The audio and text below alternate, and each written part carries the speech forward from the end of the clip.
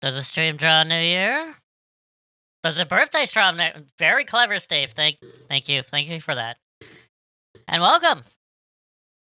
Let's get myself on here. Hello, everybody. Let's turn this music down just a little bit, so have it in the background. There we go. Welcome to the peak of the week. Well, thank you, Steve. Thank you. It warms my heart. Thank you, Steve. Thanks for showing up. It's great. It's I don't know. I'm just a little overwhelmed, but we'll get by. I'll get by. Don't worry. We'll go. So hope everyone's doing okay. And yeah, we're gonna be doing all day. We're gonna be doing my favorite game of all time, and I'll explain why. Also. And that's pretty much it. No news today. I did it yesterday. So it was on yesterday's stream. I reviewed 3 trailers. One for Clock Tower Rewind, which came out yesterday. Which, 16-bit horror horror game. Great. Great to see. Oh, I actually totally forgot what the other ones. Ease... Oath and Fangala, coming out in January. Fantastic. And then also, what was the last one? Oh yeah, the Xenoblade Chronicles X is coming to Switch, finally. So it's not doomed on the Wii U anymore. Fantastic. Anyway, let's get into the actual game. Yep, X is coming to Switch, so all of the Xenoblade series is on Switch now. So, it's great to see. Great to see. It's great. I mentioned it yesterday. Like, it's really good to see a lot of the Wii U games going to Switch, and Xenoblade X was one of the ones. So, for me, there's only 3 left, which is Yoshi's Woolly World, and the 2 Zelda titles, Wind Waker HD and Twilight Princess HD. If they can get off the Wii U, then I have no reason to go back to the Wii U at all. So hopefully that happens before the Switch 2 gets announced and so forth. But as for me, I've never played X, so it's going to be a surprise for me, so I'm looking forward to it. I hear it's very different from the mainline series, so I guess we'll see when it happens. But that's in March. But yeah, let's stop flapping my gums and get over to the game. So, what is my favorite game of all time? Well, there are favorites, and there are, inspirations and so forth. Obviously, my first game ever, console-wise, was Super Mario Brothers on the Nintendo. But I don't really consider that memorable, because that was pretty much everyone's first game back in the day. So I look upon my second game I played on console, and that's Zelda 2. But is that my favorite? No. It's up there, but it's not.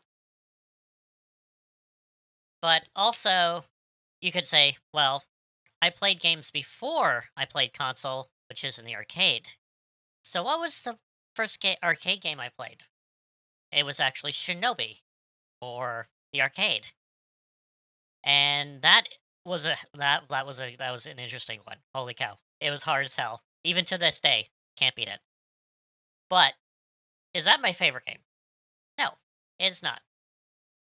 So we look upon my first RPG, Dragon Quest.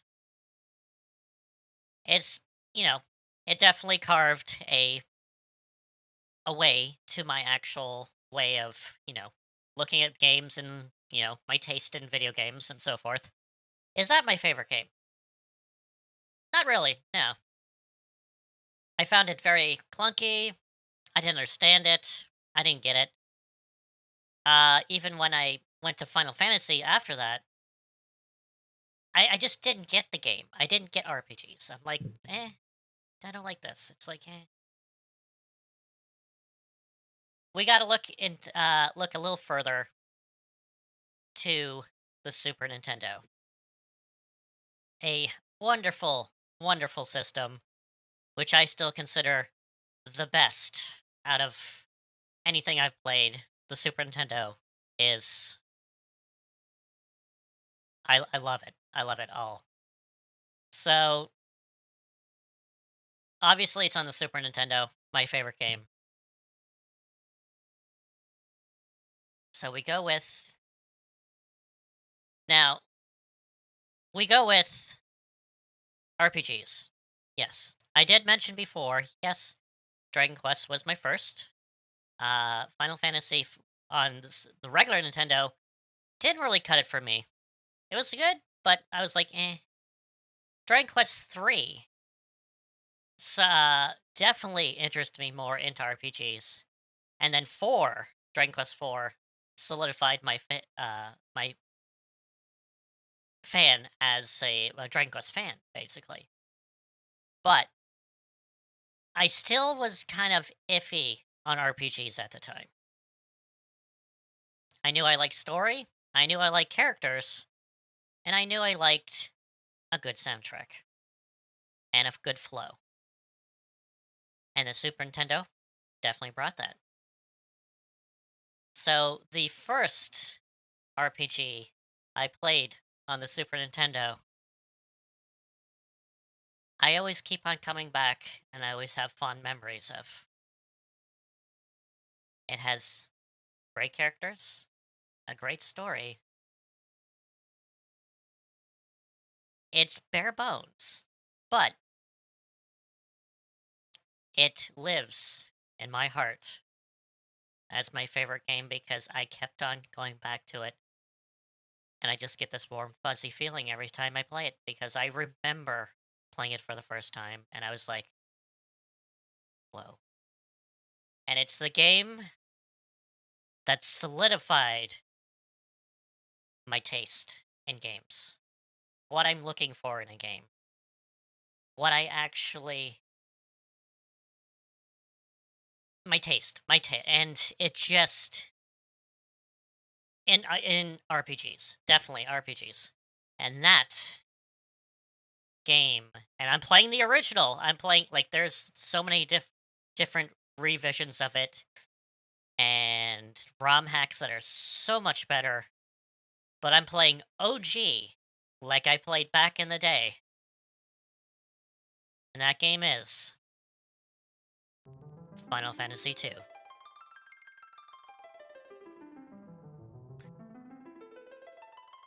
This is the game, my favorite game of all time. Because I just keep going back to it. And I absolutely just have the fondest of memories. So much. Is it great? In today's standards? No. But it has so much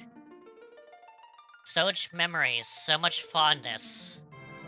And it shaped me as a player so much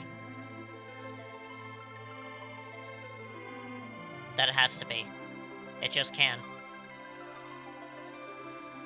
I was going between this and Chrono Trigger. Because Chrono Trigger is godly. Like, it is. But it's everybody's. Like, if you're into RPGs, Chrono Trigger's on your list. Like, mostly at the top. Like, somewhere. But the thing is, I have fond memories of Chrono Trigger. I remember. But it just doesn't hold the same weight as the first time I played this. The music is so great. It just... This sends me back to 1992. when I first played it. I didn't play it at launch. I didn't but sends me back to 92. And it just wells me up with, this defines me with nostalgia. Like, I talk about nostalgia all the time. This is pure, like, nostalgia for me. Like, there is nothing.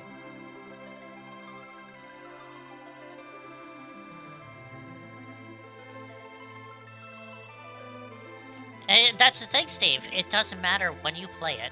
It depends on how you feel when you play it. You could play Final Fantasy 3 or 6, whatever you want to call it, like 20 years after it got released. But it's that first playthrough that will stick with you. And the thing is, a game that will hit hard will always stick with you. It doesn't matter when it was released, it doesn't matter when you play it. If you play that game and it hits the right notes, you will remember that. And that's this game to me. Like, I played I played it maybe a year or two after it was released. This one. And it still hits home. That's what it is. So that's the thing. It's like, yeah, you could play a game right when it's released, when it's popular and so forth. You get that vibe. But a good time to play it is a year or two after. When the hype is down and you don't like another contender for favorite game is Undertale. I played that years after it was released, when the hype was down. I refused to read up anything about it, and I played it for the first time, knowing nothing about the system or how you're supposed to play it. I just played it. And it was a magical experience also. So it was still also another contender. But this has nostalgia feels to it. And this is what I'm going to do. And this is what we're getting into. So let's get into it. I'm not going to be beating it today. It's going to take probably about, like, roughly 20 hours to beat or so, around there. It's a short RPG, but it's a good one.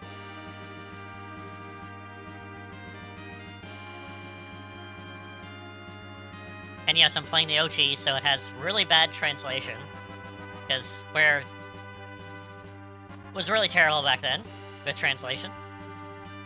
Now, Captain Cecil, we're about to arrive! Good. Why are we robbing crystal from innocent people? It's our duty. Do you really have to keep on doing this?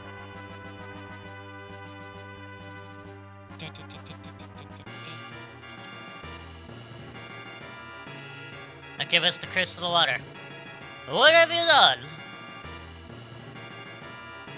The crystal or your life? Never! Then we'll take the crystal by force.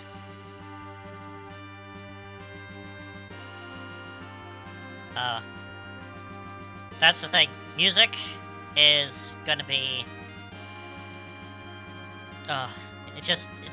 that's the thing. Music really just does send this warm vibe right through my body right now. It's great.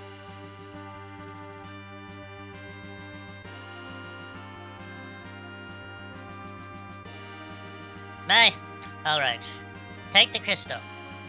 You should have said that earlier.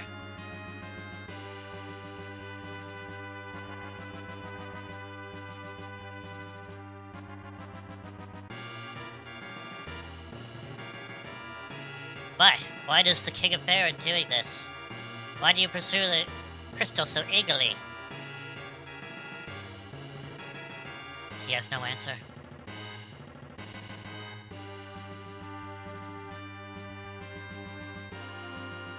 take pride in being members of the Red Wing. Looting is out of the question. Stop it. It is the one with Param and Param. Yeah. We'll get them a little bit later. It's getting down there. No, it is the one with the twin magicians, yeah. Captain, we can't stop doing this anymore. Listen. Possessing the crystals is an essential factor for our prosperity. More so, His Majesty judged the Mysidians too much for the sake of the crystals. We are the Red Wings, the Air Force of the Kingdom Baron. The Royal Command is absolute. Captain! Monsters! Take your fighting positions.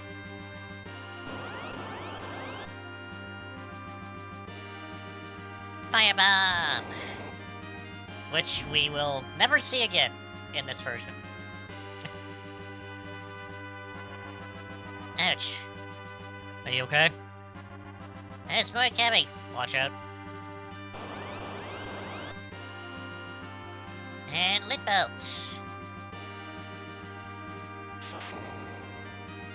Again, a item that we'll never see again in this game.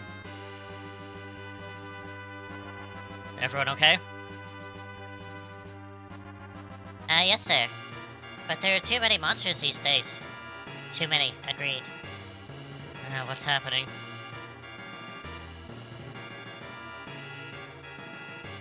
We're over Baron. Make a landing.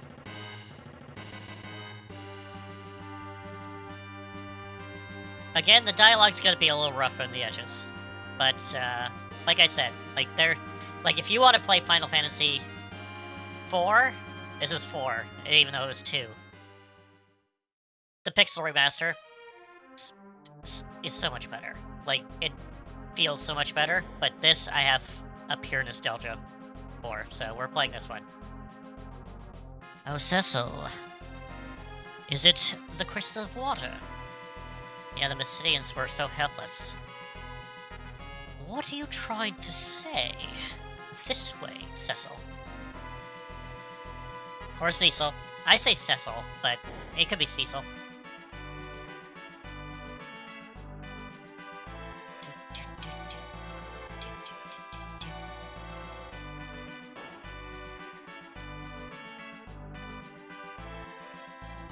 Please wait here.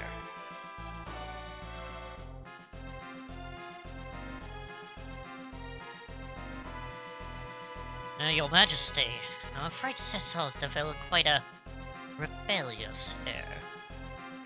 Truly? Well done, Bagon. It must be done. Call him in. Yes, Your Majesty. Cecil, His Majesty summons you. Please come in.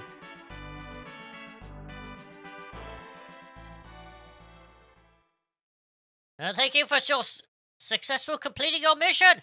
Now, where is it? Here, my liege. Hand over the crystal. Real crystal. Good, Cecil. You may leave now. But he has other thoughts. Your Majesty. What? What is it? I do not understand the meaning of taking the crystals away from honest people. Disobeying me? No, I don't. We do know of your disconnect, Cecil. If you cannot trust me, then you are no longer placed in Red Wings in your command. You are dismissed from your post. Your Majesty. Go and hunt summon monsters of the Mist Valley, and take this package to the Village of Mist. You may depart tomorrow morning.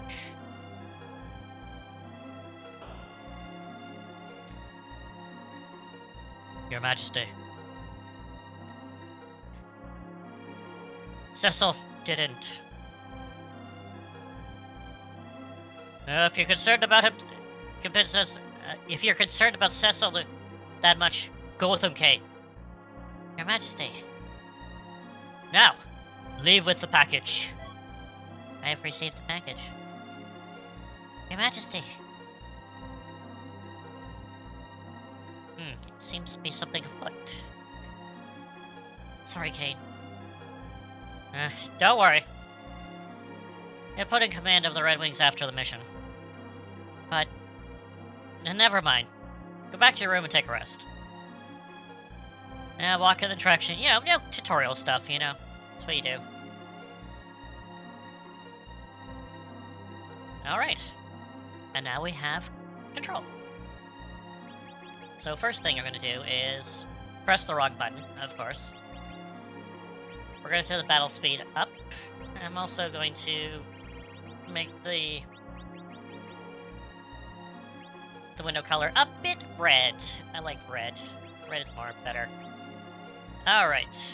So, I could talk to everyone, but I'm not going to do kind of a Let's Play format. I just kind of want to play through. So, because if I am going to do a Let's Play of this, or, you know, quote-unquote Let's Play, then I would do a different version. This one is not worth doing a Let's Play for. So I'm just going to go through, kind of explain what I do, get some treasure. The inventory system is absolutely god-awful in this, so you want to put the sort on top to help right away. And we're just gonna go. We're not gonna talk to a lot of people, because they do have a lot of fluff dialogue to kind of figure out, you know, there's something amiss in Barret. Cecil. Are you hurt? I was saying so anxious. No, we're not hurt. How could we be? The wizards didn't even raise their hands. Cecil. Can I see you later? Yeah, later.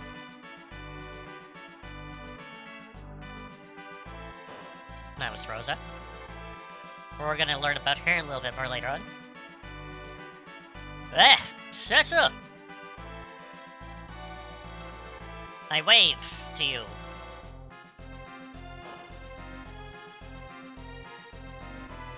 Now, how's my airship doing? What's wrong? What? Who's gonna command the Red Wings then? I'm sure the king is, not sure what the king is thinking. He ordered me to make an airship, but I didn't want to be used as a weapon. Well, I gotta go home. Been working all night. My daughter's gonna be worried about me. And Sid. Our Sid variation of the Final Fantasy. I've changed the sheets. Leaving early tomorrow, sir? Morning, sir? Have a good night. Do-do-do.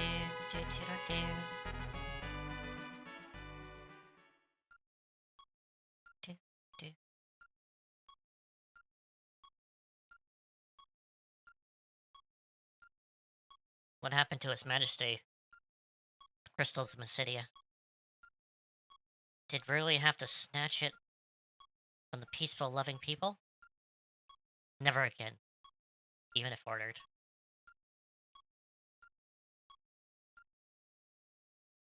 Cecil.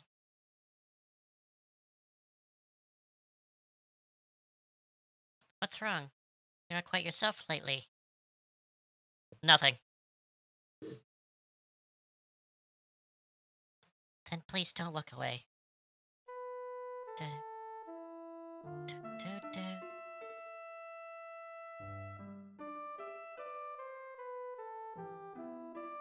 Oh, I'm getting, like, chills right now. This theme is...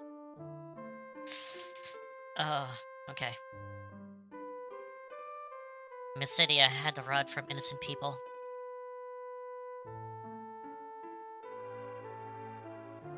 Oh dear.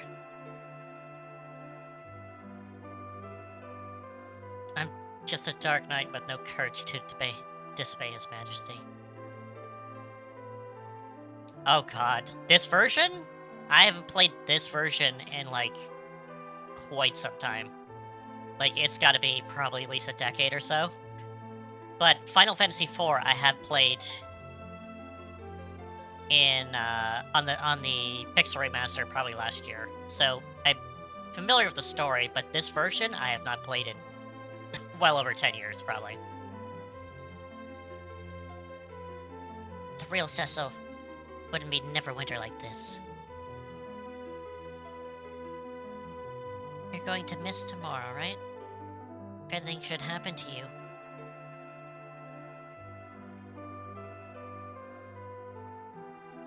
And don't worry, Kane is coming too. It's late. Go back to your room. Take care.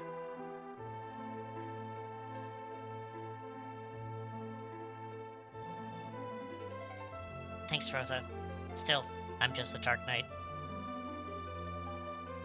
This is what I like. It's like, you know, the hero already has established relationship. He always has he has a established ability, you know, story and so forth. You know, he's not going to go on a journey, meet his beloved along the journey. He already has one. She's at home. She's traveling. You know, outside the castle, city baron. Let's gather information and equipment in the city, even though we can't buy any equipment. Ah, the fanfare.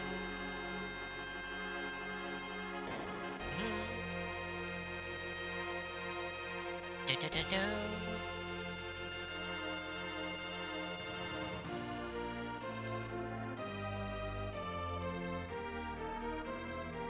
It's the main theme of Final Fantasy.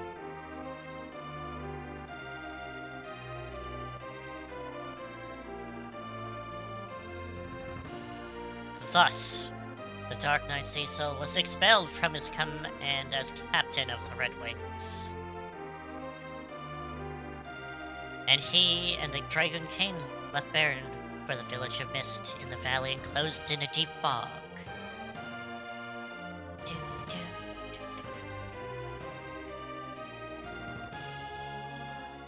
Airships have been a dream of many people. After the realization of this dream came greed and ambition.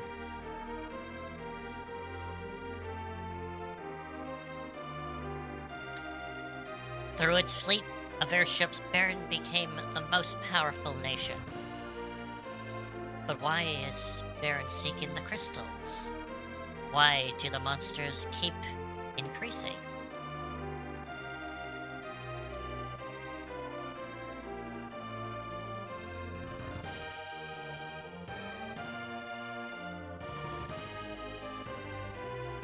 The crystal sheds their lights silently. I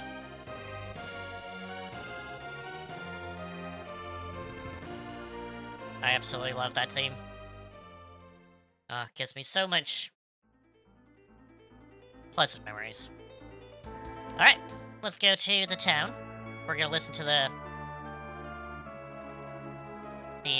overworld theme in just a moment. Get some supplies. Tier 1. Wanted. Great dances at the counter at the Barring Inn. Hello. Why are you wearing such black armor? Are you a bad guy? No, I'm a Dark Knight, not a bad guy. Tier 1, heal tent. Anything else? Also, there's no run button in this, so I'm gonna have to walk everywhere. Later versions of the game, they did incorporated a run button. Nope. Can't talk to Sid, but... See, here's the equipment store, and it's locked, so we can't get any equipment. Kane. Where is Ether 1? Hello. It's Rose's mother. The king is, Hey, the king is awfully dreadful. I heard there's an awful thing in Mysteria. Don't drag Rose into your trouble, I beg you. Ouch. You can talk to the fire and say ouch. Absolutely love it. Alright, let's see the dancer. Oh, Attack Knight, you want to see something?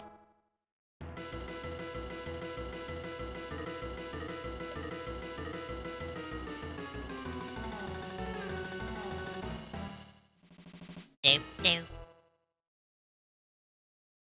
There we go.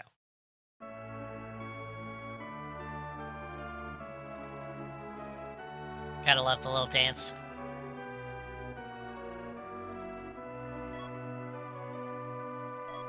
And a couple more items.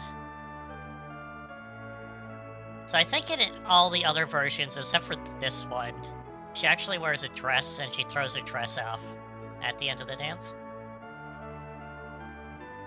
But, you know, that could be considered lewd, and, you know, lewd stuff in my Nintendo game from the Super Nintendo era? Unspeakable.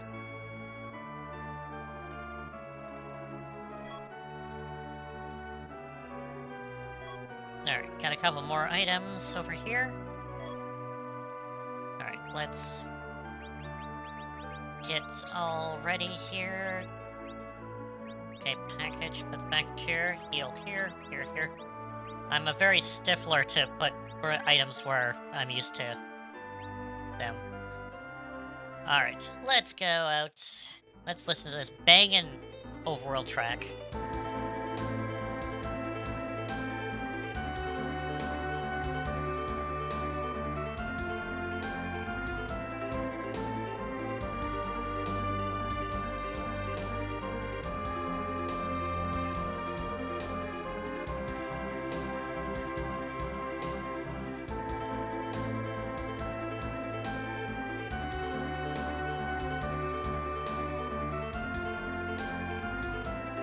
Awesome.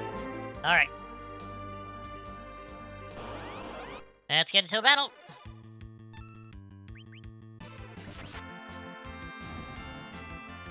It's good to go back to turn-based RPGs.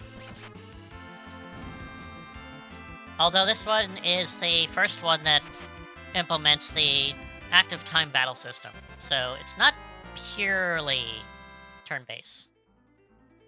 Kind of turn-based. Floating ice.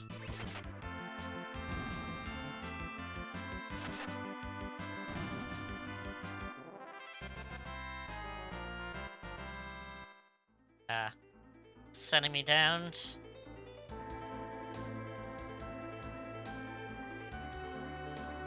Gotta go up through the mountains.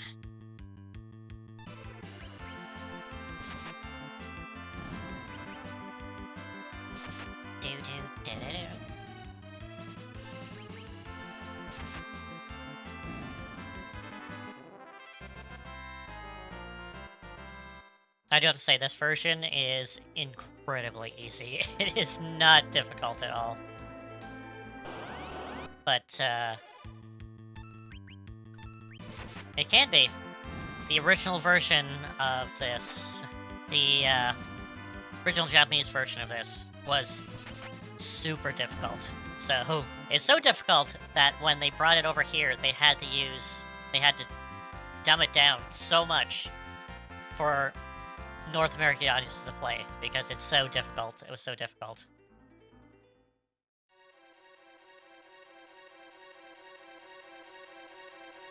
It's the Mist Cave.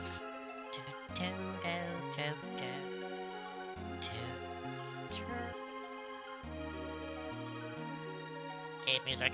I love the cave music. Got some sand moth and lava. Should be good. Let's jump. Jump.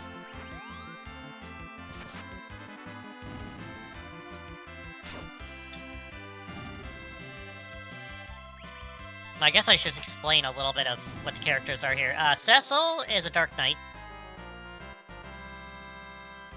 In this version, he only has fight and item. Normally, he has a move called Dark Wave. Go back. Who is it? But it was taken out, I guess, due to mechanics, I guess. Because you use Dark Wave, you use some of your HP to shoot a wave of energy. And I guess that was complicated, I guess? So they took it out in this version. And we have Kane, which is Dragoon, and he jumps. Which does double damage when he comes down. So he goes up, and he takes a few moments and comes down, and does double the damage. Successful gain level. Here one. Nope, I got 22. 22 HP off of that level up. Sometimes it's 21, sometimes it's 22. Got lucky and got 22 this time. Alright. Sword rats. Imps are like the weakest enemy in this game. Sword rats will counterattack if they live with Needle. And if they're alone, also.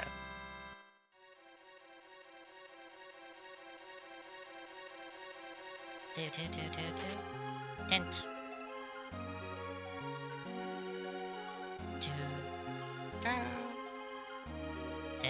Oh, this sends me back so much. Alright. Leave now. Is it a monster? Monstrum Barret. Who are you? Return now, I will not harm you. Show up. Do you wish to go on? Sure. And that's exactly what happened when I first played it. I was like, wait a minute, I do want to go on, so why am I... What am I doing? I can't go on. What am I pressing? I'm pressing the wrong button. So to advance the text, you can do pretty much anything to advance the text. So I was pressing the B button. The B is cancel. So I'm pressing B to advance the text, and like, oh. I'm pressing technically no. So, you gotta press A.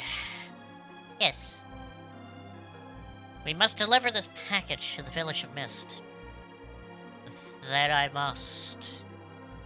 The mist is gathering. Last time. It is the Dragon of Mist.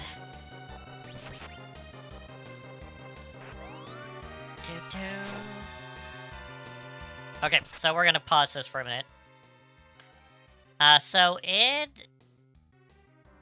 Is it... Yeah, I say the NES trilogy, and even to number 7. So, 4, 5, 6, and 7. The first boss you actually fight in all those games have a gimmick. They all have the same gimmick, where you fight them for, like, a set amount of time, and then they turn into some sort of invincible form. And if you attack them during that invincible form, they will counterattack. So it means that you don't attack during that time, and actually just wait for them to reform, or come out, or, you know, stop doing their invincible form, and then you attack again. And that is in 4, 5, 6, and 7. All the same gimmick in all those games. Just want to point out.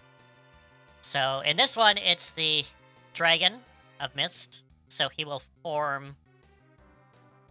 turn into mist, and if you attack during that time, he will counterattack with Dark Mist, which will hurt.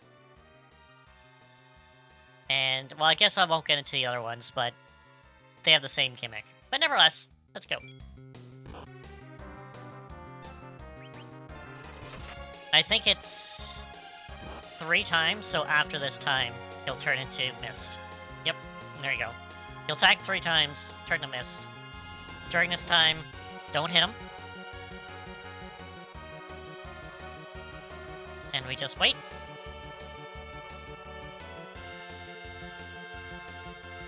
Now get ready to fight. We can do this.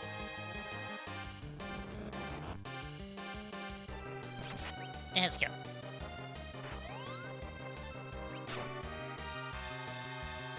Yeah, again, remember to jump with Kane, because he does take off more edge, or with jump.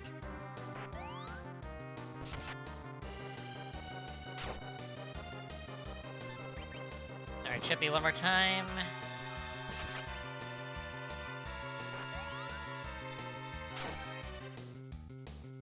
There we go. Wait.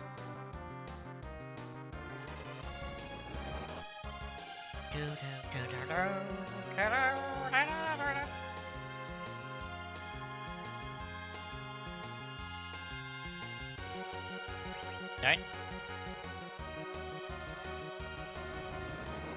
Then we should be good roughly now. Done.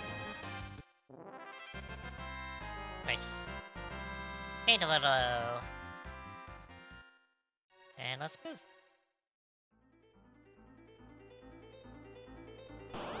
Oh, we ran into Betty's. It's the Sandman and a Sandbead.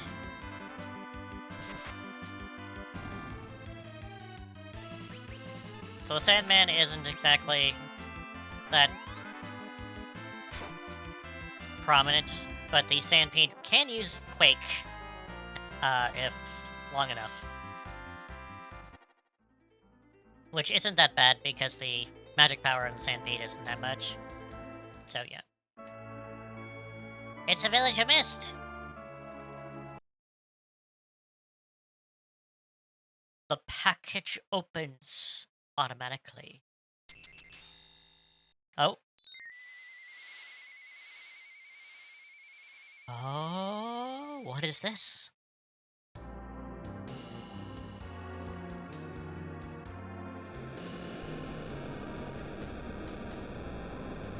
Oh, that can't be good.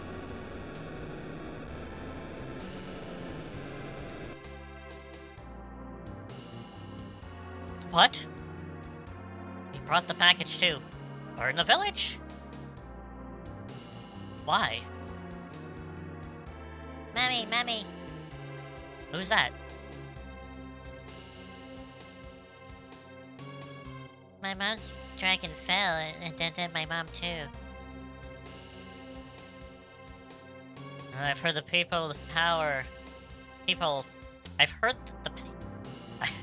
heard of the people that have the power to summon monsters. They're called callers, or summoners. We've defeated a dragon, and her mother her's gone also. You beat up my mother's dragon. We didn't mean to do this to your mother. His Majesty wanted to wipe out all the callers of this village and used us to do it. Incredible. I'm afraid we must do with her too. Kate, she's just a kid. You dare renounce the loyalty to His Majesty? Forget it. I'm never going to follow such an order. Well, Cecil. I knew you would say so. I won't let you do it alone. Kane? I owe His Majesty very much. Still, I cannot disgrace the Dragoons. Then, you will... But Baron is the mightiest country in the world. It's impossible for us to challenge his might alone. We must gather other countries. And as you must know, we must rescue Rosa. And thank you, Kane. Not for your sake. Now let's get out of here fast. What about the girl? We can't leave her here alone. Listen, it's dangerous here. Come with us. Okay? Now! Let's just take her. Now, go away! No, wait, no, please. Go away, I hate you! Hate you all!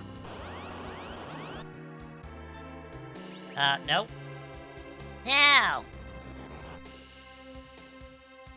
Nope, that can't be good. Ouch.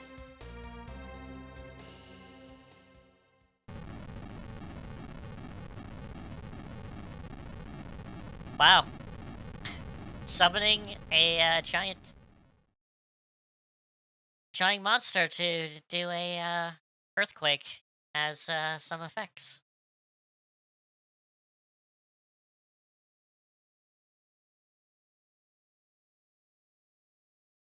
Oh.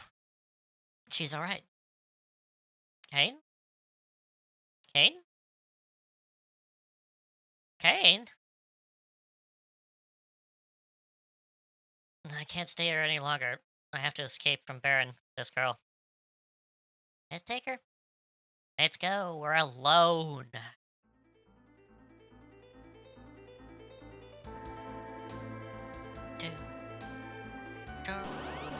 Alright.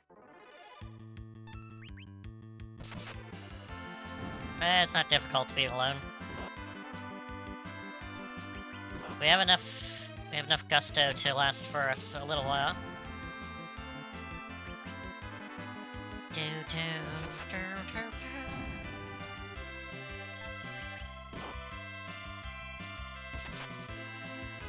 Alright, here we go. And I gotta heal. Sweet. Oh, damn it. Random battles. How I miss thee.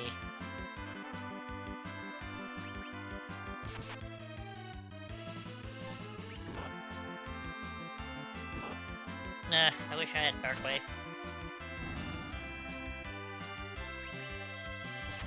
Do do do do do do do do do do.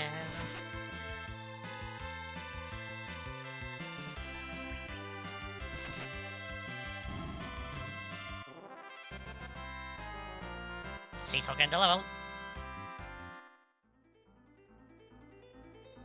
Do. There we go. Kapow! Kopu. She must rest. Let's go.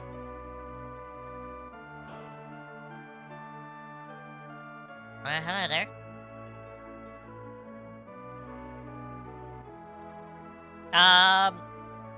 I do. It's the girl I rescued. So, I'll get into more of her as she, develops her character. But yeah, I love this character. It's different. Oh man, I love all of them. Like, I like the whole cast of characters. Like, pretty much all of them. But my favorite character is Rydia, who I have currently right now. Oh, you must take her. Hurry up, honey? No, go ahead. Thank you. There's a story with her. Because she's a kid now, but then she gets lost in the underworld and grows up, and then she becomes a awesome Black Mage Sunamar type person. You okay? I haven't heard your name yet. I know I've done an awful thing.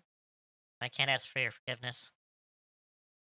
But at least let me protect you, please. You're not talking to us. Understandable. Very understandable.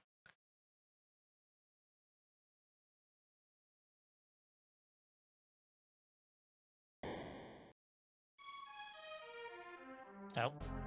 Something's afoot. I finally found you, say so. Wait. His Majesty decided that the callers of mist are too dangerous to be left alive. What? Hand her over. No!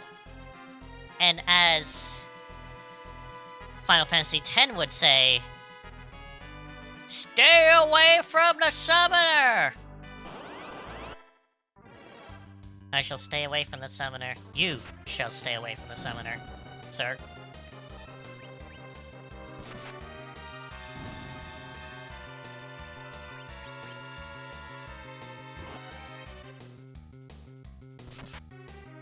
If you want to get a couple more experience, you want to hit the guy behind him before you kill all his lackeys. Yeah, this is the boss theme. There is another boss theme, but, this is the regular boss theme. Absolutely great.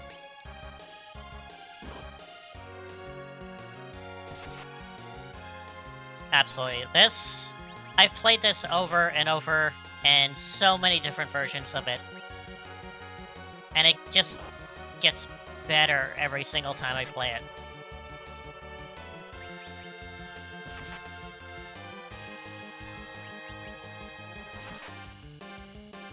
Because they've remade this so many times. Like, they've made a somewhat pseudo 3D remake of this with voice acting. And it's on the DS, it's on Steam also. And that's not bad. It's not a bad version.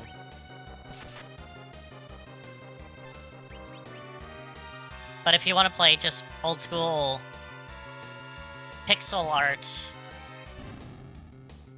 Hey, Gribbon! Welcome to the stream. Thank you. It's going okay. Oh, he killed himself. He decided that life is too... His commanding officer went down and he's like, I will go down with him. And there we go. It's going good. Birthday's going so good. Quiet. Quiet day. I love the quiet day. It's good. Did you get in trouble? Oh, sorry. She's a kid. Did I get you in trouble? I'm sorry. It's for me to apologize. Well, I know you can't forgive me, but you protected me. Oh, my present was Silent Hill 2. Like, that's my present to myself. I got Silent Hill 2 for myself, so... I got it early, so... Definitely. I'm Rydia. Color Rydia joined. So... Steve, you asked my favorite character? She's my favorite character. Rydia. Rydia is... She's so precious. She's so precious.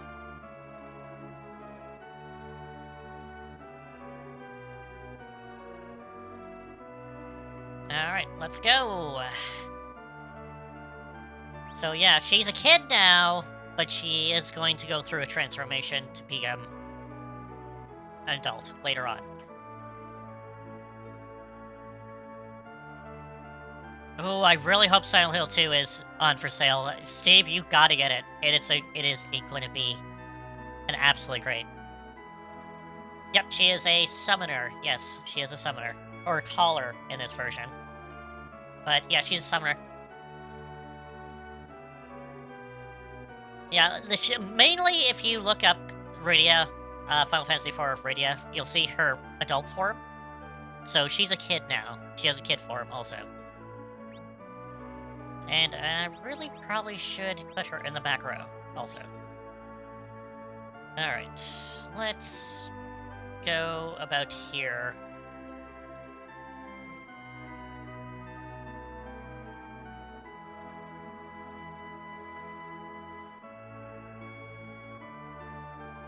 Yeah,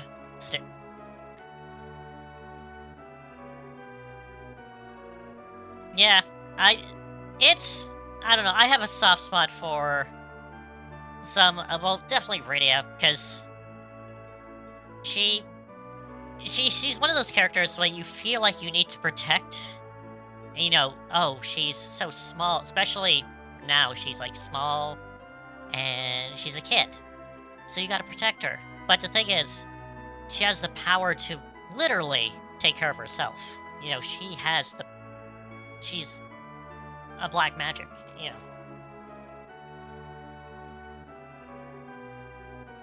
I know, it's good to have the cute characters, but a lot of the characters in this are are good. Like I said, this is the game that solidified my taste in character-driven RPGs, because this is strictly a character-driven RPG. You don't switch classes, you don't... You know, the customization of characters were very limited. It is strictly story-based, and I love it. That's the thing.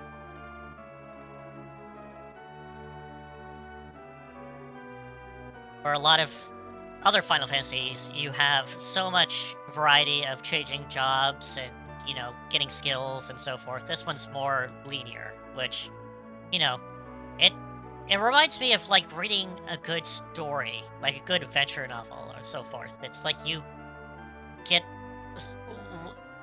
wrapped up in the story and how it unfolds and so forth.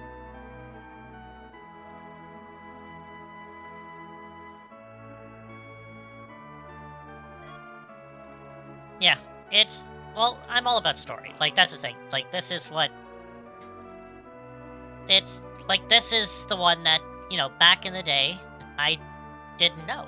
Basically, like I said, it's like I played Dragon Warrior 1, and I was like, it was difficult, I didn't get it. Played 3, that had a lot of customization, characters, story was kind of like in one note. And then I played Dragon Quest 4, and I was like, this is good! It was hard, and I didn't beat it.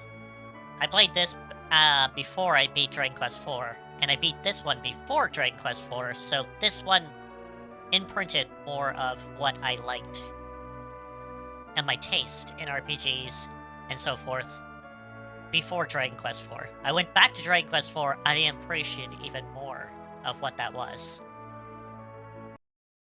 Rosa! Rosa.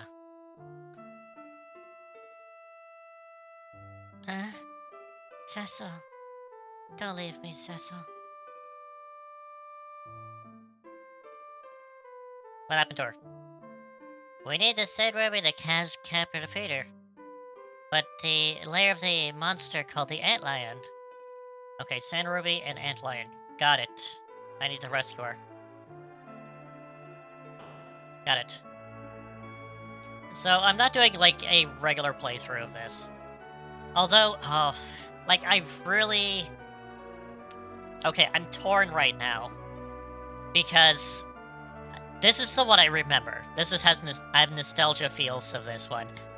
But I really want to play the Pixel Remastered because it's so much...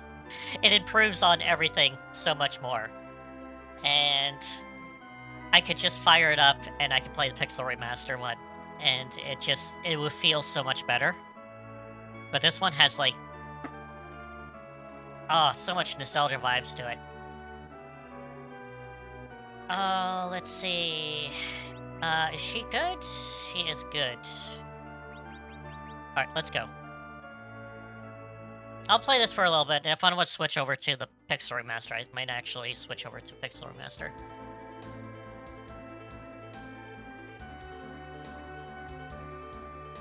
No battles? Come on, I gotta get her leveled up before the cave, please.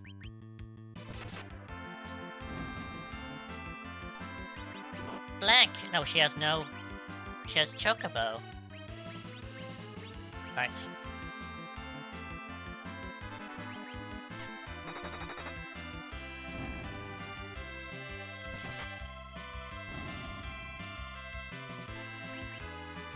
Let's go. And ready to gain the level. Learns Ice 1. Learns Cure 1. And I look at a heal. So currently right now, Radia has both white and black magic, but she'll focus more in black magic, actually. Yep, this is classic. This is classic Final Fantasy. This is the one I grew up with. Kreblin. This is the one. This is my favorite game of all time. Let's go with ice. So I don't have fire. Let's cure her. There we go.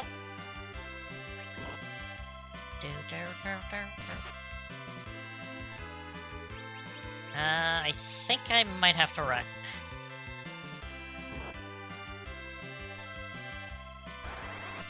No, my first RPG was... My first Final Fantasy or my first RPG? Because the first Final Fantasy was, the original on the NES. Nope, I need... maybe I could do this. I'm gonna have her parry.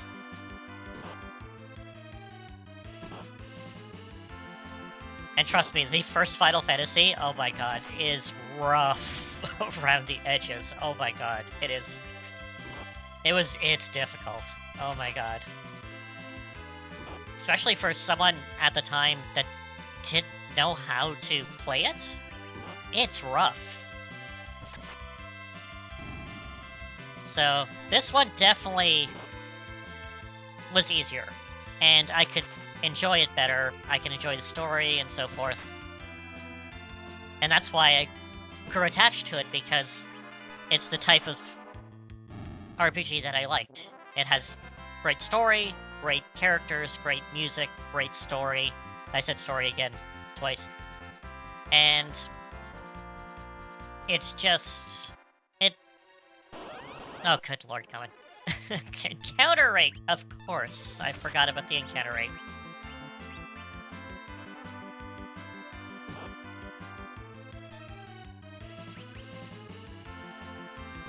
Now, is it the greatest one? No, a lot of people like 6, especially comes with, like, retro. Like, retro Final Fantasies. Like, everyone's like, oh, 6 is the best. And 6 is good, but it's not the one that solidified my taste in Final Fantasy or RPGs in general.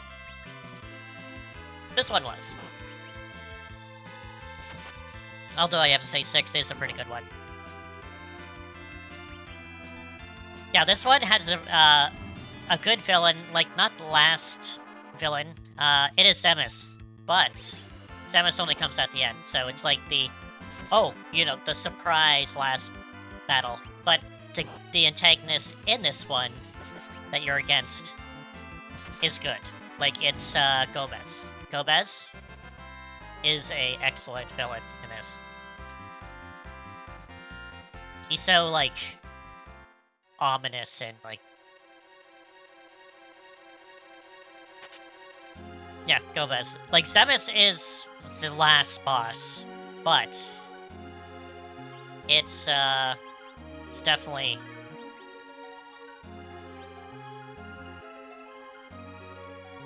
He's so menacing. Like, it's really good. I believe that Gomez is better villain than Samus, but anyway. Like, obviously the story goes in interesting turns, also. Also, I think this might be the first game that has, like, the... It's like you're against someone all throughout the game, and then it's like, oh, surprise! There's this other guy who's the last bad guy, type of thing. Oh yeah, Zeromus. Zeromus is a character. Oh my god, he is a hell of a last battle. I'm going to the inn. I want to do this.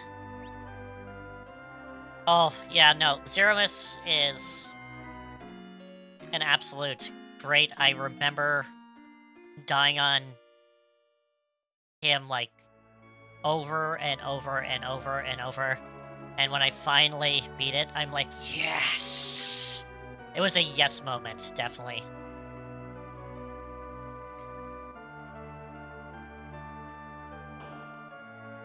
Yeah, no, it happens a few times. Like, usually the last bad guy isn't revealed too often in Final Fantasy. Like, there's exceptions, like 5 has the bad guy right from the beginning, and you kind of know, and you fight him at the end. And then 7, obviously Sephiroth is the last bad guy in 7, and you see him all throughout the game. 8 has kind of that last bad guy because Altasima kind of appears late game.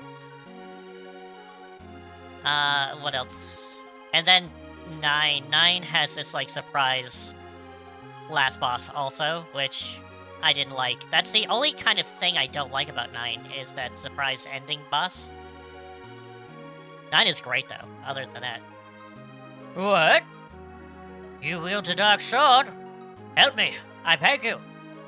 What? A wicked boy has tricked my daughter to running away from Dam Siam. And I sense evil in the direction of Dam Siam. You must be Seltella. Yes, indeed I am Seltella. Let's go to Dam Siam and get my daughter, who is eloped. Yep, Garnet. Or Dagger. And Aiko, yes. Eiko? Aiko. Good, let's work together. Let's go. Yep. Now, Dagger, I like Garnet. Garnet is... She goes really... Like, her arc in that game...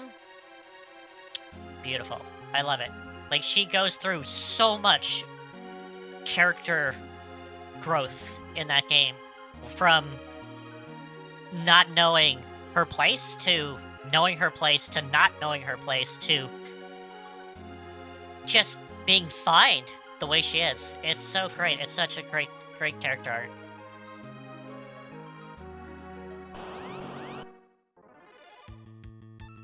Alright. Tella, you are in the wrong place. You should be a little bit more down.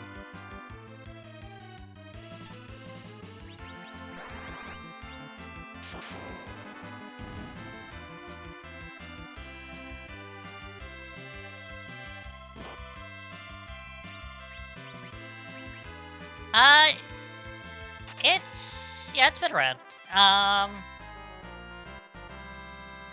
It might seem bare bones. Like, if you didn't grow up with it, it will seem very bare bones at the beginning. But it does open up. It's not like a grand story with twists and turns and so forth. Like, you'll see them coming. It's very odd. It's very... for a younger audience, but like an young teen-ish audience. Like, it's not, like, in-depth, like, you know, it's not gonna Persona levels or, like, later Final Fantasy games. It's very bare bones, but it's still good, and for its time, like, that's why I'm mainly saying it. It's like, it's a good starting point.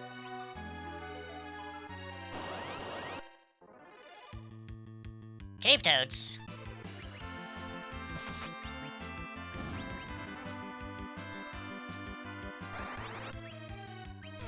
And the thing is, if you actually play this version, it's incredibly easy. Like, there you'll probably have little to no problem in this.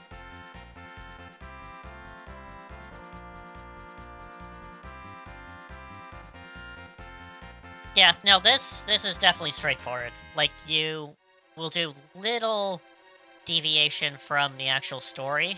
Like, there's things to explore, like caves and so forth, but you will not go actively out of your way to look for a lot of things. It's pretty straightforward. Like I mentioned before, it's like reading an adventure novel.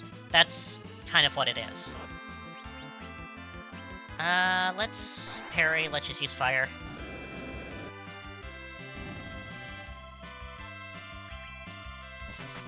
Yep, seems Cecil is not good against zombies. Oh, I wonder why that is.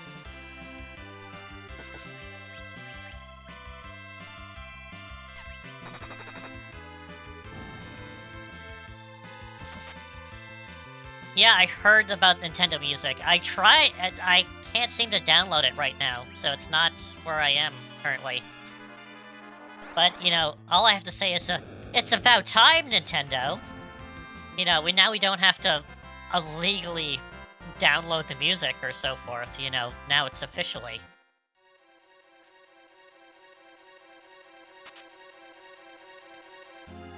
Iron Ring? I think that's for Telta.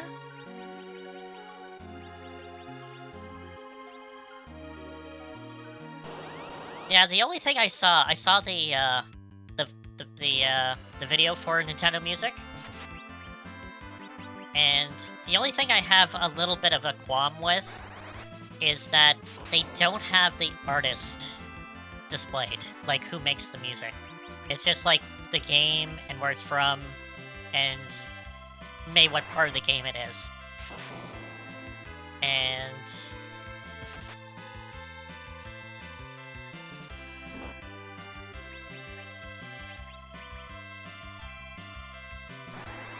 yeah, it's like Nintendo should have done this like long time ago. That's the thing. Like, again, it's just like Nintendo. You're behind the times again. You know, you need to keep up with like the world, basically. You know, streaming music. Like again, should have been like 5-10 years ago. This should have happened, or at least within the 10-year mark, like year ago. Like when stream music started happening, you'd be like, Nintendo should have been like, oh yeah, we should probably do an app or something to, do our music. But again, they, it's, I don't know. It's Nintendo, I swear. Yeah, I don't know. But that's, I think it's a Japan thing, because it's always seemed to be, like, even in the old days and so forth, the credits of games always seem to be hidden and so forth.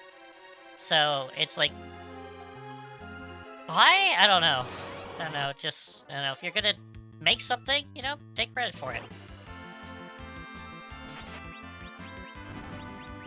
It's only when you have to, like, dig deep, and you're like, oh, okay, like, it's by this and that. Possibly.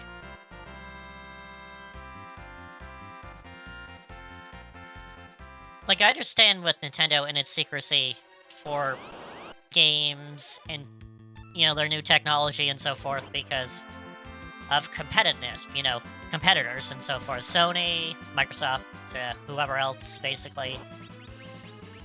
That's fine, Again, I understand that. And also, I kind of like being surprised one of these days. Like, you get a direct and you get games that you're like, wow, I didn't hear anything about this. Like, that is, like, I like that.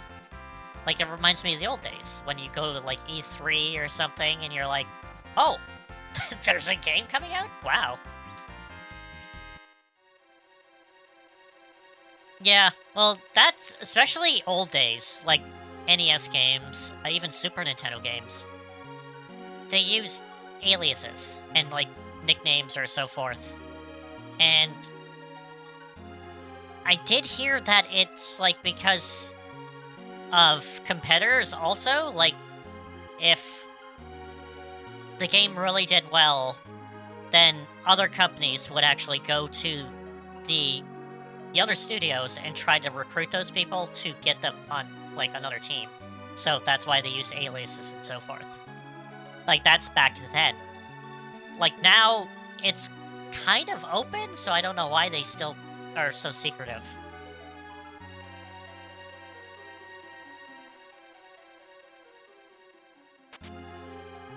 Yeah, like, I like being surprised. Like, all you need to do is tell me, oh, this game's coming?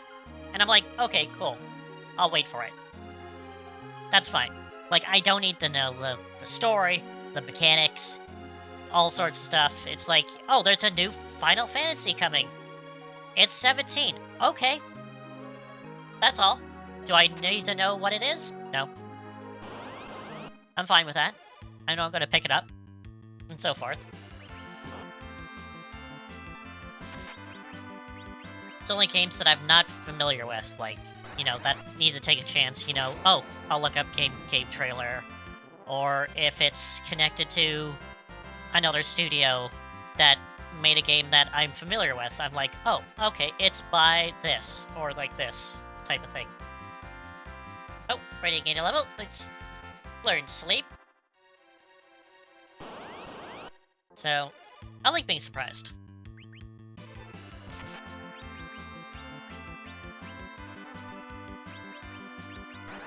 There we go.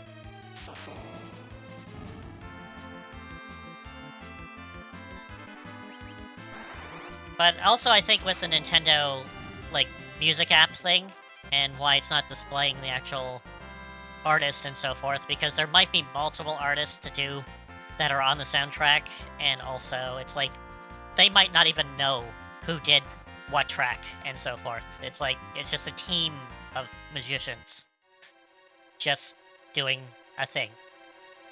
But the older titles, obviously, you know, that's a thing.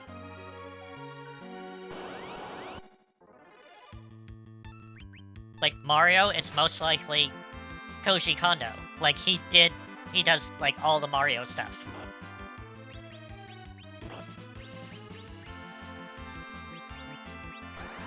Like give the man some credit, basically. He's been doing Mario for like, what, 30, almost 40 years now?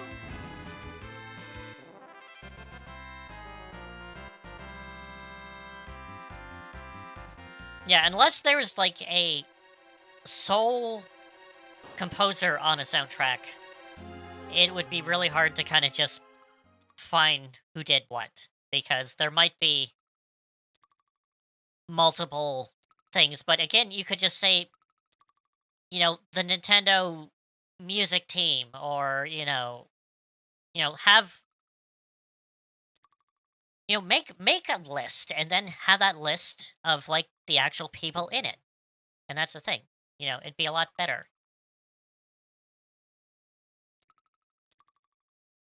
It's good, man. Save points! Halfway through the dungeon, sweet! Good.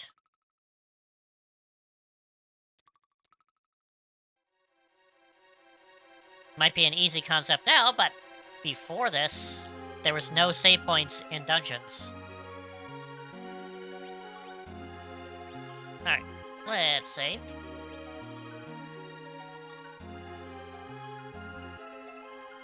Like, let's say, Clear's example is this game, Final Fantasy.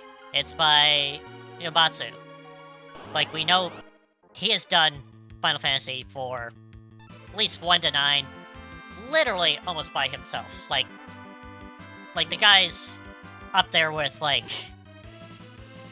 Akira from Silent Hill and stuff. He works like magic in his work, basically. So many, like, awesome, like, tunes, soundtracks, so forth, themes. Nice ride.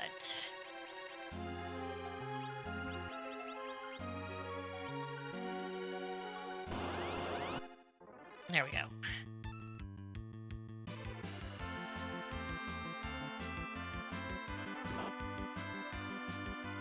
Oh my god, a GameCube without a memory card? Oh, that's not good. That's not good, Gremlin.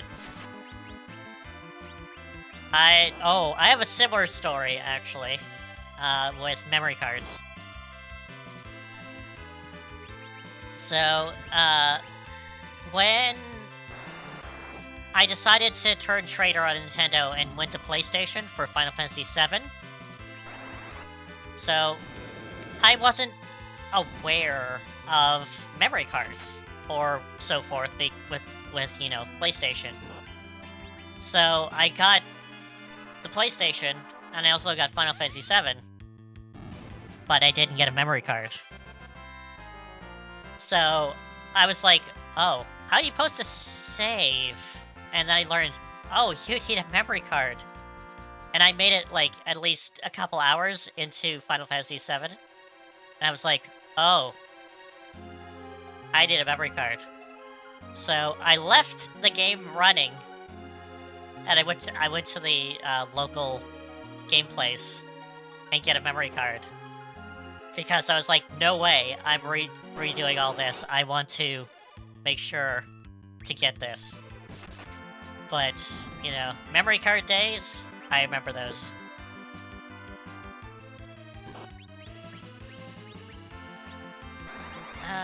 let's go with the rod. No. Actually, I should probably equip Telto with the rod. He'll, have better magic. Yep, let's go with the rod.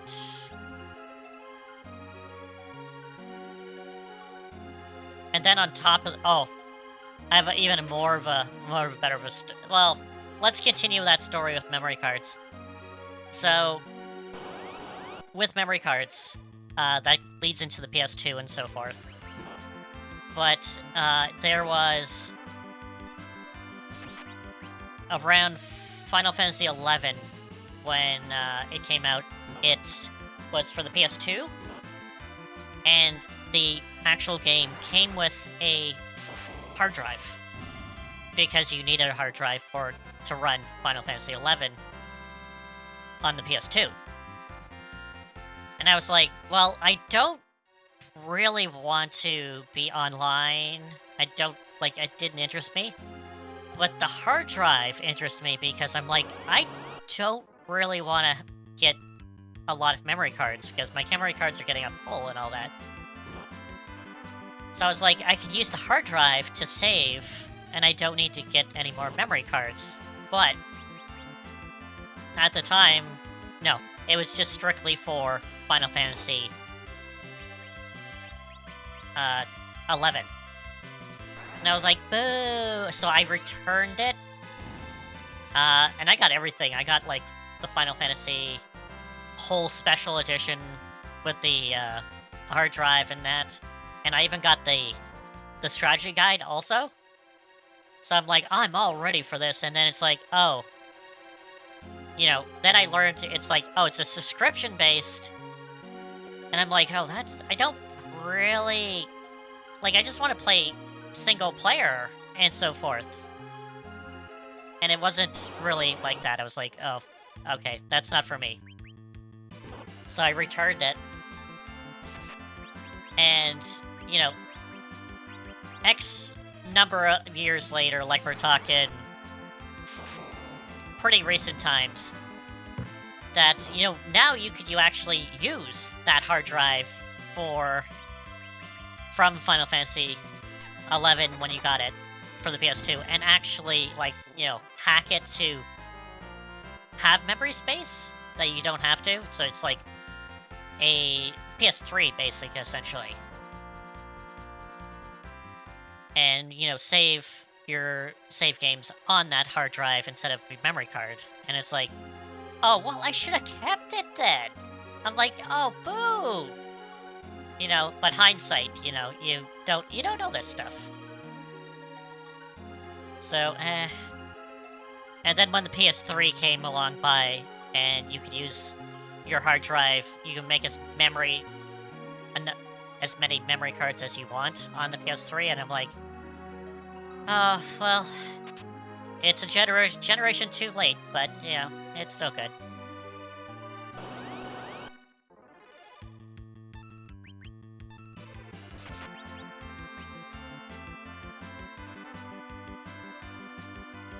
Yeah. I have a bunch of old saves from my PS2 memory cards. Because starting with the PS3 is that they had this little gizmo that you can hook up to the PS3 and plug your memory cards into it so your saves can go on the hard drive for the PS3. So I have a lot of those early saves from my PS2. For the life of me, I don't know what happened to my PS1 memory cards. They're lost in time. Basically, I have no idea where they are. But, which is kind of terrible because I really did a lot of stuff in a bunch of games. Like, the one thing notable I probably did was I 100%ed Final Fantasy VIII without knowing exactly how the card system worked correctly, you know, how to manipulate it correctly, so I played with the ridiculous rules, and I got all the cards. Which took me, God, like, probably half my time, like 20 to 30 hours just to do. And that was terrible. Like, ugh.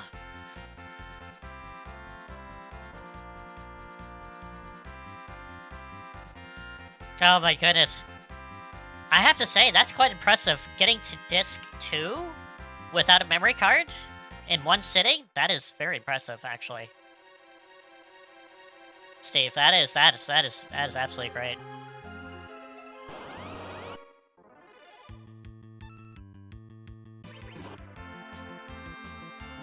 I don't have a lot of, like, regrets in selling my games, because I haven't sold my games a lot in... Oh...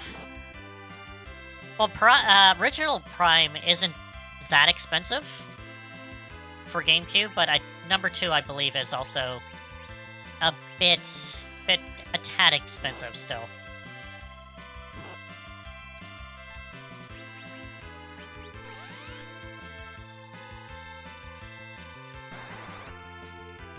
Yeah, I mainly kept a lot of my games. I have sold a couple. There is one game that I regret selling, though. It is a PS2 game called Skygunners, and it's essentially a flight simulator, war anime game, basically. Anime, but like war, dogfights, fight simulator, and it just didn't vibe with me, so I said, I'll sell it. Yeah, it's worth a pretty penny these days. And I was like, no! I should have kept it. That's the only thing that I can recall that I kind of regret selling. Other than that, I've kept a lot of my old stuff because of nostalgia value, so... Like a Darkness Sword. Finally, an upgrade to Cecil's weapon. Thank you. Oh my god, this is just turning into, like, a chatting stream, basically, because I'm not really going on about this.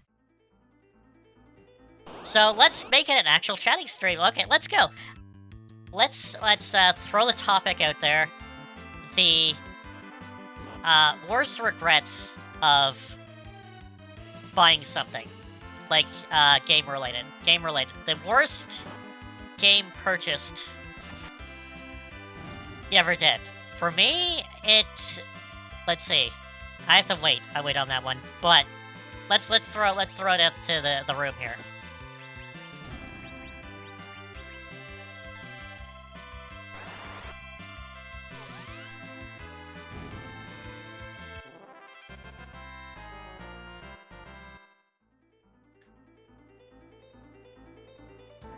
Alright, let's, oh. That's rude, sir. I was gonna save.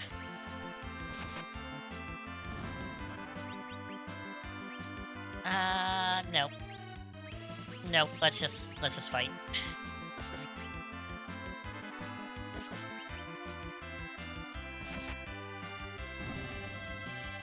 Let's see, I'm trying to think what's for me.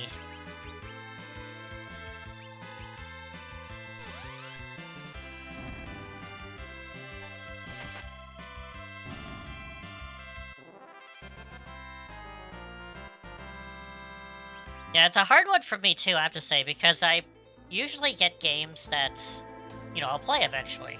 Like, I don't get stuff, like, just for the hell of it. Like, there is... Oh, no, I wouldn't... Well... like, a lot of my special editions, like, big special editions, I kind of regret buying because I don't really care for them. Because I usually just get, like, the standard edition, because I get the game to play it. I don't care for... Unless it comes with, like, maybe an art book or soundtrack, maybe. I'll get something with that, but I don't care about figurines, I don't care about, like, you know, especially digital stuff that comes with it. Like, I don't care. So... some of my special stuff, I'm like, I probably wouldn't care to go with it.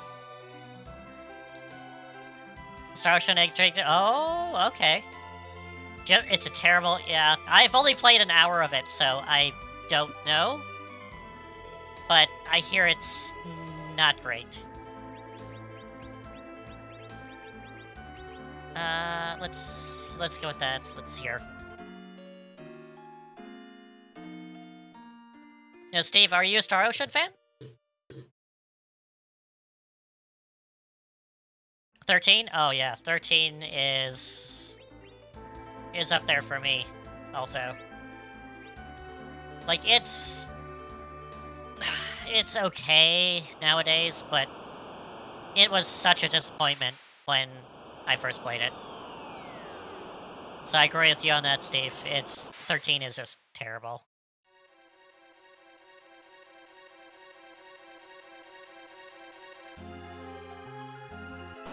Although number 2, like 13-2, wasn't bad. Wasn't bad. But, you know, still not the greatest. But it wasn't bad.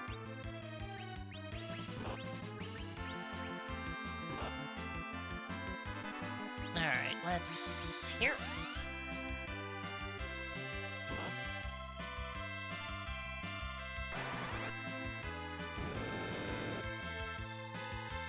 Yeah, the Star Ocean is good. I started with the second one on PS1, which was good. It was different, so I was like, oh, cool. And... really? Oh my goodness. Holy jeez, Steve, man, holy. Not one character? You didn't like one character for 13?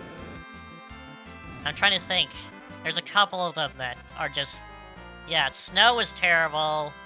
Hope was just terrible also. Lightning was literally Cloud, but female.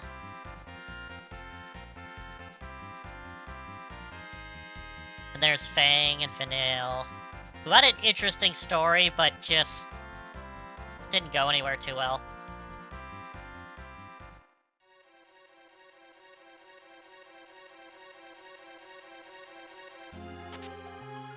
Yeah, To the End of Time was interesting.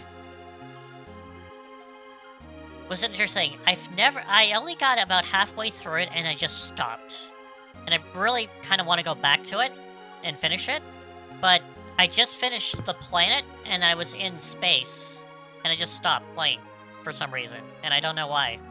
And that was To the End of Time. Star Ocean To the End of Time. For the PS2. And I really kind of wanted to go back to it, and I just never did. And let's say darkness and darkness. Yeah, the map. Oh god, the maps in 13 were just like I don't mind linear stuff, but that linear, like literally just brain dead, walk down the hallway type of thing was eh.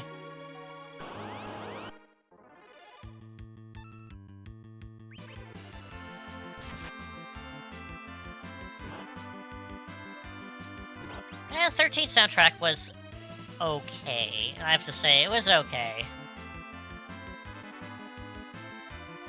Life is Strange 2? Yeah, I have to agree. It just wasn't there. Like, after the first one, there was high hopes to be like, oh, let's go, you know, because there, in between 1 and 2, there was the side one, which was, God, what was it? It's Before the Storm, which wasn't by Dontnod, it was by Deck 9. And that was like, eh. And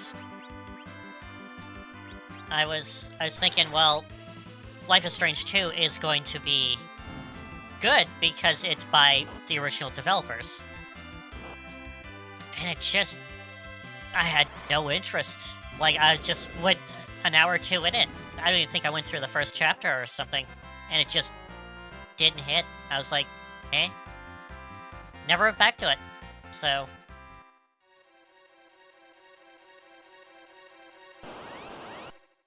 it just didn't hit hard like the first one, so... yeah, like, what happened? Like, what happened to the team? It was such a, like... The first game was so great, and then it's like... second was just, like... hit the fan, man. Like, seriously.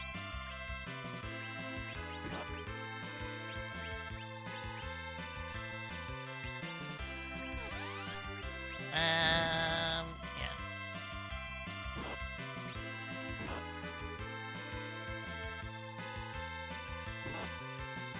Now there was some, like, some tracks were okay.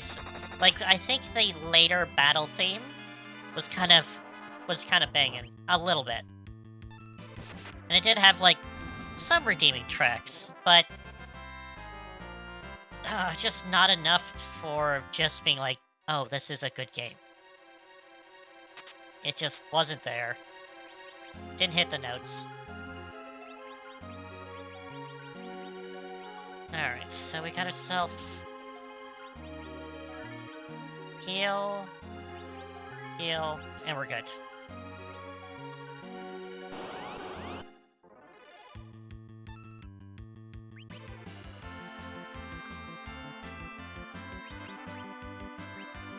I hate this group of monsters, seriously. Because I have to use fire to kill them fast. And ice doesn't work on him too well. Cecil can't actually kill him quickly. And it's like, I just have to use fire. And, oh god.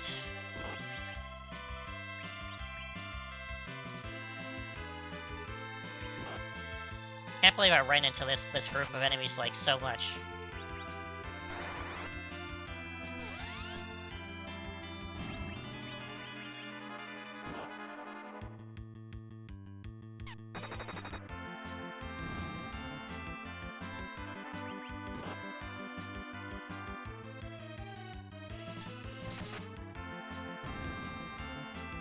Oh, they got it for 18. Okay.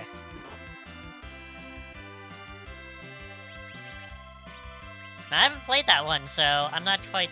I don't know, like, I'm hit and miss with the God of War. Like, sort of. I have to...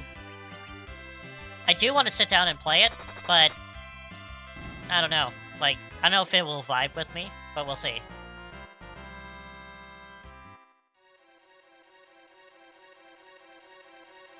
But that's the thing, you know, not all games will vibe with you, so that's a perfectly valid opinion. Like, Steve, you know, it's fine. Don't have to worry about it's unpopular or anything, because, you know, you have taste, Steve. You have taste. You have your own taste. That's perfectly fine, you know. You don't like God of War? That's fine, you know. Me, I'm kind of, like, mixed on the series, so I'm fine with that.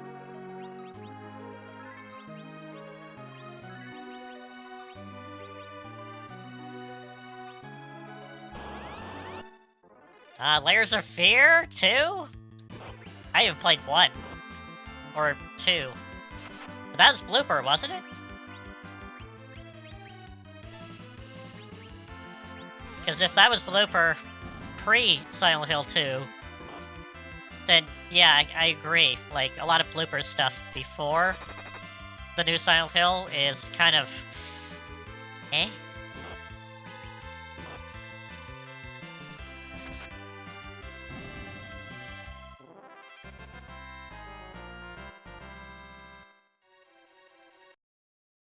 He's coming. An Octable!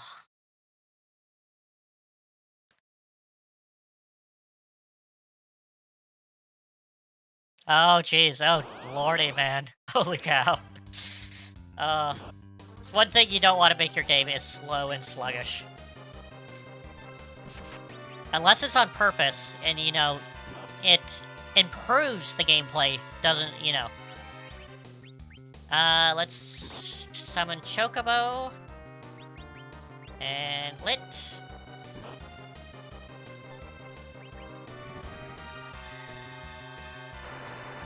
Chocobo.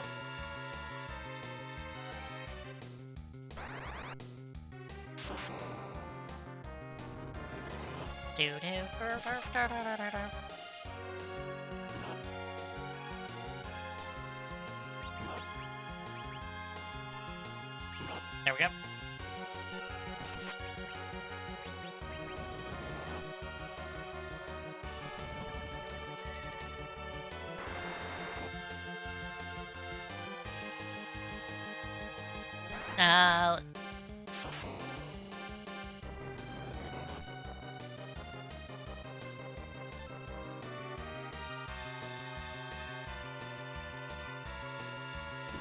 I guess okay.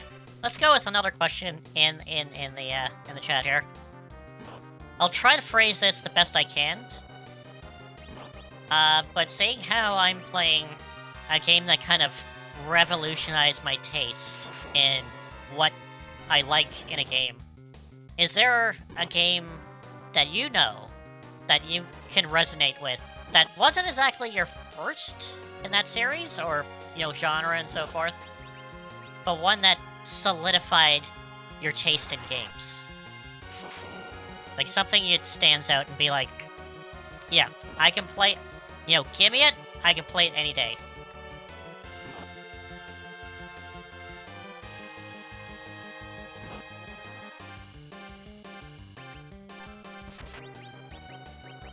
Also, I should probably heal.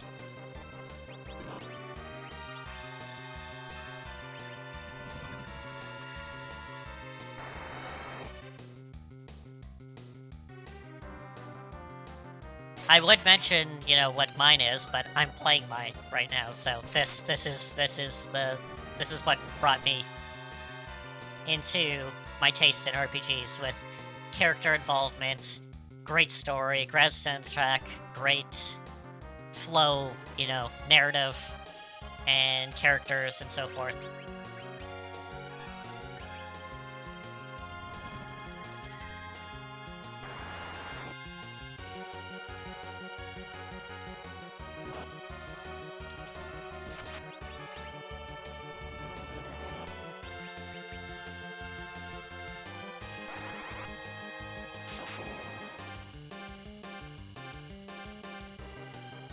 Yeah, there you go. There's a perfect, Bravely Default. Like, I have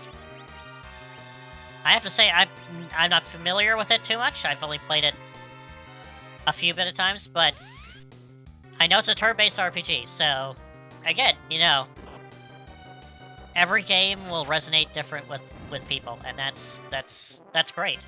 It's good to see.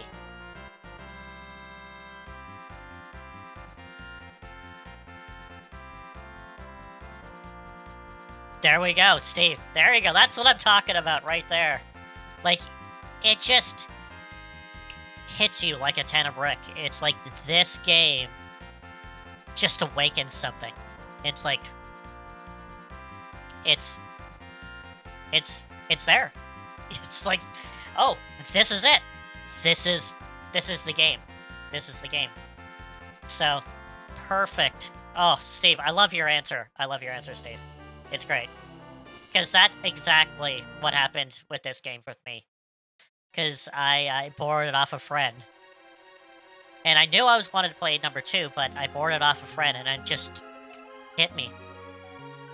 It was great. Beautiful playthrough. And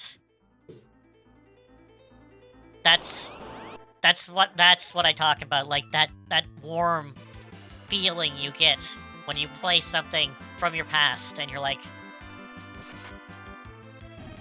I haven't played this in like forever. Why not? I used to play this all the time and I loved it. And you need to go back to like those titles and be like, this is why I played games. This is why.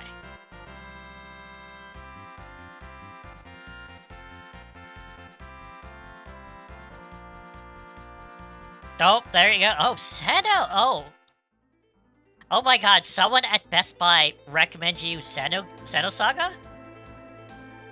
That's a surprise. Holy jeez.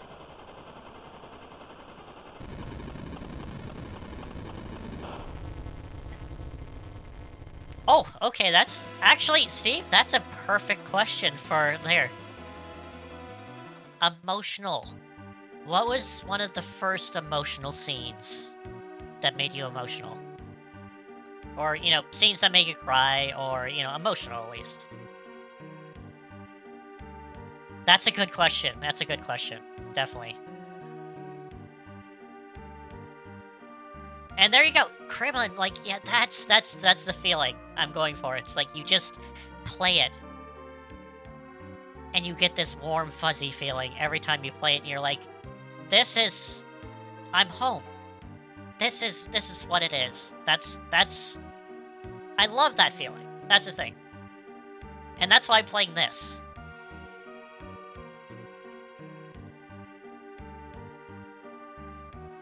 Because that's this game for me. Is I get this warm, fuzzy feeling. Like, I am in 1992 right now, for me. I'm sitting back, I'm listening to the music, and I'm like, this is banging. I'm getting goosebumps just listening to the music. It's wonderful. It's a wonderful feeling.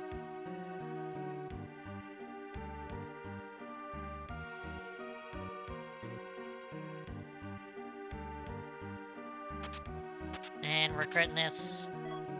Iron. White. And we got some stuff. There we go. Cool. So I'm going to mention my emotional scene. My first emotional scene. Which... I do have to say, like, I think it was more in something in Final Fantasy VI, but I can't remember. I can't remember exactly what it was, but one I know for sure, which is very close to what it is obviously Aerith's death in Final Fantasy VII. And I was devastated. I was like, no. I was like, can I bring her back? And I learned that I couldn't, and it devastated me. Like, I had to take a day off after that scene, and I saved, and you had to switch discs. And I was like, no. And, man, I just bawled. Because I was like, it's a fictional character, and yet I feel so attached to this character.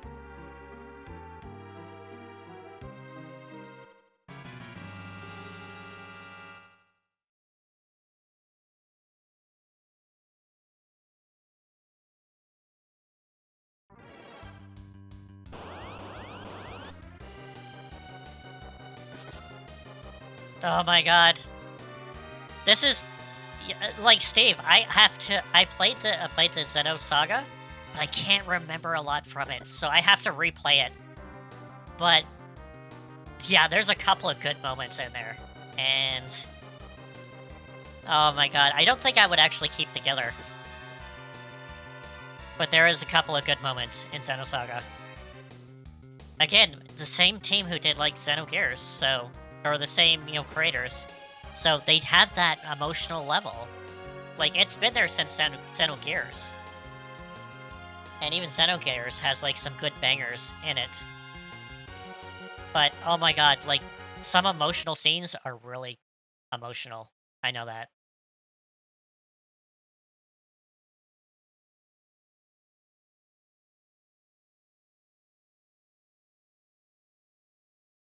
In 3, I don't... that's the one I remember the least of.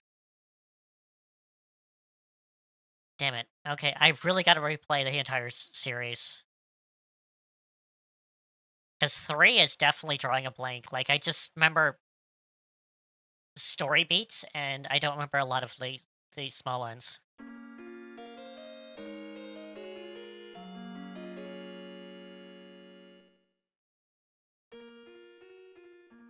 Yeah, I know, like, their, I know Virgil becomes a testament. And he kind of hates it. I remember, like, he's kind of just like, like, you know, kind of like, from what I remember.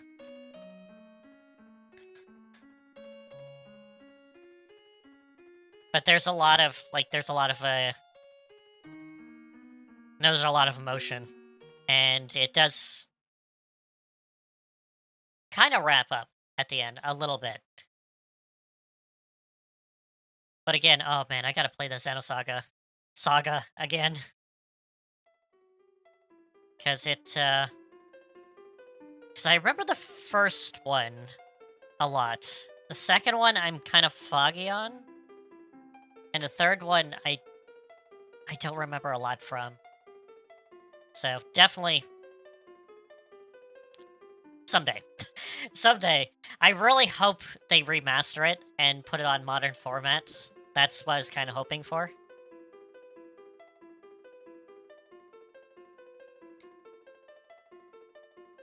It's such a great... Yeah, it is. It is... Like, it was very jarring for me coming from Xenogears to Xenosaga. Because the system was different. There's a lot of cutscenes. It is almost essentially like a movie. There's a lot of grinding. And I was like, But yeah, there's a lot of emotional scenes, I have to say, in Xenosaga.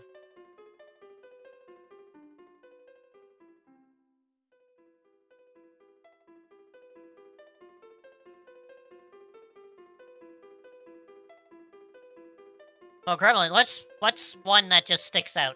That being like, wow. Like, that really hit hard. If it's not necessarily, like, a first-time thing, just, you know, oh, something that just hits hard.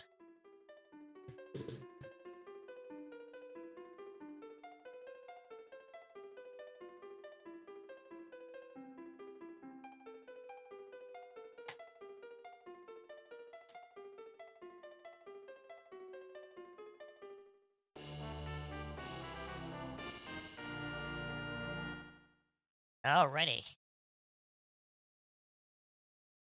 And now we're into... we got a character that is almost useless. Yay.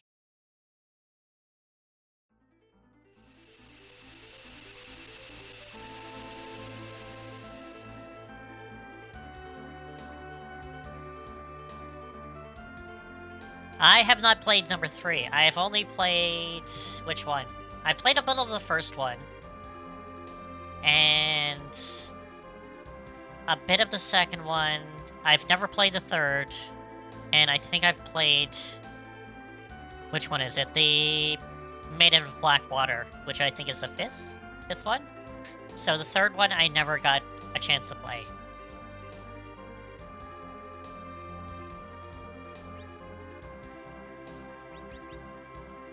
Alright, let's heal up a little bit.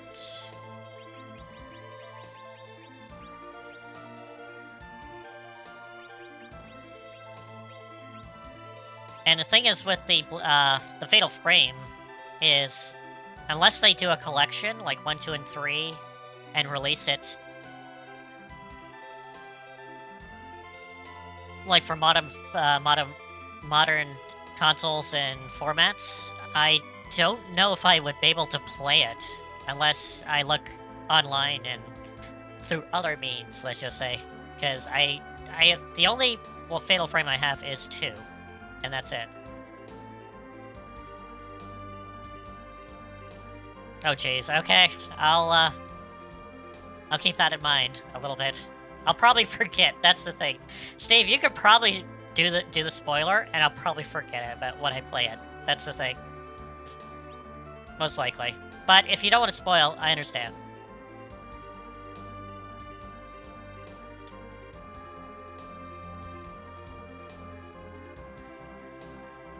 Yeah, oh my god, yeah. Oh, Akinari's and, like, Persona 3 is absolutely devastating. I can agree with that.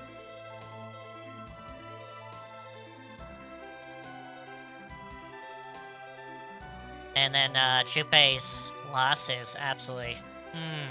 Just...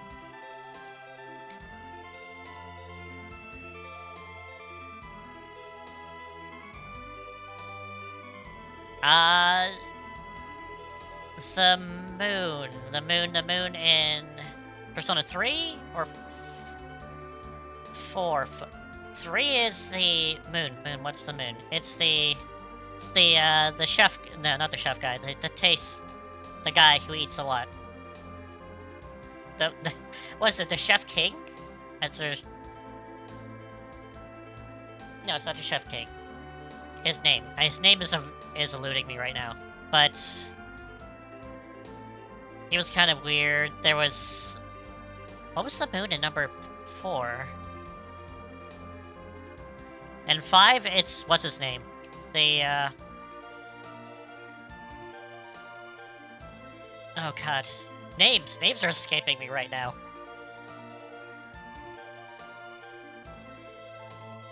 Was it I in 4? Moon? Yeah, she was. Yeah, she was the moon in 4. Mishima was... Yeah, that's it. Mishima in 5. Yeah, Mishima was in the 5. Misha is just... sad. That's all. Just, like, sad. Like, he wanted to be something, and he tried his hardest, but in the wrong direction. So, it's just kind of... sad. It was just very sad. And... like... They had a chance to, like, oh, you know, change him, but they didn't because he needed to reflect upon himself to be a better person instead of just, like, he knew what he was doing was wrong, so. And then she was just crazy, but she had a interesting backstory also, so.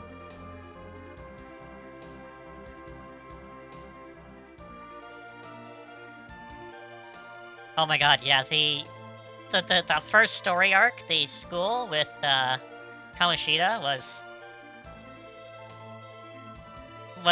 just a roller coaster of emotions, I have to say. There was, especially with the whole Shiho and her dealing with Kamoshida, and, you know, made her absolutely just have to, you know, do what she had to do. Oh my god, it's insane.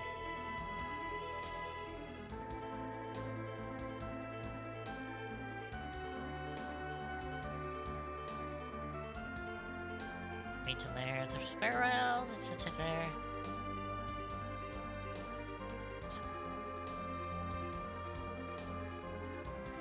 Oh my god, that sounds... Oh my god. Whoa, that sounds heavy. And I can tell you for a fact, Steve, that is going to... I probably won't remember that when I play it.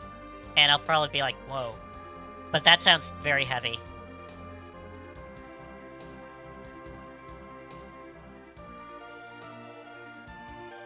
Oh, To the Moon! Yes, I hear that's a really, really emotional game also. Such, let's just bring out the emotions, man.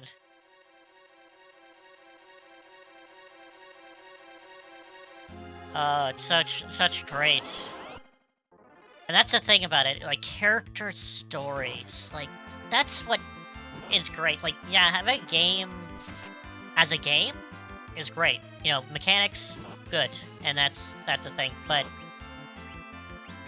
having story to it, I need to heal also. I totally forgot to heal. But, you know, that's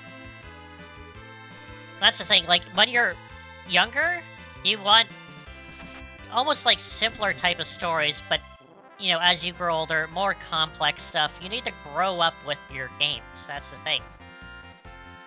And that's what I feel that a lot of games lack these days, like, is the simplicity of, you know, a younger generation of, like, you know, which I could be wrong, but, you know, I guess I'm a little biased because I grew up with Nintendo, and then Super Nintendo. So that there's that graduation of, like, you know, very simplistic stuff to more complex as I grew up. But it did shape my taste in games. That's the thing. So obviously, as I grew, I wanted more complex games, and it delivered. That's the thing. But mainly today, in today's one, I only see, like, Nintendo kind of doing that, where they still release, you know, kid-friendly games that aren't too complex and so forth. And then they have the, you know, the mid-range for, like, the teenage years and so forth. And then, you know, you have the really, you know, emotional stuff, like, you know, for older teens and adults, like Xenoblade and so forth.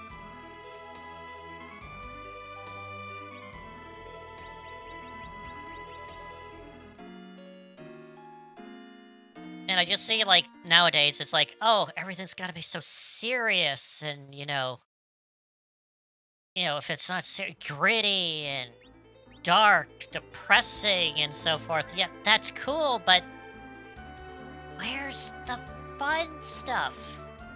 You know, that's not Nintendo, you know? Like, Sony's kind of getting there with Astrobot, but,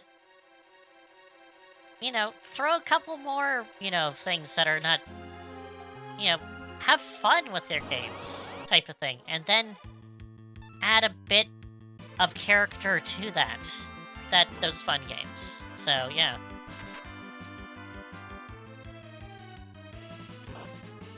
Oh my goodness. Well, I definitely gotta look into Fatal Frame now. There's Steve. Definitely. Because Fatal Frame always kind of interests me, but it was definitely more of like that I'll get around to it, and I never did, which I probably slightly regret on, because they're slightly expensive nowadays.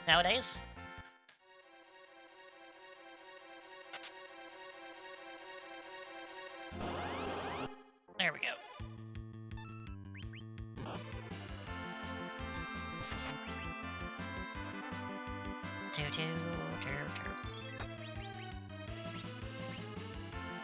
Actually, let's use Ice Rod.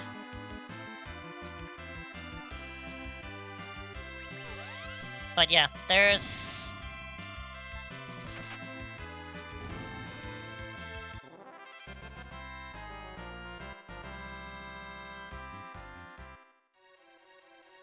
Man, I guess... Well, I guess there is actually, like, you know, more well, there's Minecraft. Minecraft is very kid-friendly. But that doesn't have a story, it's like just sandbox. Talking about, like, narrative, I'm trying to think of it like a good narrative-ish game that are kind of for kids. Well, I guess Undertale is. Well, that deals with more like teenish.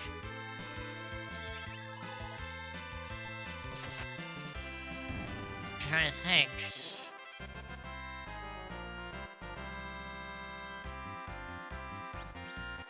I don't know. I'm trying to think non-Nintendo games that are kind of like...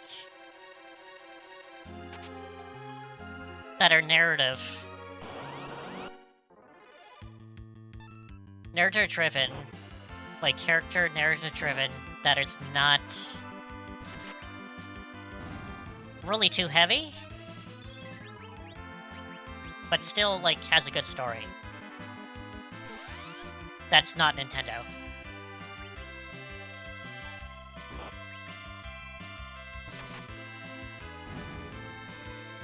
I'm trying to think. Fell asleep?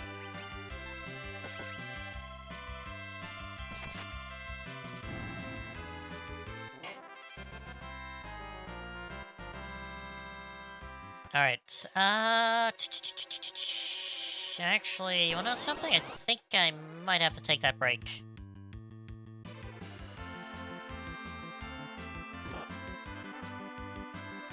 And actually, after that break, I think I might switch over to the Pixel Remaster, actually. Because even though this is, like, setting me down like a absolute great nostalgia train for me, I kind of want to play the Pixel Remaster version.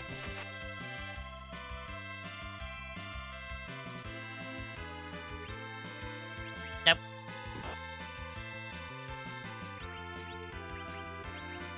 Because it is a very rough around the edges. So we'll just go out, give it a save, and then we will take that break. Yep, warp. You do have warp. Good.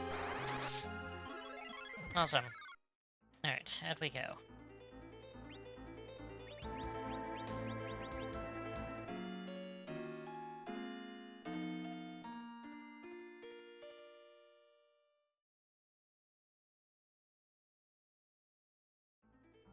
Oh my goodness. And 5. I'm trying to think 5.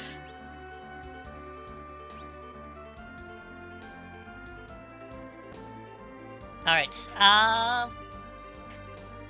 so I guess you guys could still talk. I'm gonna take 5-minute breaks. Remember to get up and stretch and, you know, hydrate and so forth. Oh! Alrighty. But, I'm gonna go close up here. And, yeah, I'll see you in less than 10. But, yeah. Yeah, if you guys still want to go for it. And I'll be back. I'm gonna switch over to the Pixel Remaster after this, so we'll do this.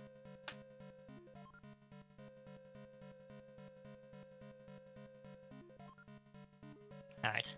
I'll be back in less than 10. I'll put some of the music on also.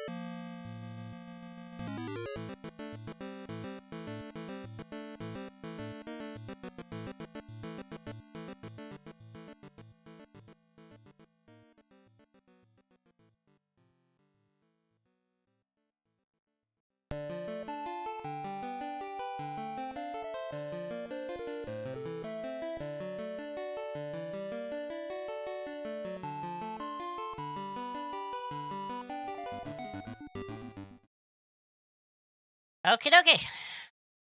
Back in the game. But we're gonna do a different game. This is the Final Fantasy IV Pixel Remastered.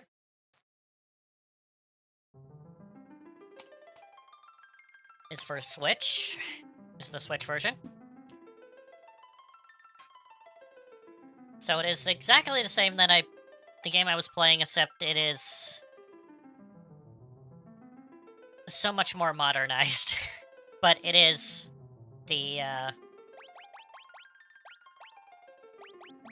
one thing I do want to check out is options. No, I don't want it modernized.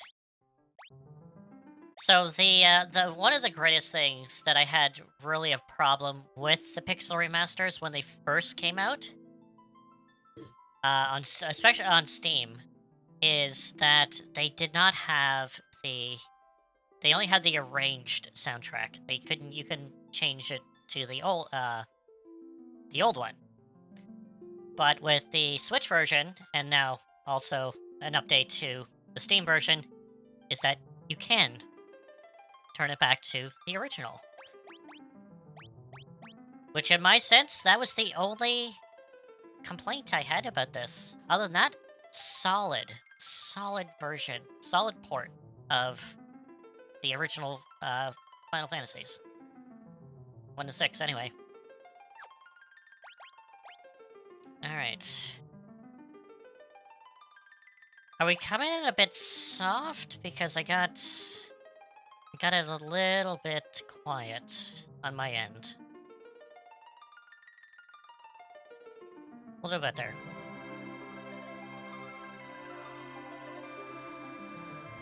Yeah, that's good. We'll go over there.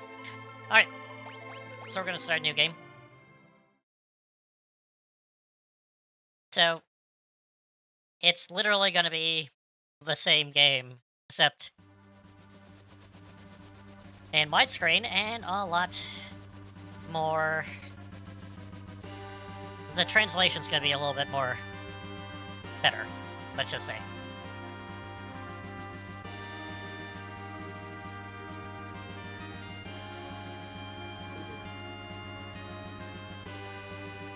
The captain will be arriving shortly. Very well. Now the captain seems to come down. After all he did, who would be? Orders over, but killing innocent people to get a crystal isn't right.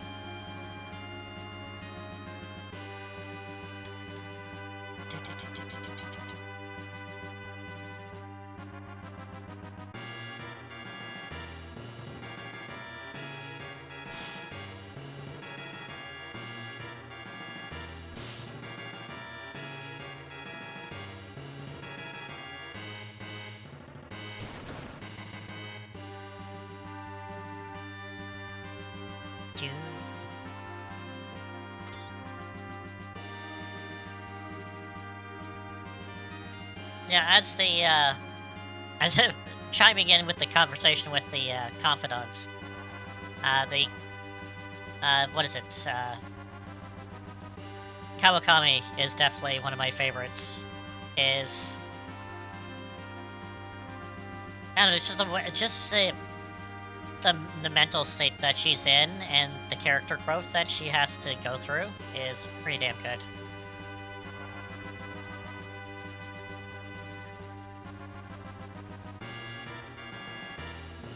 Oh.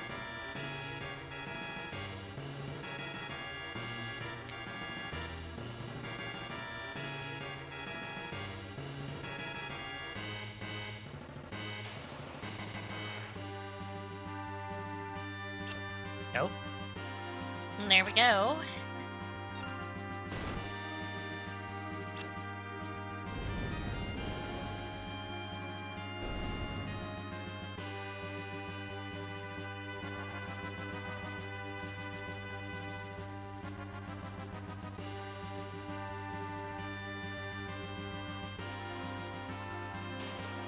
Also, I was very, very surprised when you can actually date Kawakami also.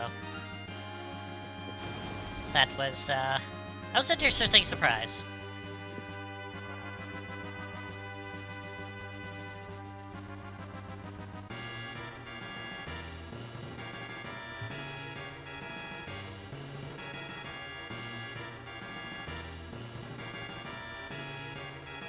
It's some kind of omen. Yeah, this is definitely a lot better in visual and so forth. Like I mentioned, it's like if you're gonna play Final Fantasy IV, this is, and if you want a more retro type feel to it, play this one. This one is, or like all the pixel remasters, absolutely great.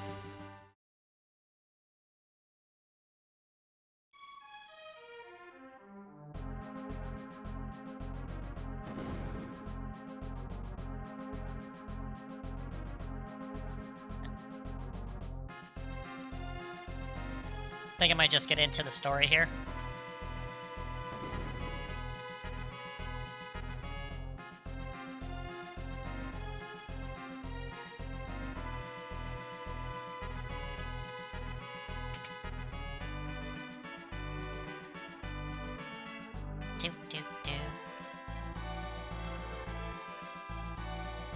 Now please wait here.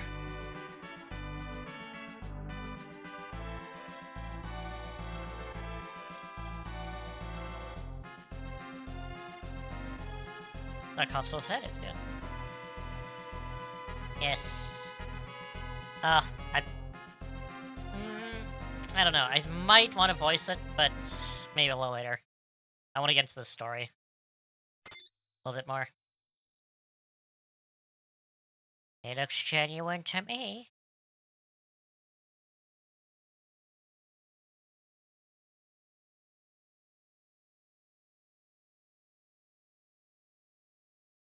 And what is it?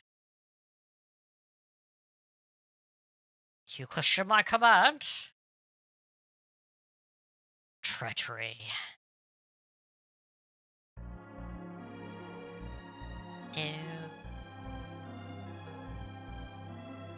Oh, this is so good. It's just, with the graphics and hearing the old music with it,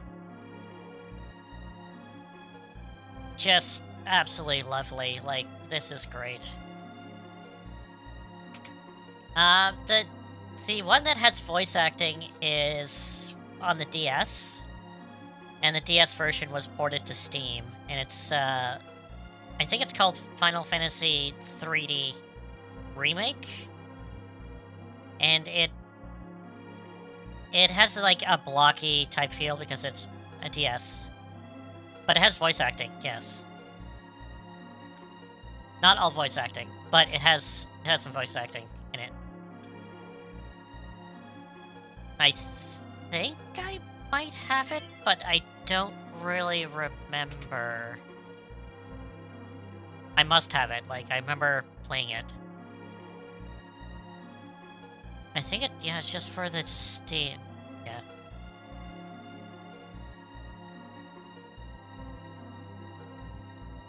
I don't even know if I can actually... Alright. Close. Okay, close. Right. Now, configuration. I want weight, battle speed fast. Measure speed fast. Very fast? I can go... yeah, I'll go fast. Alright. So what is great about the Pixel Remaster is I love... Because it's, you know, modern conveniences in a traditional RPG, is you have boosts. You can turn your encounters off if you want. You don't have to, but you know, if you're trying to go somewhere and you're like, I don't want to fight the same imps every time, you know, every 5 steps, you turn it off. Simple as that. But also, you have an experience doubler, quadruple, or if you don't want any experience at all, you can turn it off. So you can do challenge runs. So, and the same with Gil. If you want to, like, less Gil, more Gil, and so forth, or no Gil, there you go. You make challenge runs. So I'm gonna have 4 times on both because I'm crazy and I just want to, you know, go with it. And it says run! Now, the only thing I don't like is the map. How do you take the map off? There we go. comes back every single time, too. That's the only thing I don't like about the pixel remaster. Like, there's... I had very little complaints about the pixel remaster. When it first came, the only thing it was the soundtrack, it was arranged. And you can do the arranged soundtrack. Where is the arranged? So, where is it? So here's the arranged soundtrack. And they had no option to actually change to the original. And everything else was absolute, like, it was perfect. I was like, damn, this is good. But I wish I had the original music to go with it. And I played the Switch version, which allows you to do that. And I was like, yeah. So now it's just nitpicks, basically. So, again, I wish that you can permanently get rid of your mini-map because I don't care about it, and it gets in the way. It's Rosa.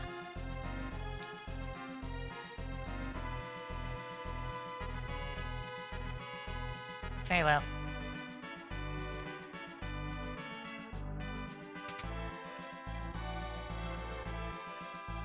Castle Baron.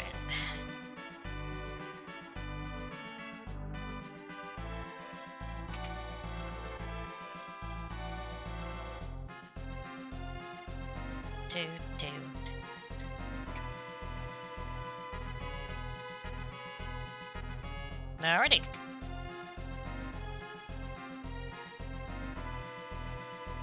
Change of seat. Any good department, sir? Good night. Rest? Sure.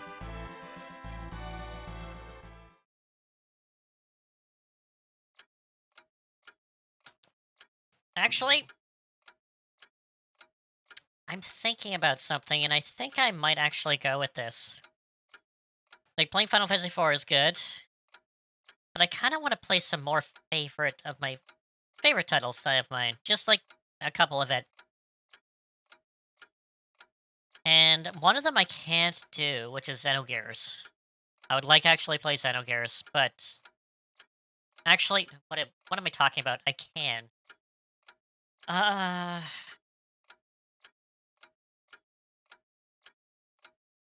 Yeah.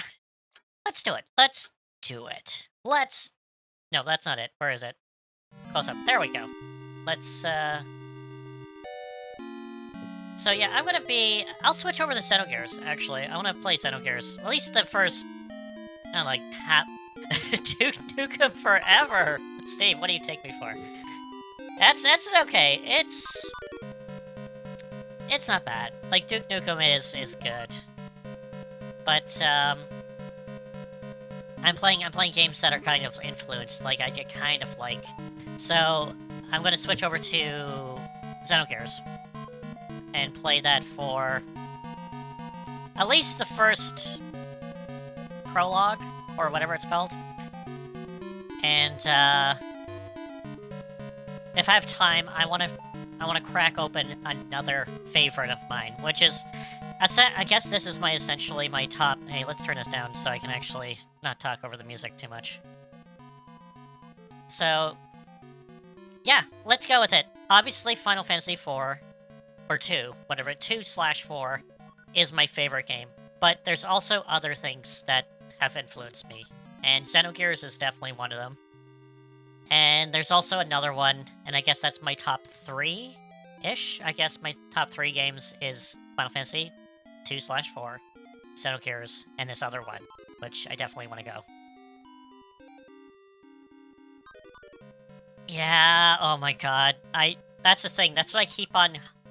Like, everyone says, oh, you need to port Xenogears to modern systems. I'm like, or remake it? And I'm like, if you remake it, you bring back the original creators and finish that game, and then it will be a real remake. And that would be a real remake right there. So, yeah. So, like, I really wish, like, the first disc of Xenogears, I don't know what magic they did, but the amount of content on that first disc is astounding. My god, it is absolutely abysmal. It's like 50, 60 hours on one disc. PS1 RPG on one disc. That's just absolutely just blows me away.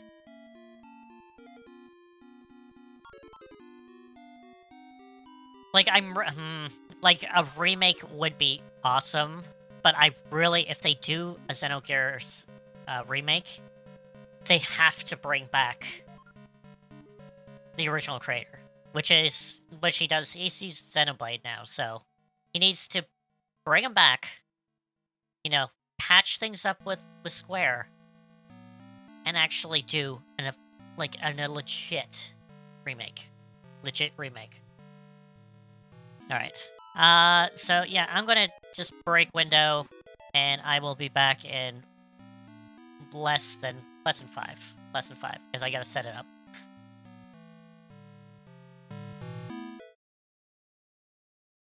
Alright, should be good. There we go. I still realized that, yes, I can play PS1 games on disc, because I can fire up my PS3. So I'm like, sure, yeah, okay. So good. I'm like, oh, I need to do this. So here we go. Here's a treat. The starting of the Xeno series. Xenogears. Here we go.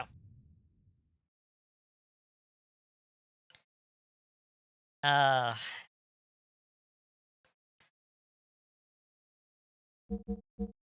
sound. We're going with stereo. And here we go. Oh, hang on to your... Oh my god, like, we have... Like, what is it going on here? Is it playing the cutscene? Okay, we're gonna get into that cutscene later. Alright, so, Xenogears.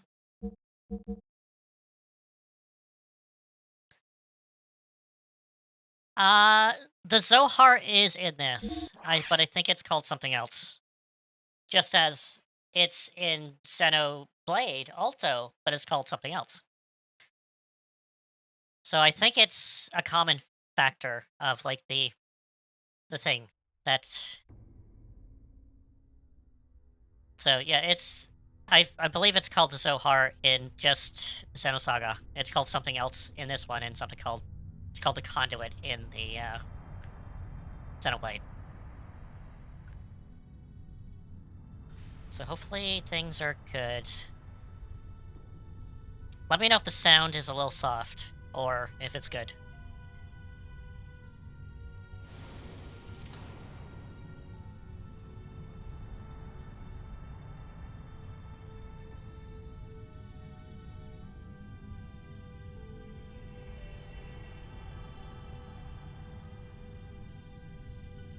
I have finished the main story.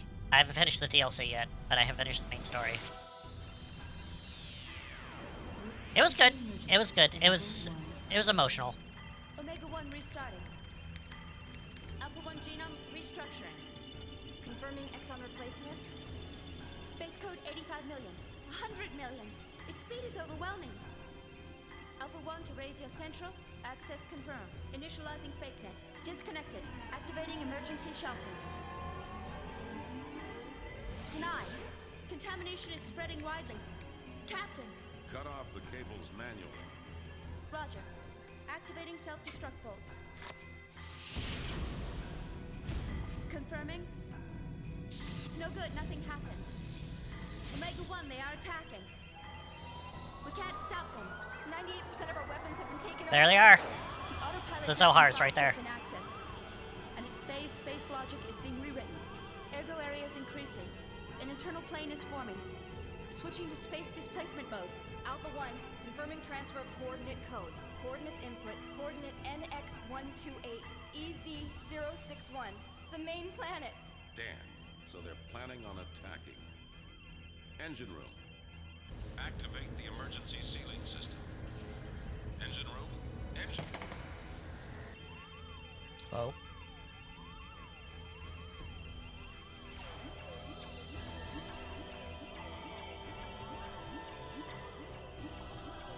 Y'all should become like gods. See that all civilians and passengers are safely transported to the escape shuttles. I will send a dispatch after evacuation is complete. I am evacuating the ship. All of you, evacuate now. Evacuate the ship immediately. All passengers please board the shuttles in a calm and orderly fashion.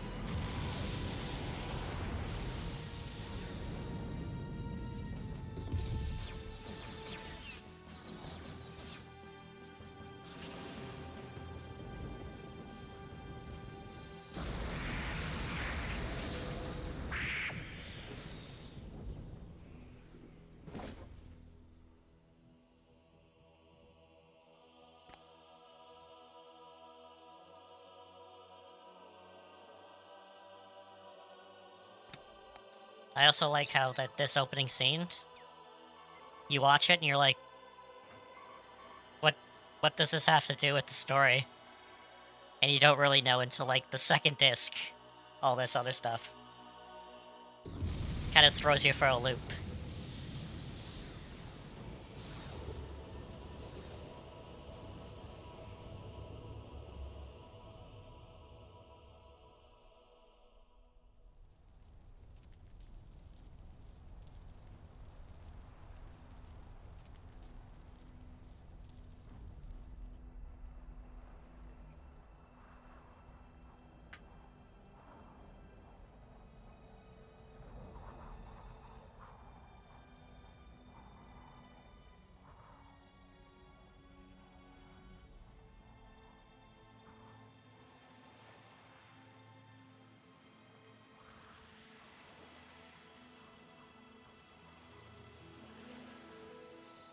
Holy cow. I feel like playing this just on my off time. Because I haven't played this in, like, years. Holy cow.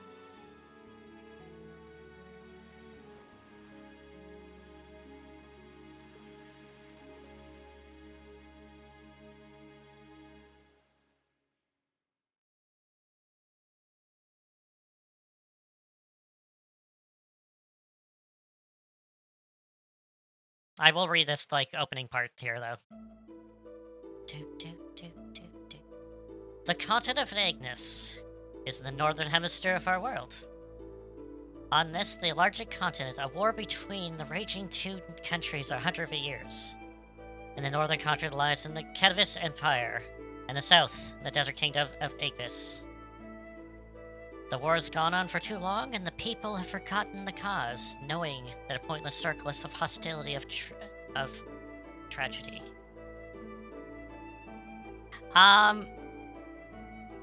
Definitely the story got me. The characters definitely, like, I like Faye, I like Ellie, and Bart. And, you know, their story there. I like Maria. Maria's story was, oh my god, was good. And then even Esmerella, like, you get her late, but you just look into it more, and you're like, oh my god, he's, like, part of, like, the previous generation. So, it definitely, the story and the characters struck me. And obviously the music is beautiful. But it sounds very similar to Xenoblade 3, actually. Two warring nations. The crime of war exists to soon encounter the devastating change. It was due to the ethos, and it is due to prevent our world culture, repairing tools and weapons exiled from the ruins in an ancient civilization. They both encountered evacuate and the ruins, and the ethos appeared the discoveries in order to increase the military power. Yes, Ellie. Ellie is an interesting character. Like, she is definitely good. So we got two warring nations against each other until a third party come in and changed the war up. Like, I when I was playing Xenoblade 3, I was like, kept on reminding me of how this game is. It is the two warring nations, and then the third party came in that changed the war up, which reminds me of the consoles in Xenoblade 3. Various weapons exactly from the ruins and greatly changed the warfare. The outcome of battles between two countries is no longer determined by man-to-man combat, but by gears. Giant humanoid fighting machines that are retained deep within the ruins.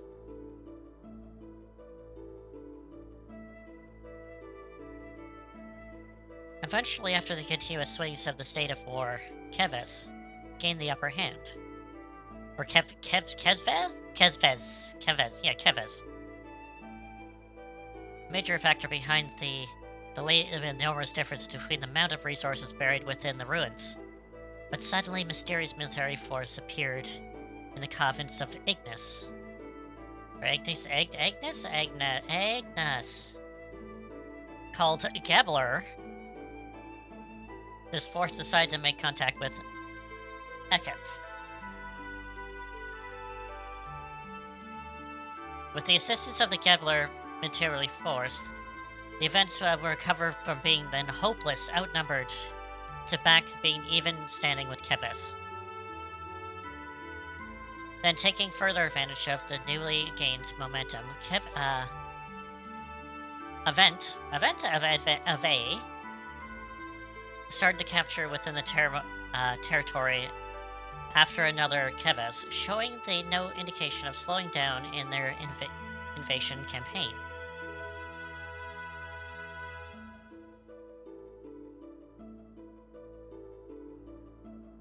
See, now this is kind of the weird thing, is like we got this cutscene that's in space, and we're like, what is this?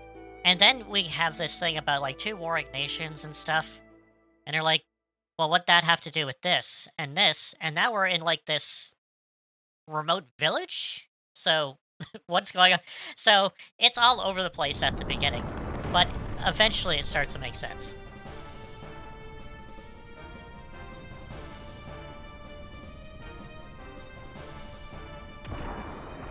Nope. Lots of war going on here.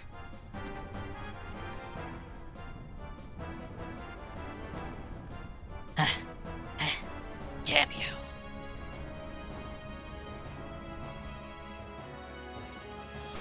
Boom.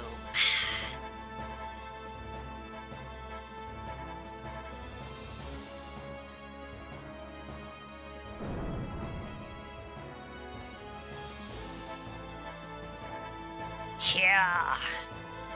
So, Gremlin, if you're still around, tell me that guy does not look like Matthew.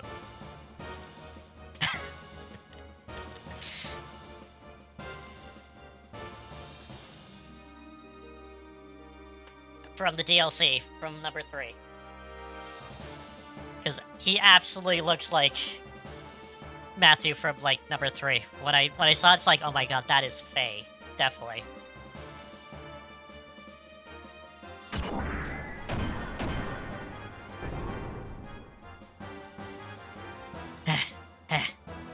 That's one down.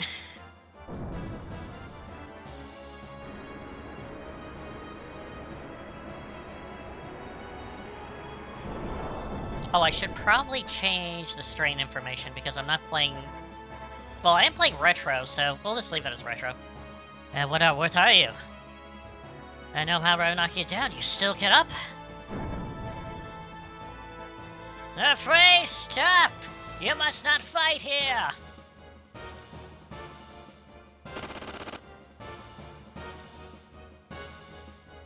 The boys are persistent.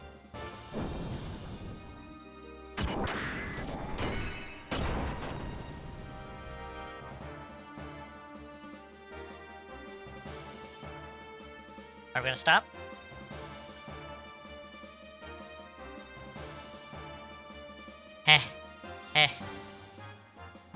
Oh my god.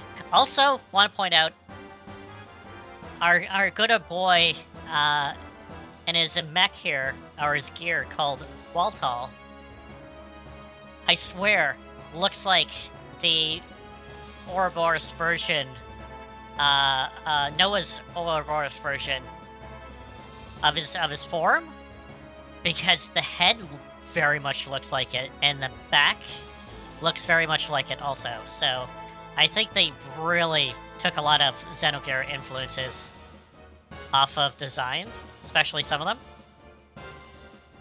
But damn it, how's it coming all to this?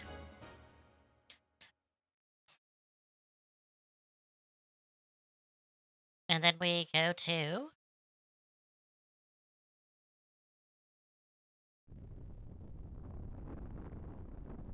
we go into the fire.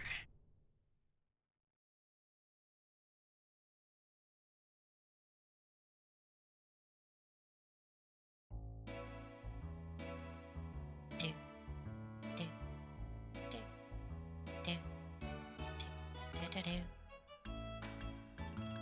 A few. That about does it. Alright, now time for a short break. But Faye, I already took my break. Ah, yes. It is the shoulder buttons to turn the camera. So this is definitely an interesting style. It's a 3D world, but 2D sprites. Which, I really do kind of like that, actually. So, it is great. But, here's our main character, Faye.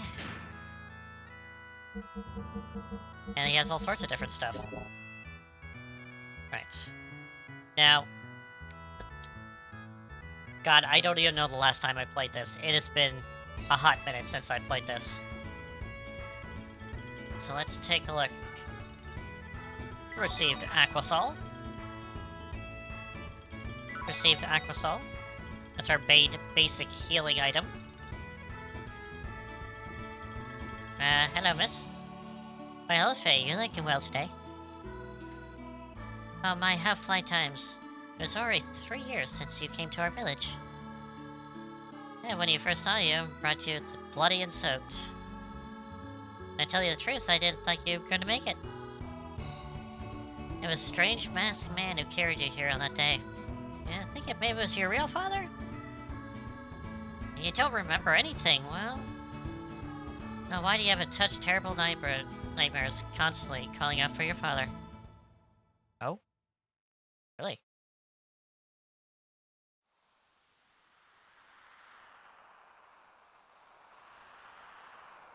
A mysterious masked man. With a protagonist with amnesia. Wow, it really is a JRPG. Huh? Who are you? What? You want me to look after this boy? Yes, sir.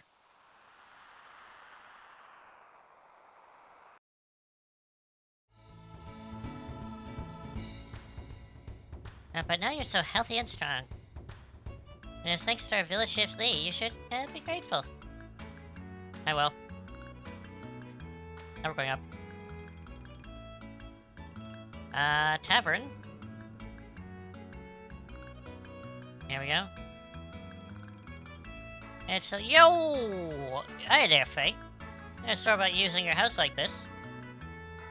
But I want to talk to you about the big day tomorrow with the village chief. Yeah, tomorrow, your wedding with Alice, no. Oh, now that's the big day. Yeah, that's right. I haven't, really hit me in reality, though. Hey, Timothy, I just want you to thank you and Alice. 3 years I woke up in this village with a trace of my memory. And I didn't know who I was, or even where I'd been, or what I'm doing up till this day. And I couldn't recall a single thing. And despite that, you and Alice sympathized with me and encouraged me to go on. If the two hadn't been there for me, then I don't know what would become of me. Timothy, from the bottom of my heart, I thank thee. Now you and Alice have live a happier life after. Quit it! Hell yeah! You don't have to go on and make all mushy on me. Anyway, feels like I've always been friends, whatever, since we were kids. And like being friends forever, right? Of course. Oh yeah, Faye, can you stop by and check on it, Alice? I still have some stuff to discuss with the old man and the village chief. I'm sure she'll be glad to have some company. Yeah, sure, I'll do that. Anyway, I'll see you later. Oh, and I'm really looking forward to the Star Movie tomorrow. Everything's so happy. Nothing bad could ever happen. I don't know if I should be happy or sad. Tomorrow, my little Ash is gonna be someone else's wife. I knew this day would come. Be the worst part to bring up a little girl. Sigh. Why, hello there, Faye. Our Timothy is really lucky like boy. Able to marry such a beautiful girl like Alice. Hope you come with me. I have some embarrassing tales to tell you your speech. Hi there, Chief. Hey, it's you, Faye! You're in the middle of discussion with Timothy and Alice's wedding arrangements. Hey, why don't you bring a girlfriend? Or two? Home for a while. Just because you live with an old man like me doesn't mean you can have a whole back and... Now, you here? Well, when I was young, it didn't seem like every day I could. Ahem. Well, never mind. Well, now there's important things to discuss, so why don't you... so don't get in the way. Okay. Alright, let's... Oh! There you are. Actually, no, he's a kid. Hey, so there you are. I have something to talk to you about. Why, hello there, Dan. Your life state? As you are every day. Dan, don't be rude. Are you just barging in all like this? Timothy's here, too. Put out, Tiffany. Until you marry my sister, I have nothing to do with me at all. I just have some business to take care with my friend Faye. So anyway, Faye, I have something to talk about, but later. What is it, Dan? Not serious. Yeah, it's something you can't talk about here. Yeah, there's a certain someone listening that will cause us some trouble. It's really important. You gotta talk about it seriously. 1-to-1. Man to man. I'll be hanging around outside, so I'll see you later, okay? I'll be seeing you, Timothy. Take care of yourself until tomorrow. Okay. Huh? What's up with him? That's tomorrow. I gotta take... I'll be the kid's brother-in-law. That part isn't going to go to be, no honeymoon. He doesn't like Timothy.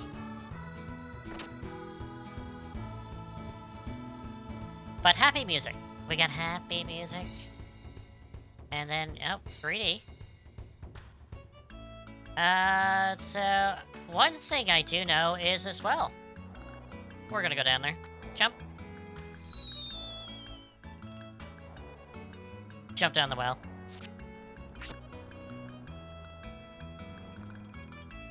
Phew, that was a close one.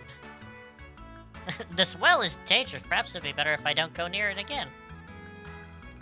Oh, well then, you found a weird item. But I want to go down there again, though.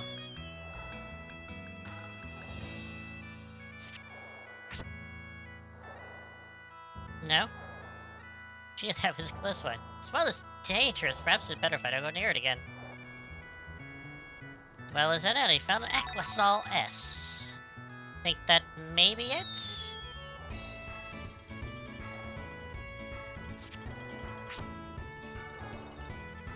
I think it was just 2.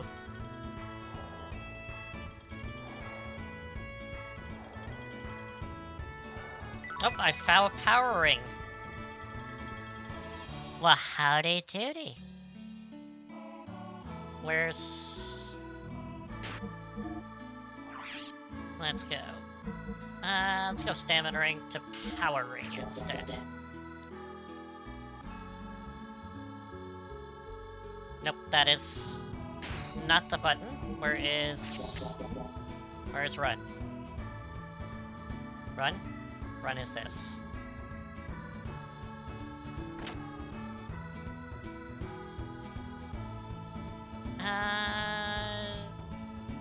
Barrels? Barrels. Nope.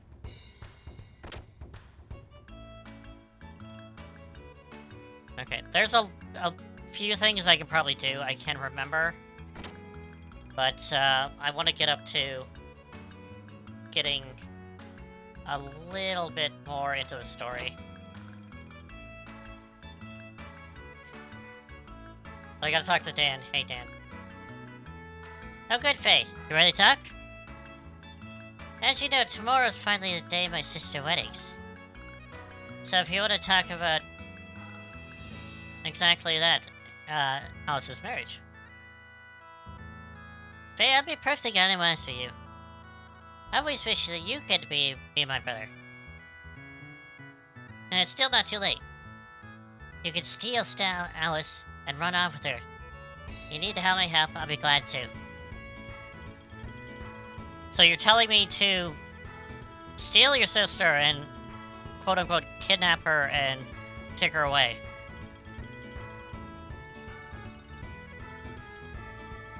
I'm raising an eyebrow, definitely to that. Okay. It's not for me to say this, but it's my sister's beautiful and a good cook. And just between me, that she's very well endowed too. And how do you know that's... What are you looking at? Look, I'm gonna go for it. Let's go for it. That's crazy!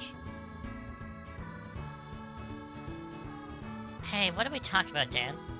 Tiffany and Alice are both my best friend. And I can't do that. Ugh.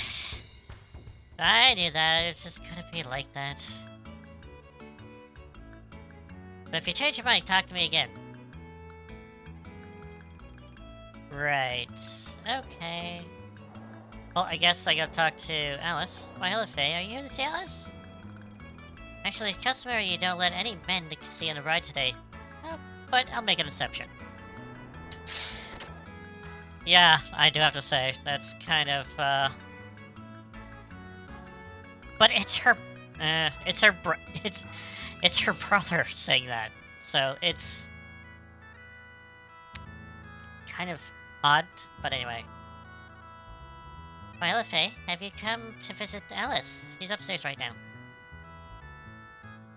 Doesn't time fly? Okay, my god, I hate when things are going to, Hello, Alice. Is that your wedding dress? Oh, Faye, you startled me. Yes, it is. I just finished it. It took more work than I expected.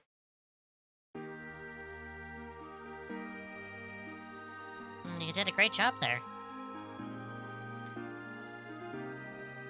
You look wonderful, you know. Congratulations. Thank you.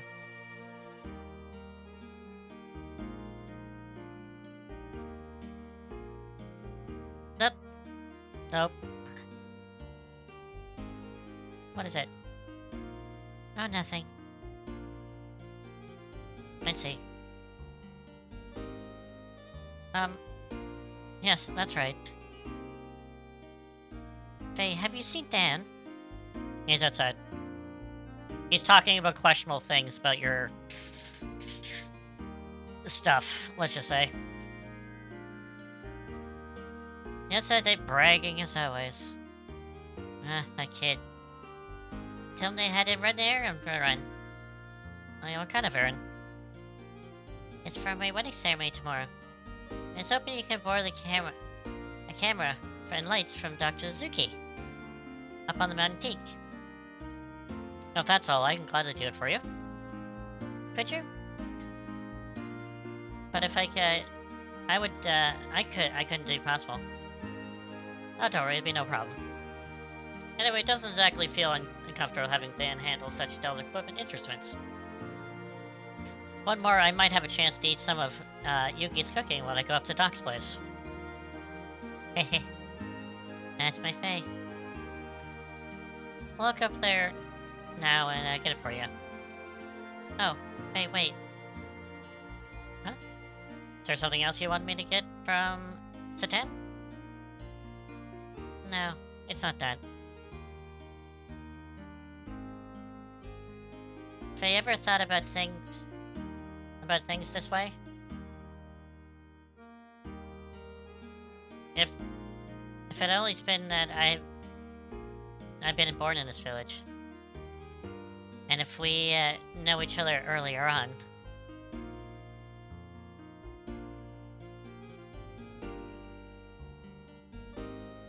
No, it's nothing. I'm sorry. Well, I think I better be going now. Oh, okay. Be careful on the mountain's path. Give my regards to Dr. Suzuki.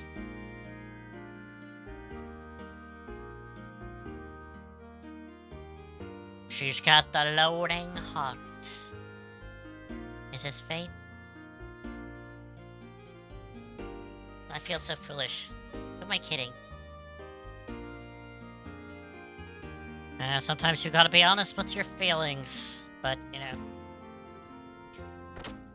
Alright, we have a mission to do. We gotta go up the mountain path.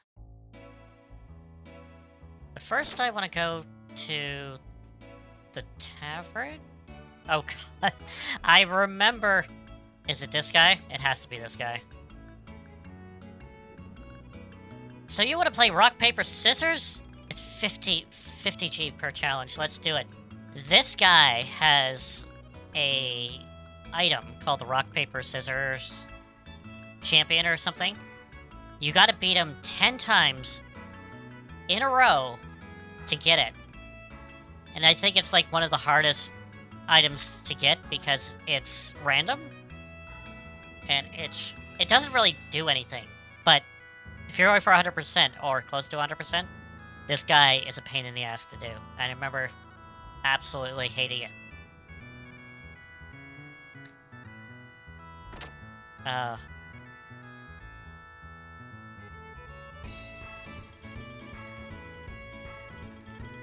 It's like almost as bad as the jump rope in Final Fantasy IX. It's just absolutely difficult to do. Why, hello there. Oh, good, good. Lucky I came out here right at the right time.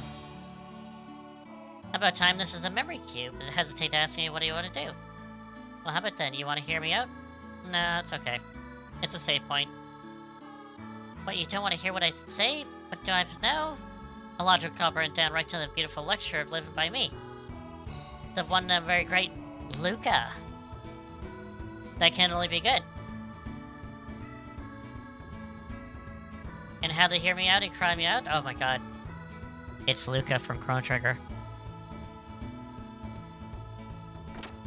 Makes a guest cameo appearance. Can't really tell that it's her though. Alright, I need to go to the mountain path, which is probably north, so let's go north. Mountain path?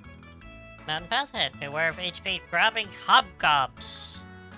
Which takes direct to the mountain. Yes, okay, let's go. Let's get into some battles. Alright. Actually, if I go here, is this gonna take me... Oh! Battle! Alright, let's see if I know how to fight. I got 3, let's go... 1. Done.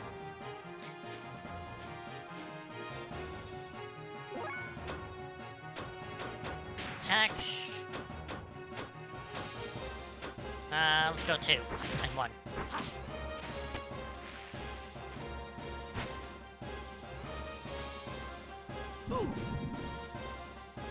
That was very rude, sir.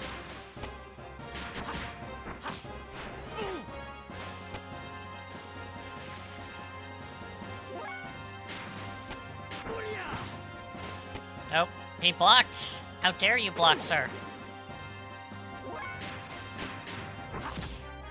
Bam. There we go.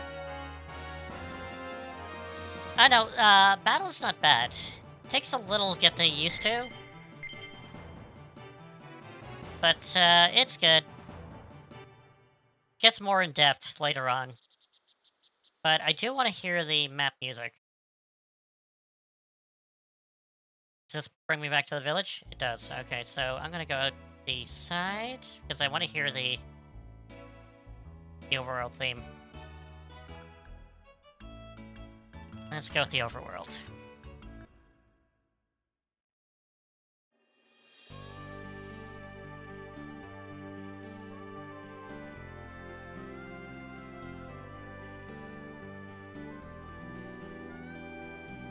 Which again, the overworld is definitely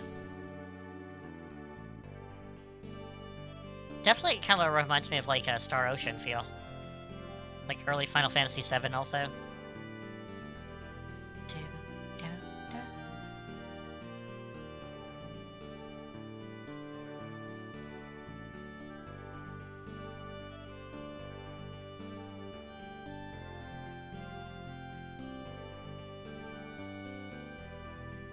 Can I just go to the mountain path?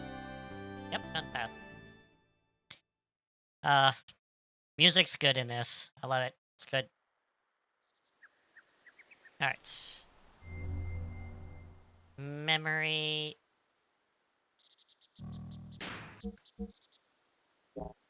Nope.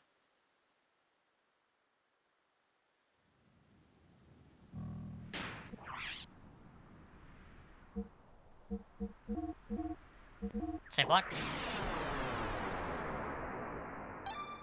Finished. Alright, let's continue. Dope. Dope, dope, dope, dope, dope. More goblins. Do I have any magic? I've got a shot. Nah. Yeah.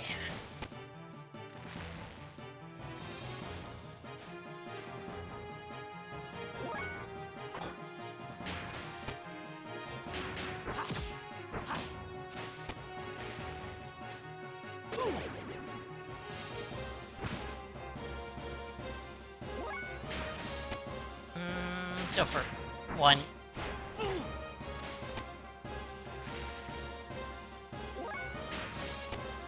Nah, 1, 2.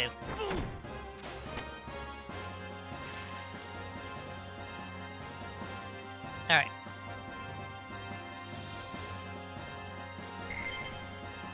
Level 2. Neat. Alright. This is definitely setting me down the vibes. Can I get up there? I can. Cave Aquasol. Can jump. Actually, very much like similar to Xenoblade, because you can jump in the map screen.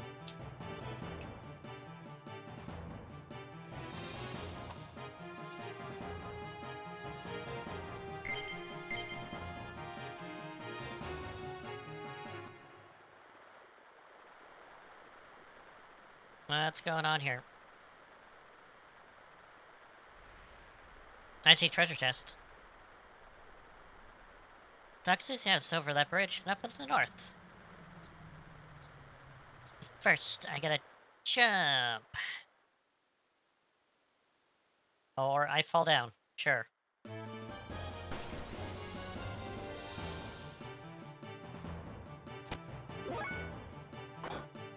Let's go. And we're going to this.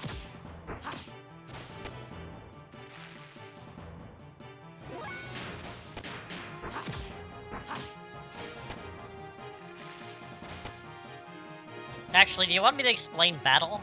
Or... because... I don't know, it's kind of... I don't know, it's not that bad to go with it. Where am I going? There's a lot of going here. I guess I'll go quick battles here. So on the side is a meter, and that is your attack meter, I guess. You have three attacks, and obviously the face buttons have different points. You have 1 point, 2 points, and 3 points, and you have cancel, obviously. So you have up to the 3. So you can do just 3 points on X. It's a heavy attack. 2 points is a medium attack, but you also have 1 left, so you can do a light attack after that. Or you can just do 3 light attacks. So that's the thing. So eventually you'll get up to 6, so you can do a bunch of attacks in a row. So it's a little diverse. And eventually you'll get death blows, which also add more variety to the fighting. Hiya!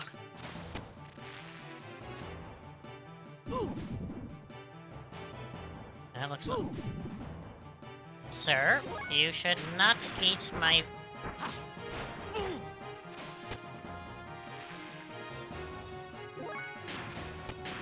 Also, you know, if the enemy is fast, you want to use weak attacks because they're faster.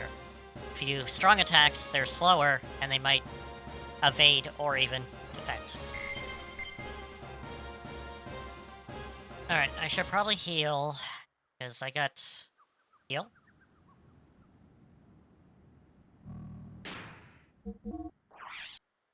Aquasol. Alright.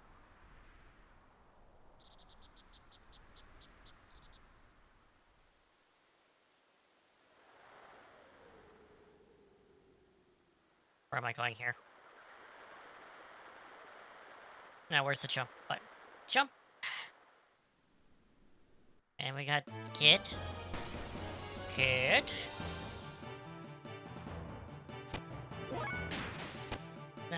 Two in one.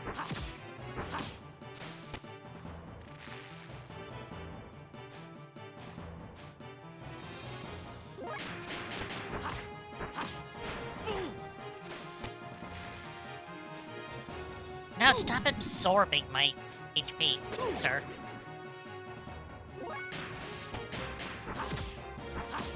Boom.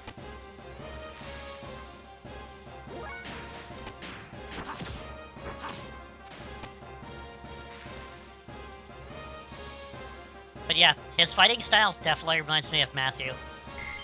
Or Matthew reminds me of him, actually, because I played this one first. So... What's you, Faye? Now, the cliff edge was collapsed from a heavy rain from recently. You're alright, Jay. You can big jump across it. I'm too scared. It's easy. Watch me. Say hello to the doctor for me. Alright, let's... jump.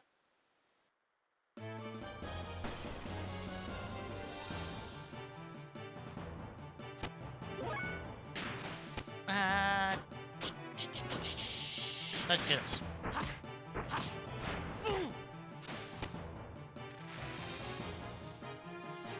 Jackal. I'm gonna deal with this guy because I don't want him to absorb my HP. Beautiful. Yeah. Good. It's fine.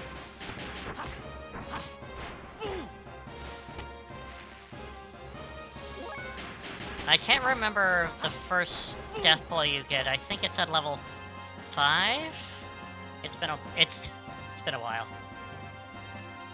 But you learn it by level, so level 3.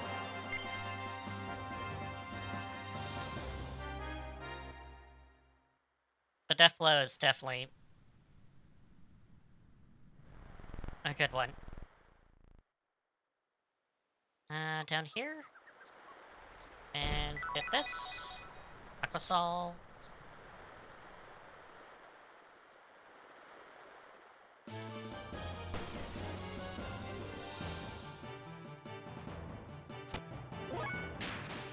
We're going this. As far as I know, that those goblins will not be able to hit me. Got it. Nice.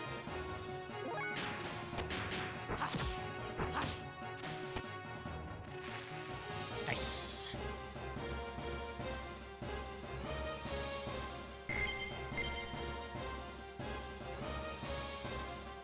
It's so good to go back into, like, a good classic RPG.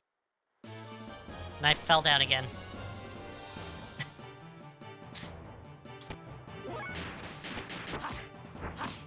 Thus, it's not good to run around all the time, because you might fall off the cliff.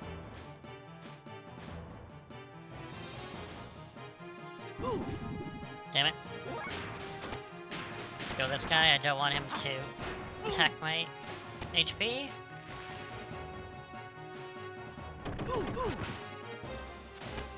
That's fine.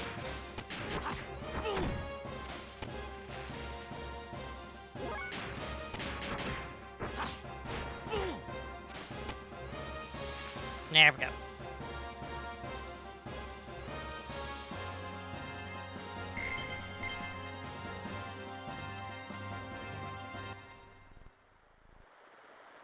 Alright, let's move up here. There we go. And we should be at the Doc's place.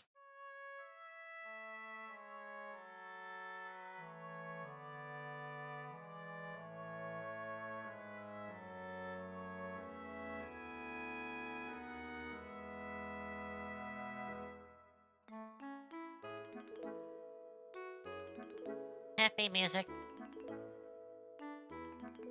Injured, sick, and all accepted. Come in. But no deceased, please.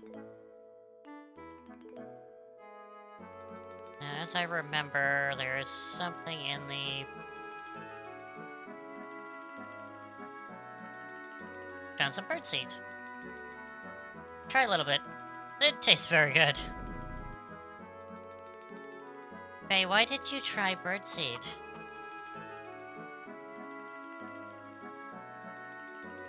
Nope.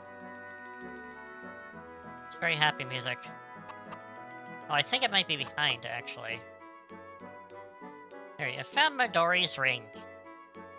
He puts away secretly. I know I had to get that for something, I'm not too sure which.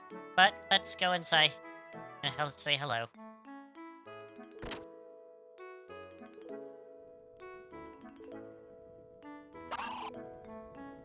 That's a... I don't remember the chicken sounded like that. Oh. Hello. Oh, Faye, welcome. Oh, hello, Yuki. Where's Doc? My husband tinkering with the junk out in the backyard. I should have guessed. He ever doesn't get sick of playing with that stuff. Okay then, I'll go out there in the backyard and see if we'll find him. My darling Hudson's probably tinkering out there in the backyard. Can you see him out there? And then we have... Hi, Midori. Have a nice day. Play outside. Happy you feed the birds later. How we...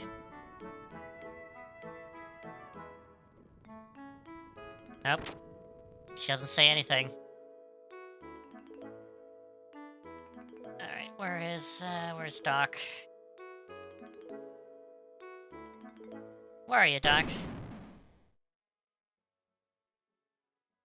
I'm Marty. You gotta go back with me! Back to the future! What's going on? Oh, should I make him sound like Doc Brown? Oh, that's no good! We gotta use such inferior parts! Must be the infiltrate strat. Oh yeah, I gotta do that. Even though he is definitely not Doc Brown, but, you know. Doc, that's where you are. Oh, Faye! Oh, it's good to see you! Great Scott! Are you alright, Doc? Are you doing all the way up there? Oh, I thought I would try to destroy this lame crab! And there's an explosion and there was nothing wrong about it. And it happens to me all the time. Ha ha ha ha ha! Yeah.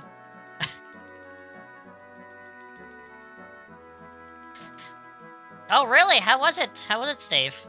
Back to Future Musical. Actually, it must have like a lot of 80s tunes in there. Because it's kind of a product of that time. Oh, of course, you wait a while. I just already called it a day. Now you can check out my new invention. You know, the DeLorean. We can go back in time, not to 1955. Oh yes, there's something interesting in the story. Would you mind checking it out? I've made it this morning.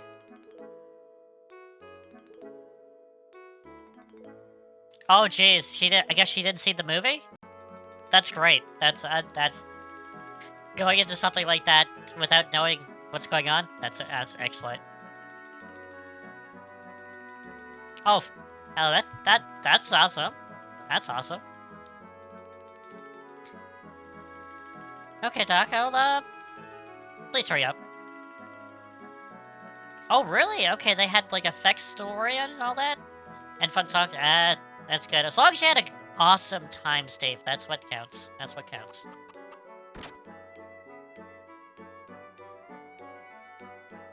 No, it's this. So is this what Doc was talking about? Well, let me see. Yeah, there's something interesting about it.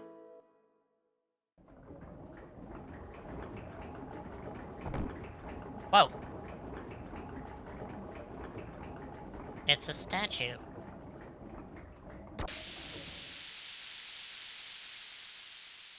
Oh, sweet.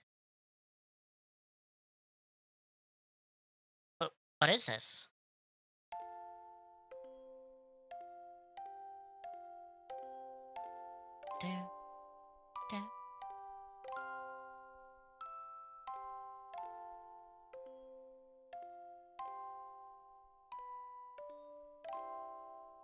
This music. I've heard it somewhere before. How nostalgic. Oh, what do you think? Not bad, eh? I gotta make him stop sounding like Doc Brown, but it's such a great opportunity to do so. Doc. Why, hello again there, Faye. Or should I say Marty? Sorry to keep waiting.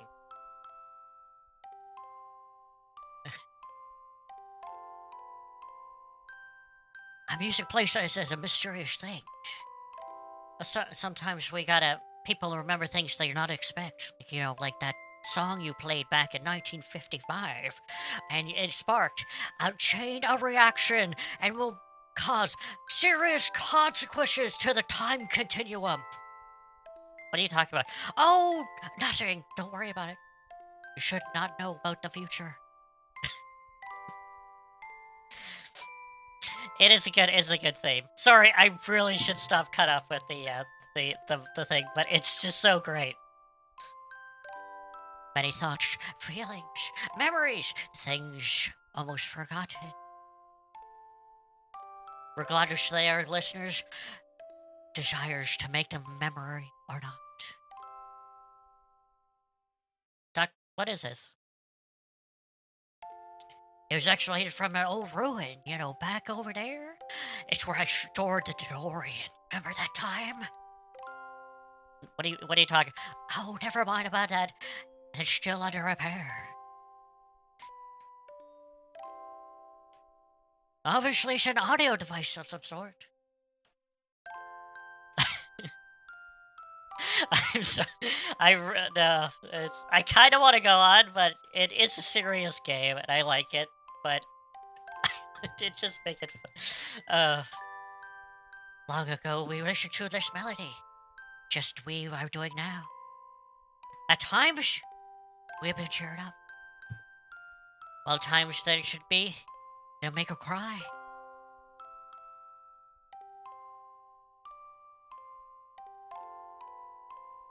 Actually, it is the main theme because it sounds like the ending theme, but with words. That basically, the last one. I just noticed that. It's like it's the ending theme, but kind of like just piano-y. But why? What brings you today? Do you want to go on a time journey? I get the DeLorean ready. No, Doc. Oh yeah, that's right. Alice asked me to borrow some camper equipment from you. Oh yes, the wedding is tomorrow, right? We can go back in time again and again and actually do that. Watch the wedding over and over again. Would you like that? Sorry, I'm going way too crazy. Understood. I better get that ready then. I'm still gonna make him sound like Doc Brown though. Oh, dinner should be ready soon. Would you like to join us? We can get that train ready and actually go back in time on the train. And would I ever? I just thought you'd never ask. Well, I have some cleaning to do, but go out there. Would you mind giving Midori some company before in the house? Okay, take your time, Doc. I'll go ahead and eat when dinner is ready. Ha ha ha! Go right ahead. But I will not have a responsibility if you get a stomachache from eating my wife, Yui's cooking. Doc, I feel strange when I listen to this music. Feels like something warm inside. Like nostalgia. Something from long past. Yeah, that's just nostalgia hitting you, boy. It's earlier than expected, but oh, it hits you like a ton of bricks. Don't worry about it. It's perfectly normal. And you must be like her like the music a long time ago, but just came part of you.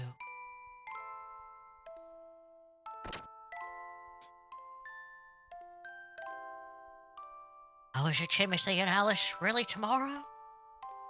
Might actually be better to live an ordinary life than in this condition. As a son of man. Well, anyway, I suppose it'd be better if it's just a gyro at least. What is this?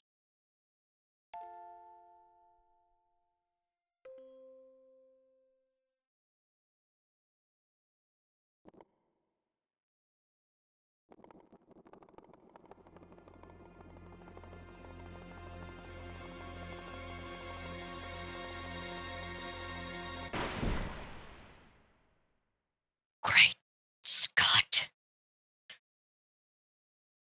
Can this be an omen?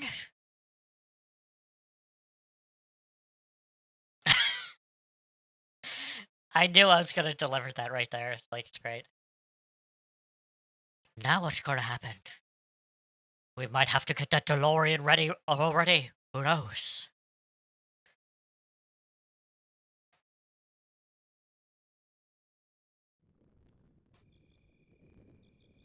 Well, that was good. Your cooking never fails to impress me, Yui. Thank you for such a delicious meal. Well, you're welcome. If you like my cookies so much, then I'm happy to cook for you anytime, Faye. Just let me know. Well, I'll bring that equipment when into the village tomorrow morning myself. It doesn't exactly make me comfortable handling such delicate equipment, I'm afraid. My boy, I can come into DeLorean, don't worry. And if I am late, I can go back in time and never be late. Now, where have I heard that line before? That's alright by me. Well, see you tomorrow, Doc. Good night, Yui, Midori. Good night. Looking forward to tomorrow's wedding. The child is silent.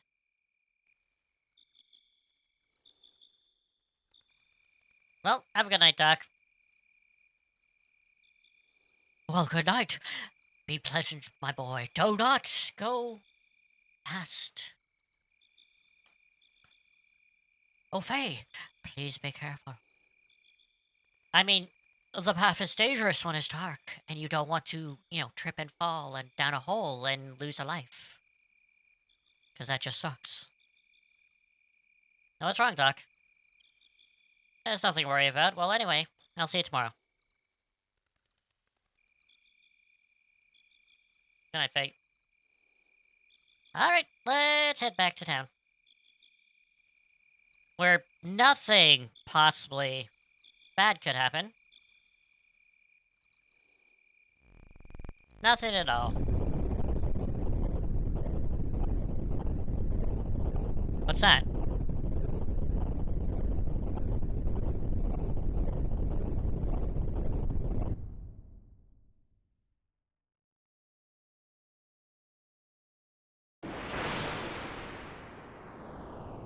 Oh, we have gears.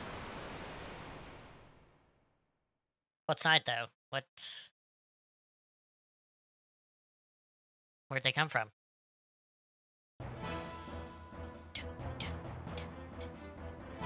Giants. Faye! Marty! Doc, some flying out just went towards the land. Oh, you saw them too! Judging by their shadow, it appeared to be a group of gears from the neighboring country Keves. Were those gears? Oh no, they're heading for the direction of the land! Oh no, we must go back in time before it was too late! It's the ones I saw. Well, let's make haste. Right. Man, he's fast.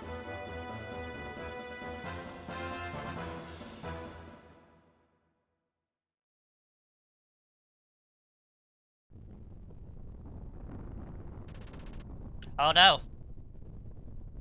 No, lands. Just like the beginning.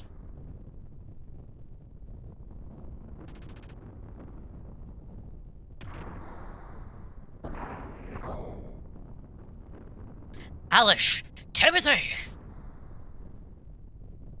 Doctor City? Faye? Doctor, he came out of nowhere and landed right in the village. I know. What on earth did it stop the battling here? Are you all okay? Yes, but Dad, I can't find him anywhere. Well, I'll go look over time. Alice, get out of the village. No, Timothy, wait! You and Alice and the rest of the village must evacuate to a safer location. Doc, I can't leave Dan behind. Timothy. I don't understand how you feel. Will you leave the rest? I have to extend my hand to do this Doc impersonation for some reason. I have no idea why. But I'm extending my hand. And leave the rest of the Fae and me. The primary thing we should concern is your own safety. And if we don't, we can go back in time and try to save you again. Doc, what are you talking about? Oh, never mind me. It's just rambles of an old doctor. Don't worry.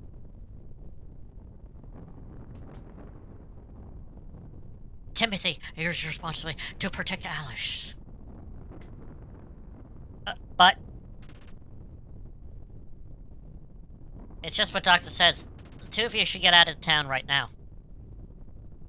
We'll worry about that. Knowing him, he's already evacuated and waiting for you. I guess you're right. Okay, Alice, let's Dr. Zuki and Faye handle it from here. Yes, okay. Thank you, Doctor. But Faye, look out for Dan. Yeah, don't worry. If he still if he happens to be in the village, we'll make sure to save him. Now both of you, hurry!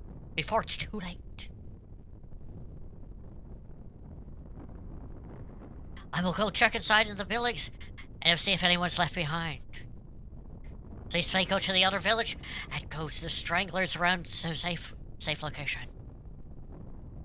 Alright, Doc. You be careful, okay? Don't worry about me, Marty. I have time is on my side. You too, Faye. I mean Marty. I mean Faye.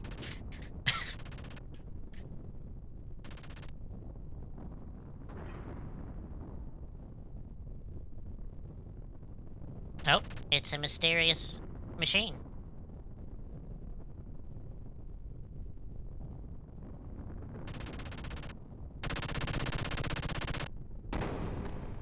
Oh, whoa.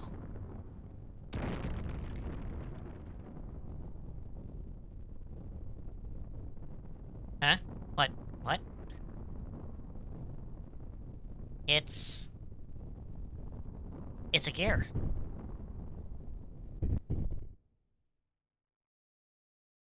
Cutscene.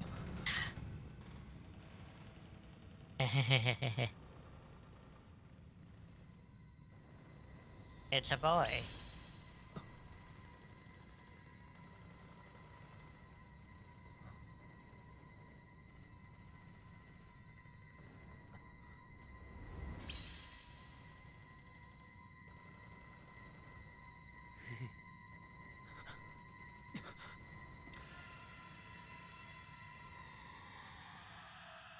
A mysterious smiling boy.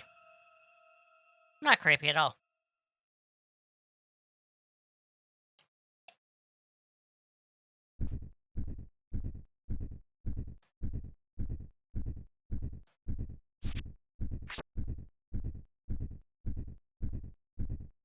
Huh? Faye. Yes, exactly. Faye Marty Wong. Yes, there it is. That's great. Huh? Marty! Wait, Marty! We gotta go back! Back to the future!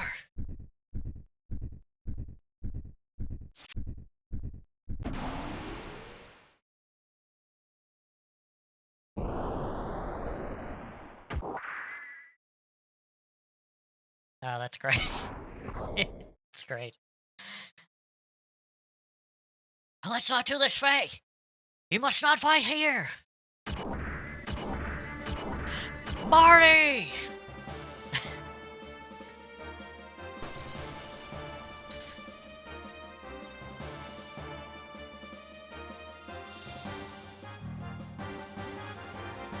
Oh. Linguist modifier enabled. Identified. Lamb. Igneous dialect. New pilot experience. Easy mode set. Synchronize input interface with pilot's normal reflex time. Warning to pilot. Combat mode. About to enter combat. 200 use of fuel left. Utilize combat ring in upper left of screen and press select. Unfortunately, tutorial stuff. There you go. Boop.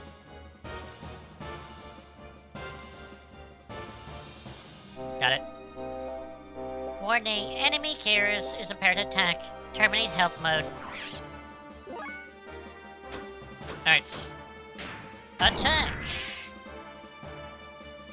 20!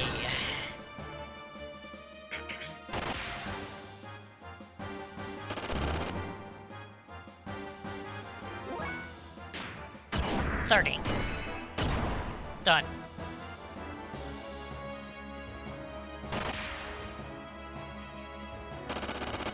So yeah, seeing that there is combat, there's also gear combat. Would you fight in your gear against other gears, or a lot of bigger targets?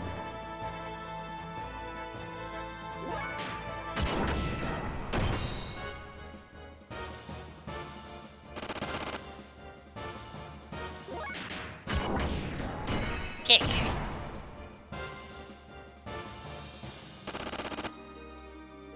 Should be good. Give him a kick. Done.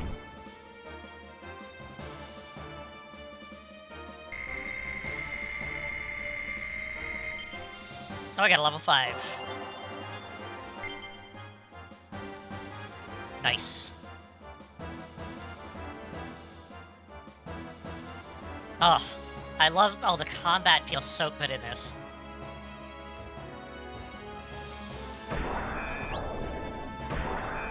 Hello? Reinforcements, huh?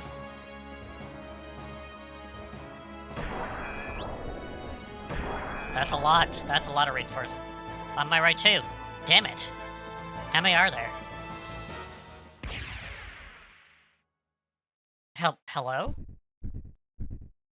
Sir?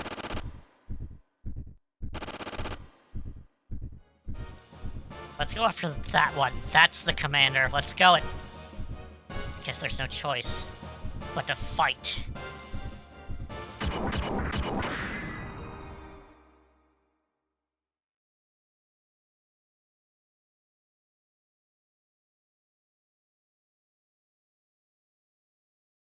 Oh, okay. I thought it crashed on me.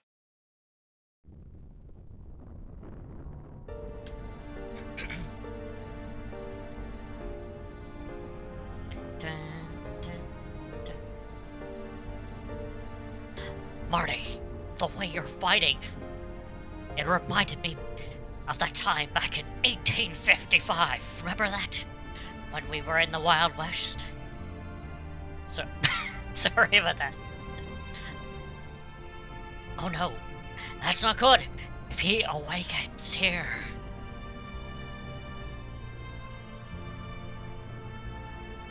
Dan? Dad? Are you alright? What on earth are you doing here?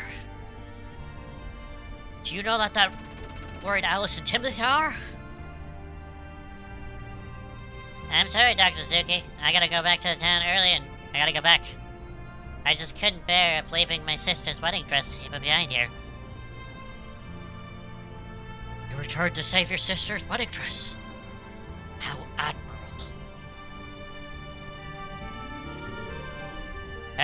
You're such a sentimental little boy, aren't you? Well, let's evacuate her to a safer spot while Faye while Marty gets their attention. It appears that they're after that gear Faye is in.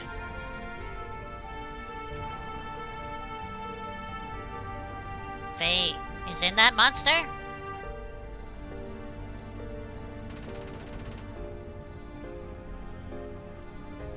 Faye is bounded by a dark, cruel destiny of God.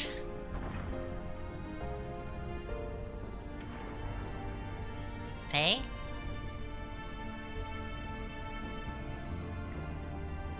Oh, come on, Dan. We better get going away from here. Dan.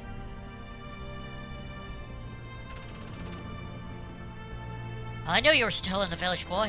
I'm glad you're okay. Huh? Oh. Oh no! Timothy!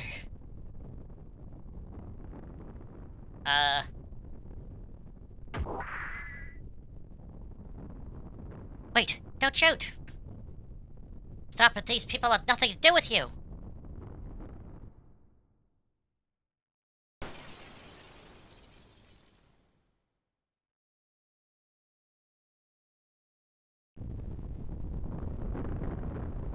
Timothy!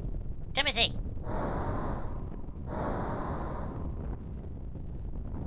Out of the way, you bastards!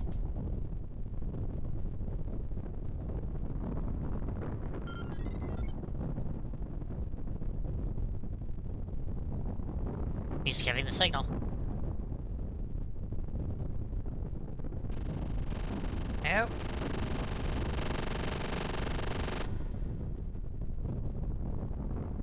Stop it! I said stop!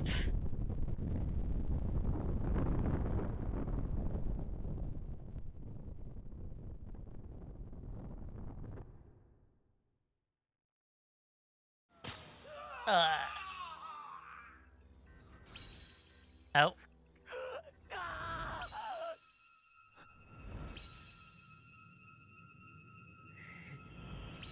Oh? Oh. That's not good.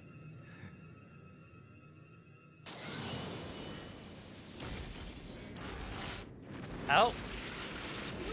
Village is destroyed. Oh. Oh, there goes Alice.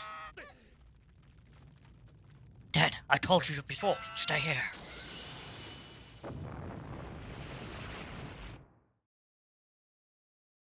I should have told that Marty not to flirt with his mother in 1955 or something like this would happen. I told him. Sorry, that's getting a little far.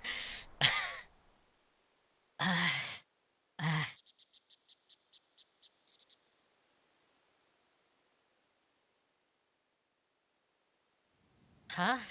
Where am I?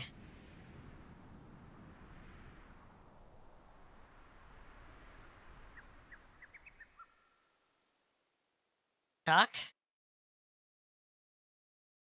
Oh, you finally regained conscious, Marty. I mean, Faye. Marty! Doc, what happened? Where's Cheap Elite? Timothy? Alice? Where? What? Damn it, Marty! Yes, well, that is... You better... Dad. Damn, what do you mean? Faye, it's because of you went into that monster. And, Alice and Timothy. People of the village. They're all... You killed everyone using that monster.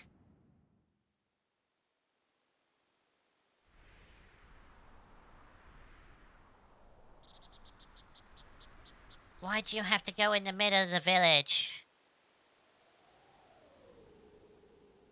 How do you even know how to operate such a monster? Well, that's a good question, actually. Mother. Where's Mother?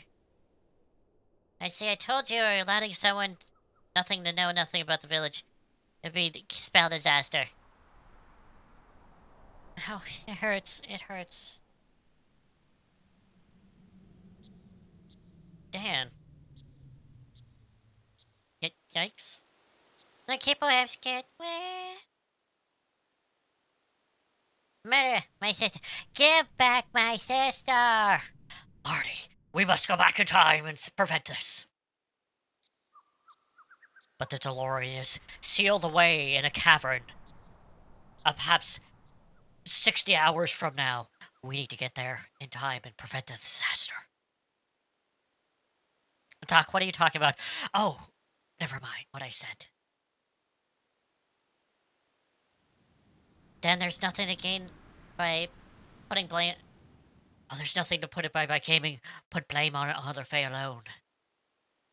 And what more, Faye has no control over the malfunction of the gear. But was it a malfunction? Question mark. I know that. But... I hate you! Wah. Damn.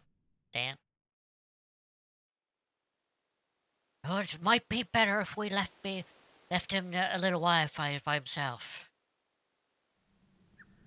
He doesn't know with the grief of his anger.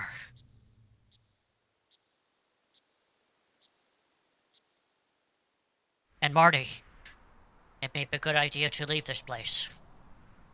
And take that with you. Even though you probably don't know how to operate it. There's no guarantee that reinforcements of yesterday's unit would come. And they'll probably want to know what happened to their comrades. And also, if you stay here, it does not think the atmosphere would be joyful. Well, you know what I mean. Right there, Monty. It's probably for the best if you and I and all the other villages around here. I guess you're right. This disaster happened because I was here. But where am I supposed to go now? What am I supposed to do now? Well, that's a predicament, Marty.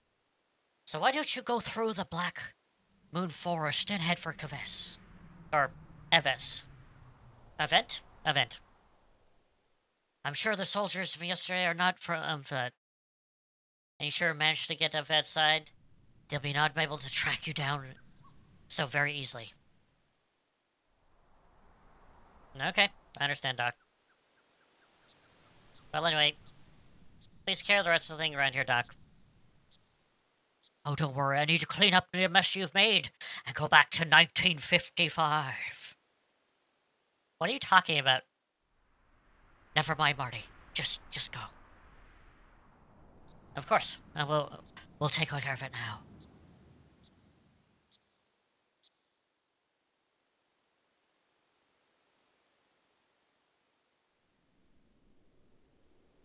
Even though they're sprites, it looks very like they're judging me, basically. Yeah, talking crazy, Doc.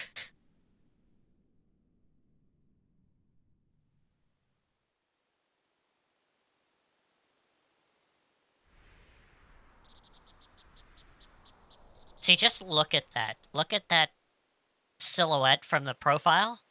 That so much looks like Noah's Ouroboros form right there.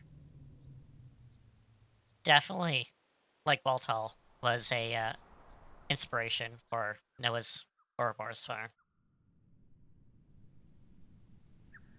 My sister, give me back my sister!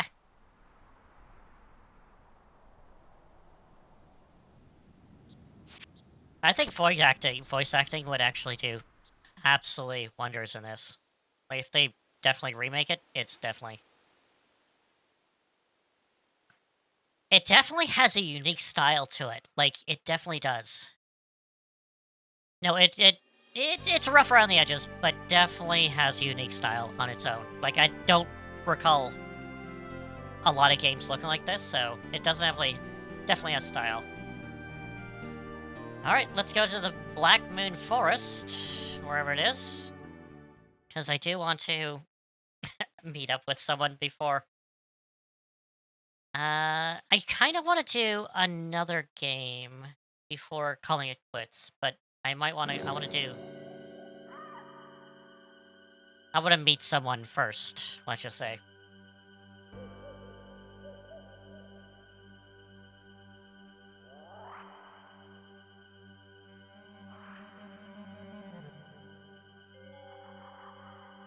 Although it's probably going to be difficult because I can't remember my way through this forest. So it's going to be a little bumbly. I have 4, so let's do 2.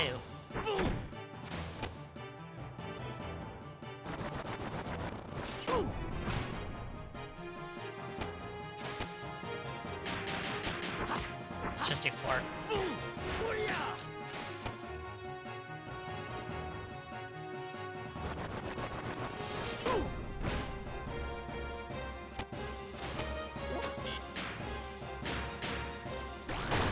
There we go.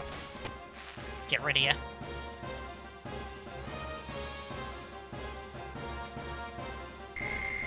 Alright, and do I not? I'm pretty sure I learn a,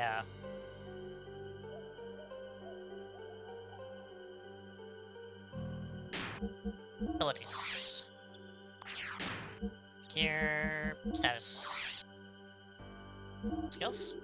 Death blows. I don't have a death blow? I'm pretty sure I do get one by now.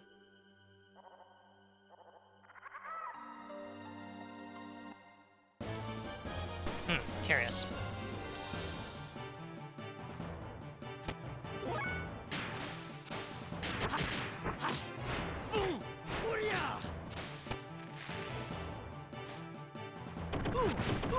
Jackal tackle.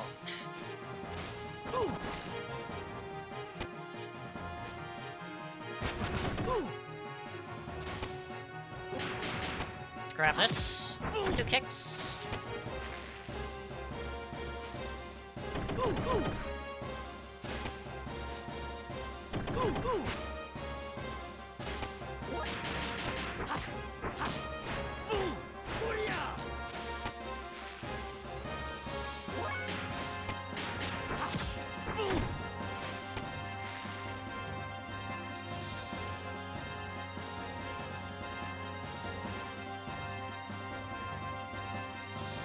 Yeah.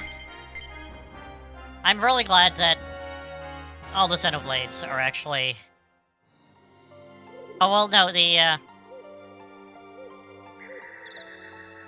I really hope that if they don't remake Xenogears, that a Xenogears-esque game is in the future for Monolith Soft. Like, they really...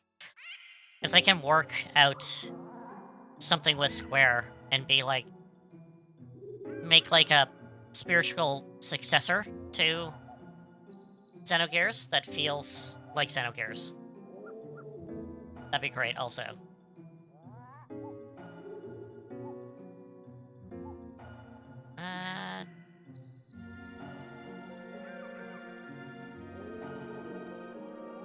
Do we go here? Or is that the way out? That is the way out. Okay.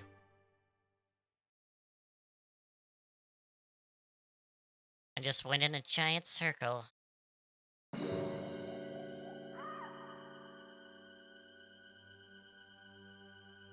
I think it was the creator just didn't have enough control over, like, Square. Well, obviously Xenogears didn't get finished the way he wanted it, so... And Square at the time was like, you know, let's go, you know, you gotta release it, so... And I think he just after that says, like, okay, I'm gonna look elsewhere, and, went over to Namco? Or he did, Xenosaga.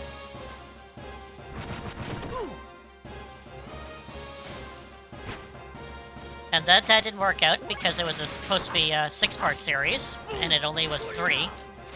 And then after that, he went over to... I think he went to Monolith Soft, or he created Monolith Soft.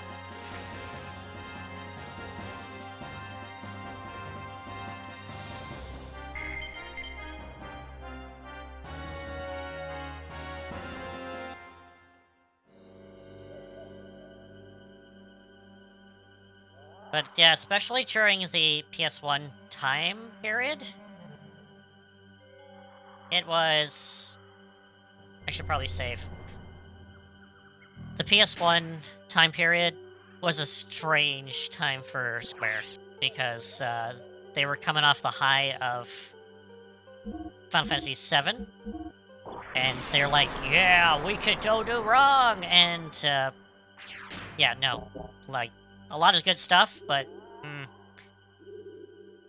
their ego got way inflated. Damn it! I fell down.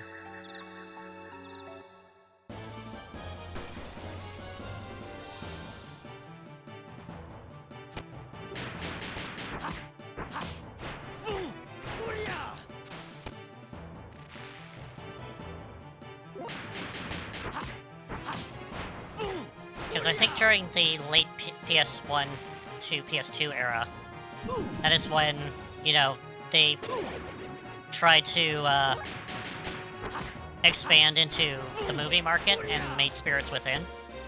And that cost a lot of money, and, well, it didn't deliver, so... that's... And things had to change, so...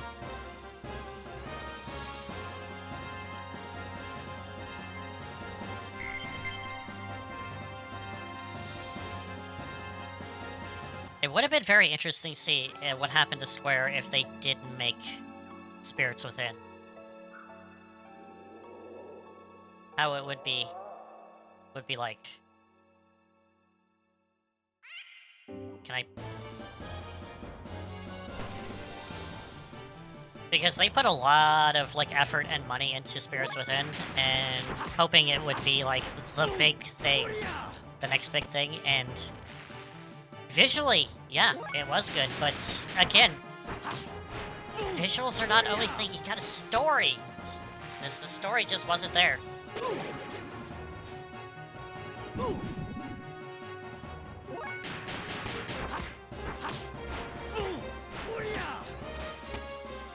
Alright.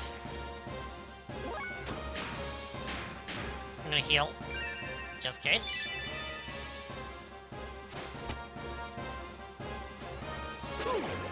Alright.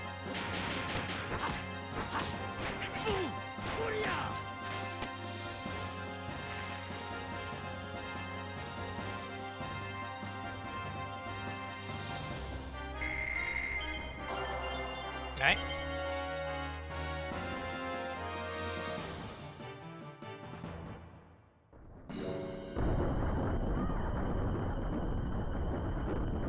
Think that's where I need to go? No?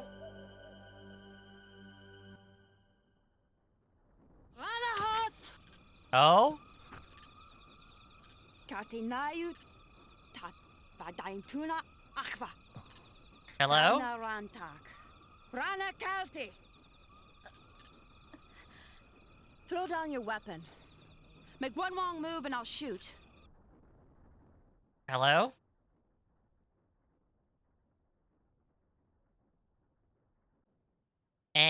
Turn around. I said, turn around.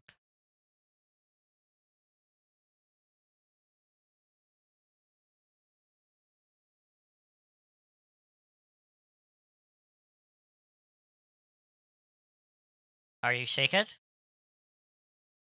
Be quiet. You don't seem to be one of the Kevasaurs who are after me. Don't move. I have orders to kill all surface dwellers, lambs, if I come contact with. It's a part of my mission. It's nothing personal. I have a question for you. How do you get out of this forest? Are you lost? Just answer my question. How do I get out of here? Sorry, I'm looking for the way out too. Oh.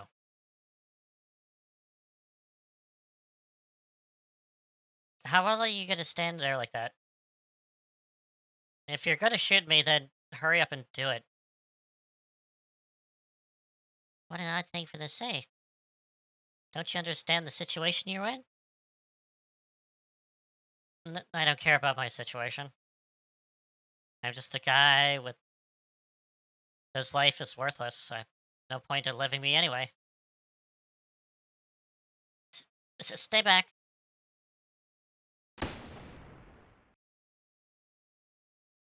What are you aiming at? Here, shoot me here. Come on. Are you mocking me? You're weird. Something's very wrong with you. You should at least resist a little bit.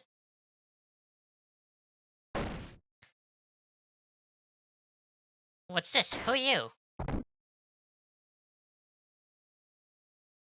Stop. Keep your hands off of Ellie. Interesting. He knows her name, even though they've never met.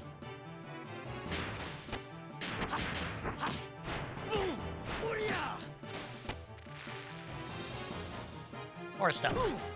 Oh, he kicks. Done.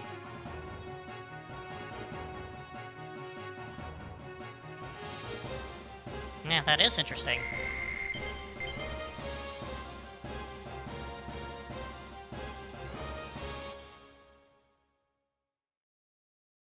Are you alright? Hang in there. She'll be fine.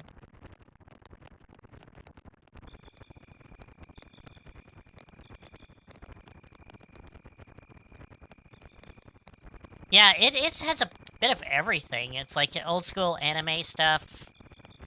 Like, this is why I'm saying, like, the first disc of Xenogears is, like, bloody magical, because it has cutscenes that are animated, voice lines, an actual game, and, like, a 50 to 60 hour campaign of story in it that has multiple world maps, multiple locations, tons of stuff. Like, they have worked some kind of magic into this disc, I swear, to fit all that crap in there. Like, holy jeez.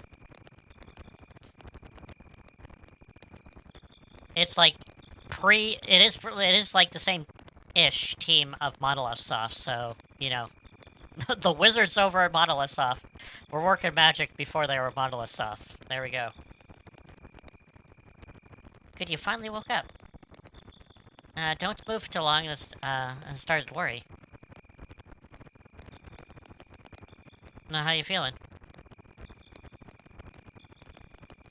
Do you stand to kill me? Then go ahead and shoot me. But you better not do it for a while in this forest. Forest monsters hate loud noises, you know. Fine. Don't talk to me if you don't want to. But it wouldn't kill you to thank me for attending to your wounds. Thanks. But you shouldn't have helped me. I don't think you'll save your life. Don't think it will save your life. It really doesn't change a thing. Now, what are you afraid of? I'm not afraid, I'm just being cautious. It's natural for me to be cautious, considering I'm a suspicious surface dweller. Don't worry. I'm not gonna do anything. Besides, you're much more suspicious than I am. Huh? So what's your name?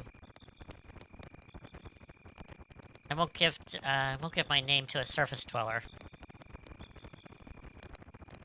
What's with this lamb thing?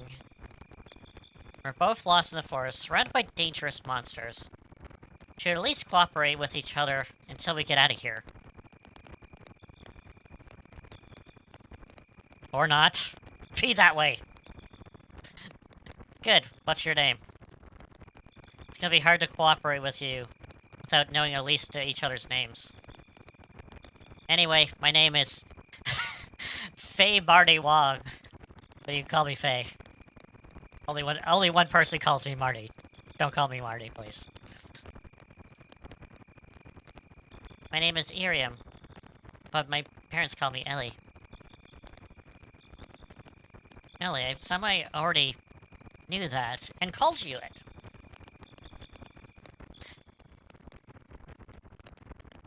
Anyway, it's too dangerous to travel at these parts late at night. Now let's walk at a daybreak before we continue looking for a way out of here. If it's okay with you, Princess. Well, I guess I have no choice, do we? Okay, well then, let's have something to eat.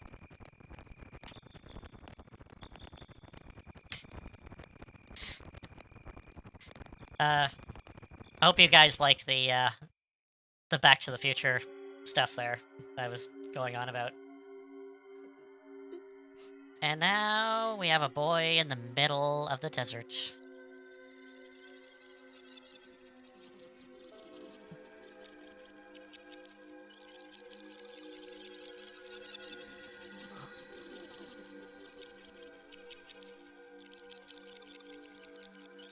He knows her because he's met her before in past lives. That's a thing. So she's always kind of like they're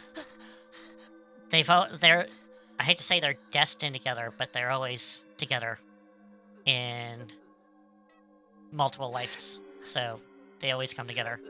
And she's always been called somewhat Ellie in those time periods. So like here. this is a past life where You must boy be lonely here by Faye yourself. that met another version of Ellie. So, Faye. Faye. Marty, wake up! You're nice and cozy and back in 1955. Oh my god! I'm having flashbacks! Oh no! Oh no, I have flashbacks. Like, oh! Marty? I told you not to call me Marty. Are you awake? Alright, so we have Ellie now on our team. It's been way too long. I need to play this too, Steve. I need to play this too. Like, the whole game. I need to play this. It is absolutely a gem. So we have Ellie.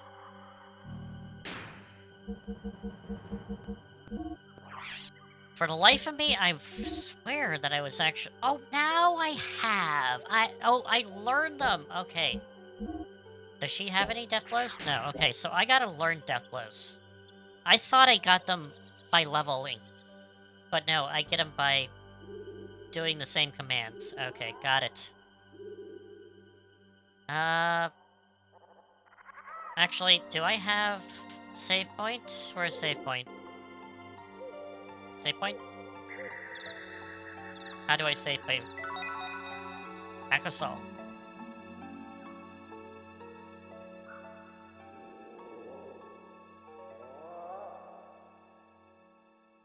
Nope. This is kind of hard to navigate.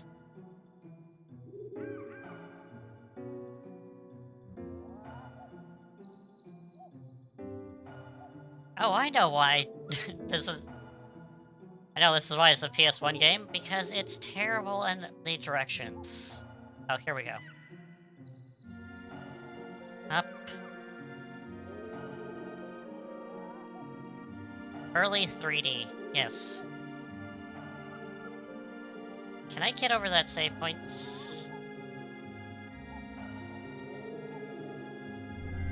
Alright, let's go to save point. Alright. It's pretty late where I am, but I'm good to go for a little bit more, so I want to show off one more game that that I'm very I want to go with it, and I just want to do the first part of it, so it might take an extra half hour or so. Ish, around there. I'm gonna turn off that just so it's there. I gotta turn off this. So it is a PS1 game. It is also one of my favorites.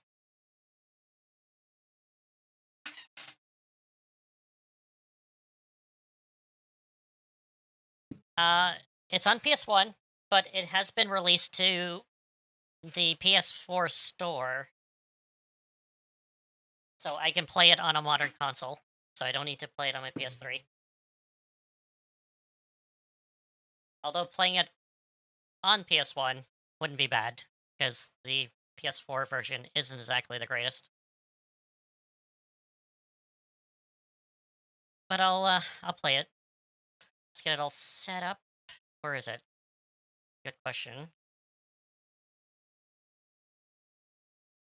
There it is. Alright, let's switch it over to here.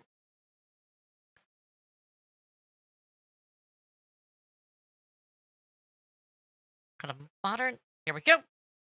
Here's another one. It's a Square Enix soft game. It's by Tri-Ace.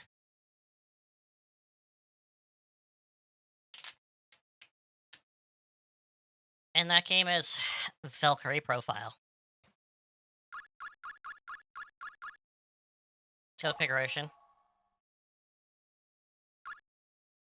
There's one thing that I wanted to do, but I can't remember what it was. But anyway, let's get into it. Let's watch a bit of the prologue. There's a bit of a prologue to it. kind of sets up a little bit of the mood of this game.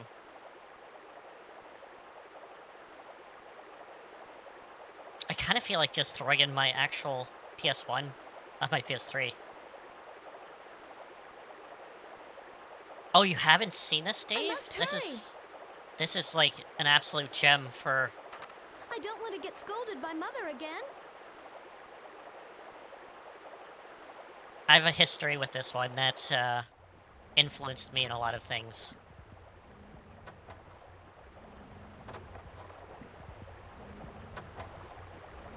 So that's why it's like one of my favorite games, is because it influenced, again, my taste in certain things. And this has definitely influenced me in the way of getting into Norse mythology. I'm so sorry. Your clothes, are they...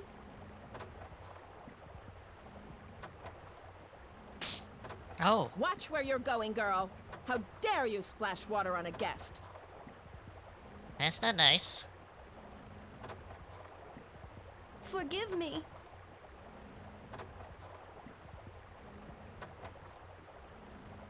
Mother, who were those men? It's none of your business. You have work to do now. Hurry up and grab your bucket.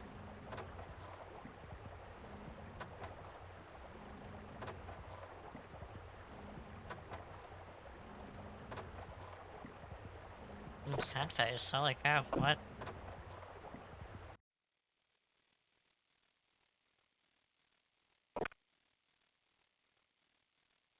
Lucian? What's going on? Do you know what time it is? Shh, be quiet. It's definitely an art style. It's definitely an art style. And the sprites are... Platina, we've got to run. Come now, It's, hurry.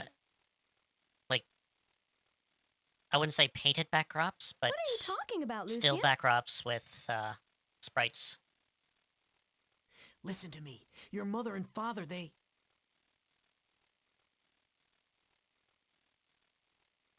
sold you. What? What? You little thief! What are you doing to my daughter?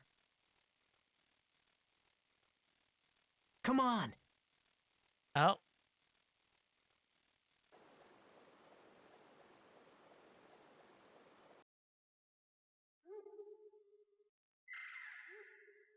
Oh.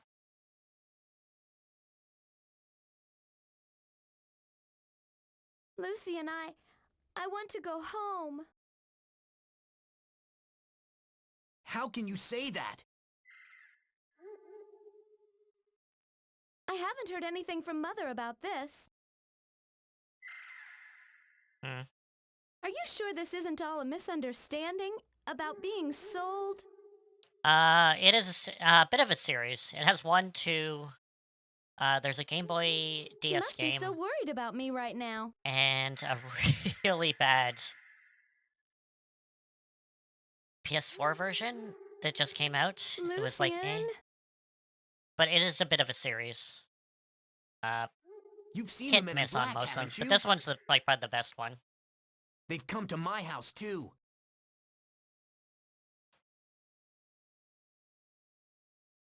And the next day, my little sister was gone. Oh noes. My mom and dad didn't tell me anything. What?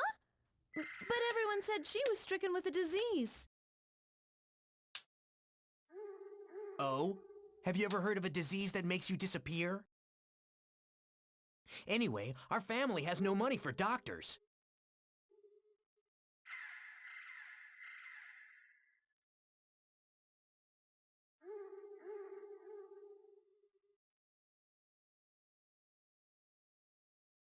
I just don't want to lose you. Lucian...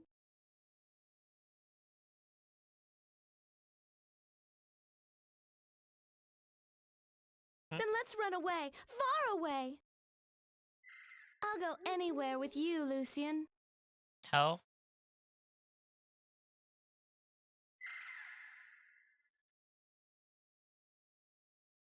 Oh, he's got a gentleman. He's giving her her jacket.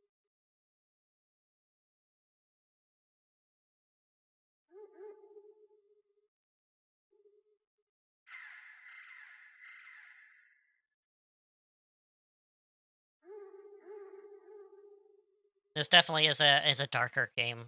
It has, I wouldn't say like really dark themes, but like dark medieval-ish themes to it, like plague and Where do you slavery. think we are? I don't know.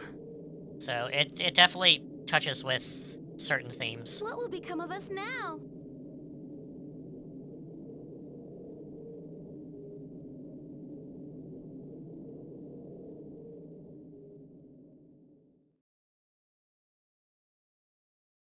They're just wandering in the fields.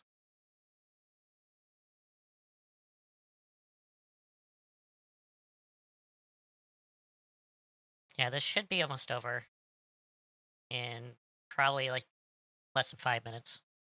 Well, actually, probably a few minutes more. Where?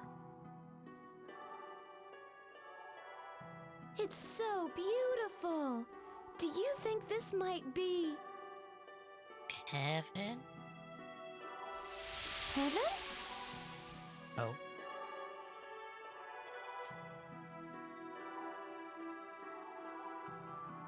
It's bad luck to say such things. I'm sorry. Oh.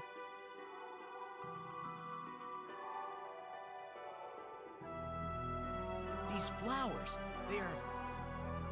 Oh. It's... Platina, we've got to get out of here. kind of These turn-based. flowers, all of them, they're...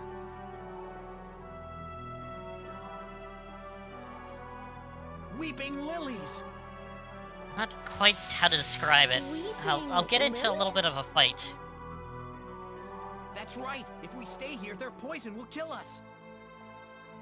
But it is kind of turn-based-ish. Turn-based-ish? Like, I say that. Platina! If I were to fall asleep here, would I be able to just slip away? Oh? What? No. What? I can't stand it any longer, no matter how hard I've tried. Mother and Father have never treated me with kindness. Oh.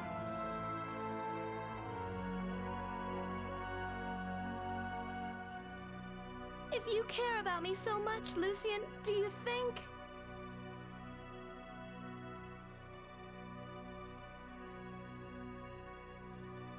Oh. Do you think we might be reborn? That we might be reborn together? Oh.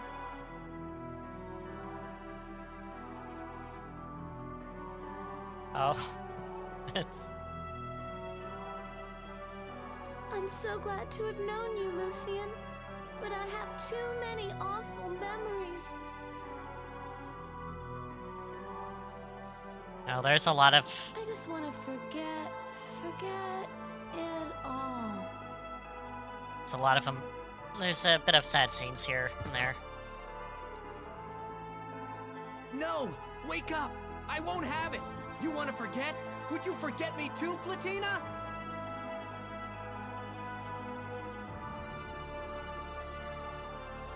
Platina!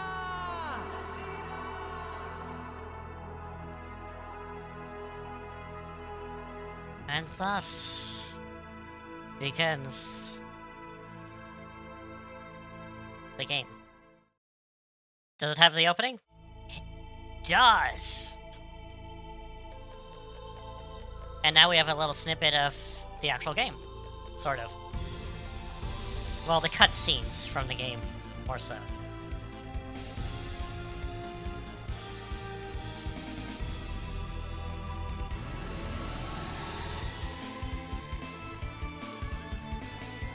So, the opening scene has... Well, I wanted to show it off because if you go in, you have multiple endings to go towards. And if you go I guess the true ending, the opening does make a lot of sense. She did.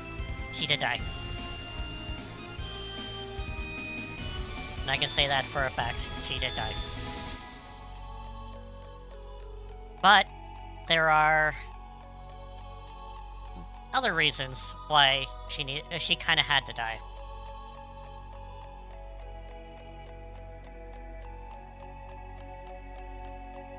All right, let's get into the game. So you got easy, which is easy. Normal is a little easy for me, so I'm gonna go hard. Hard is actually normal for me, because I played this so much. And we have an opening cutscene, which has no connection to what we just saw, but introduces our main protagonist. How's the volume? The volume sounds a bit quiet where I am.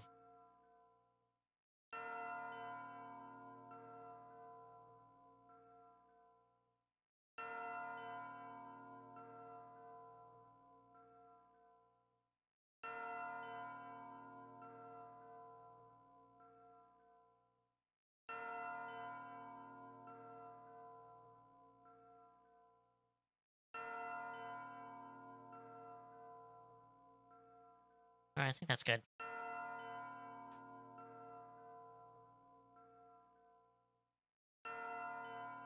It's a bit quiet? Okay, let's crank it up just a little bit.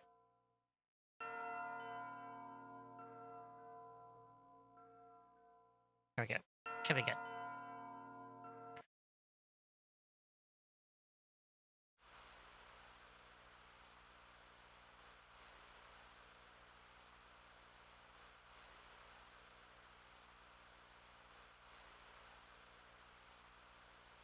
Oh, what's this?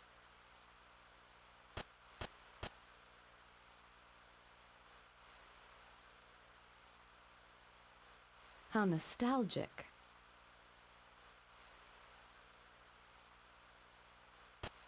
I do want to point out that I probably am going to be quoting this game a lot, because there's a lot of quotable lines, and how nostalgic is one of those quoting lines. It is not Platina. It looks like her, but it's not.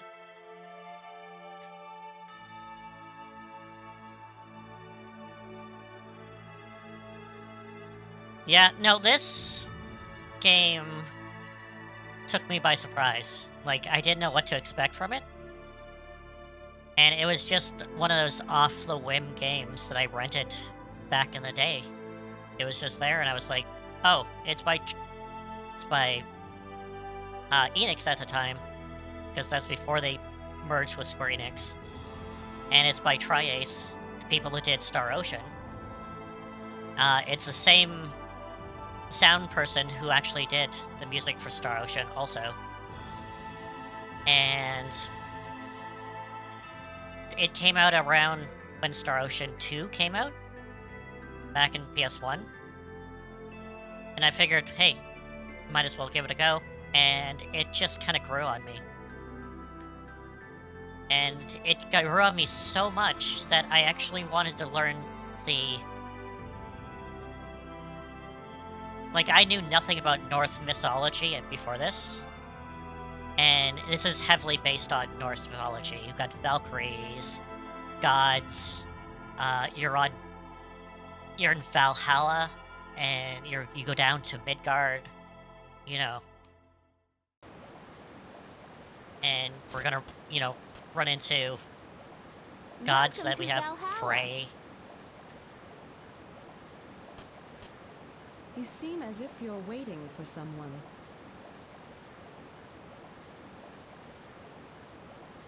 Of course! I've been waiting for you, Lenneth. I've been waiting since my sister Freya told me you were coming back.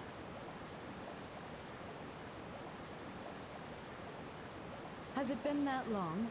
Are you well? Yes! Oh, Lord Odin is waiting for you within. We have Odin. Of course. We will speak later, Frey.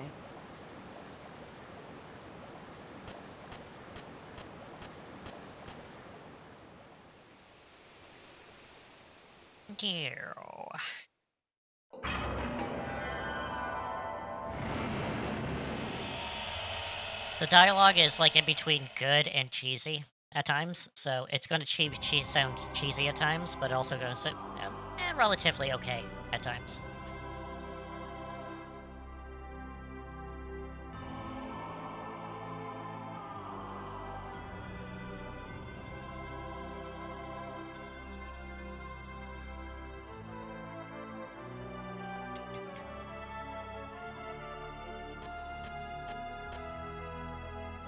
I am here, Lord Odin, at your service. Stand, Lenneth.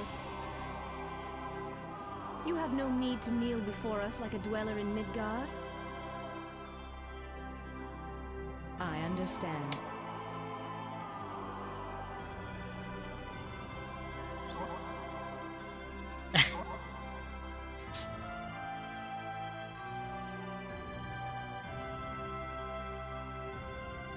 I rejoice to see you again. You have been missed. And you. Lenneth Valkyrie. I would not summon you, the greatest of the three goddesses who govern destiny, without good cause. Yes, my lord. The head of Mimir has told me that Ragnarok, the end of the world, draws near.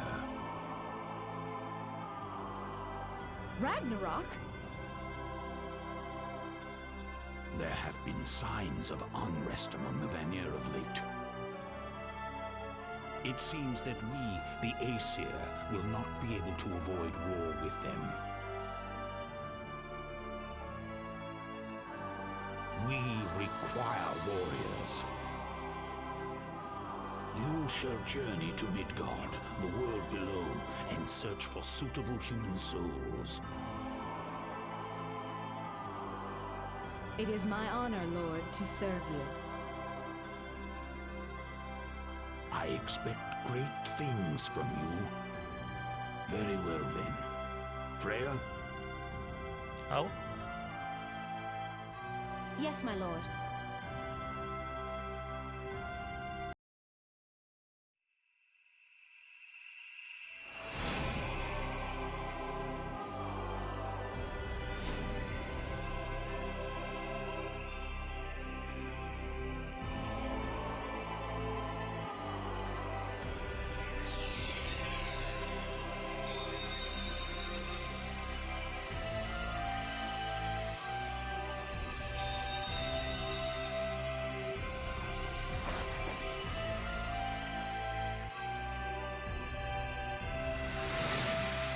And now she looks like a warrior.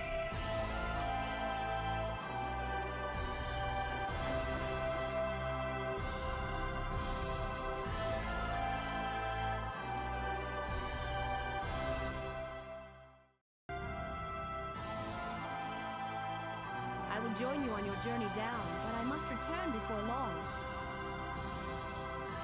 You have but recently awakened, and it would be unkind of me to send you alone. Well, thank you. So this version I'm playing is on the PS4, which was originally a PSP game, which was slightly modified with new cutscenes and so forth, and the aspect ratio. That's why everything looks kind of small and squished at times. Because originally it was a PlayStation title where it was 4:3, and everything was proportioned correctly, and to fit on a smaller screen, you need to squish scenes at times.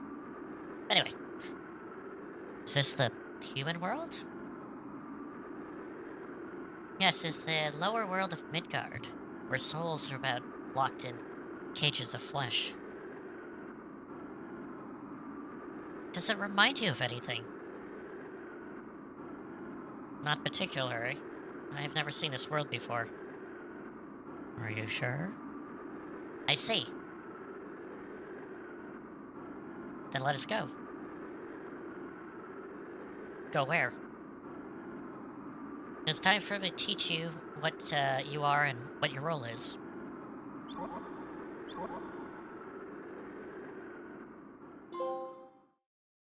Nope, I got a trophy. Awesome. Do you hear something?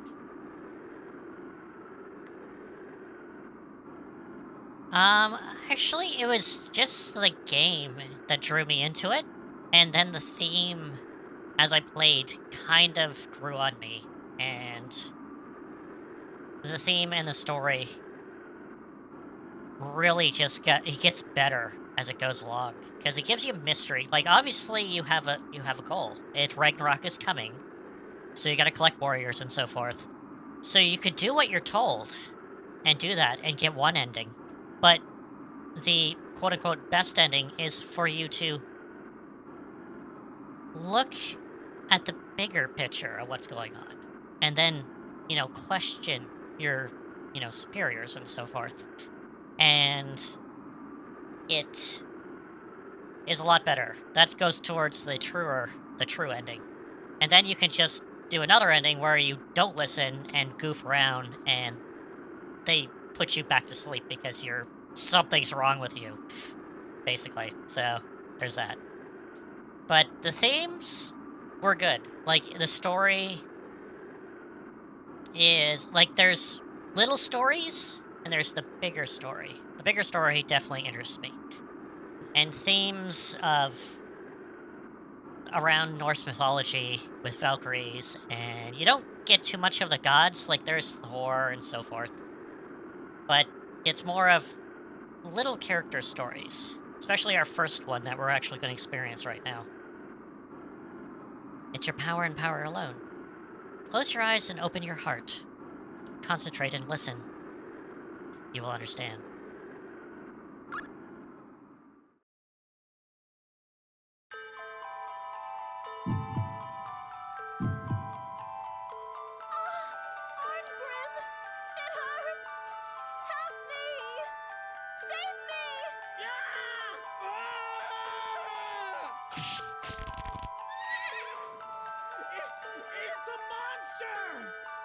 You think it's foolish, brother, because you're content with what you have. You're wrong.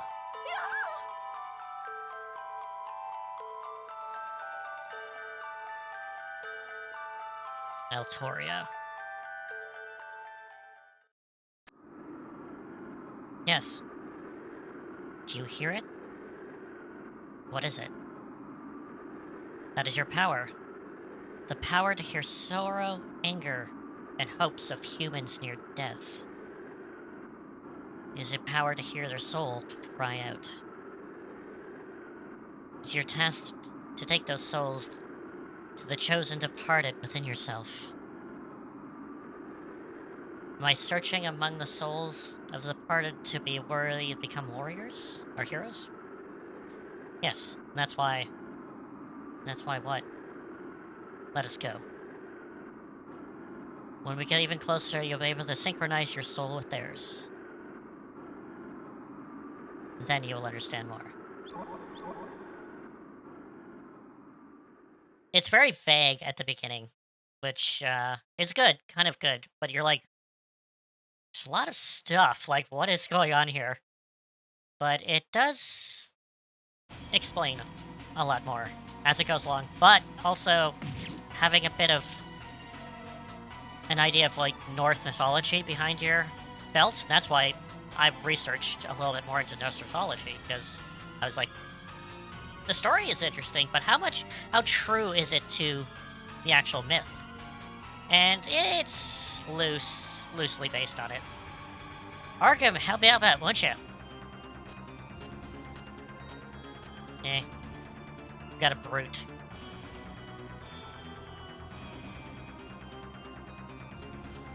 Yeah, this beast is tough. Ah.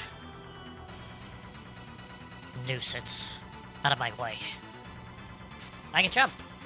But let's go in here. Let me assist you. Alright. Awesome music, first of all. Battle music.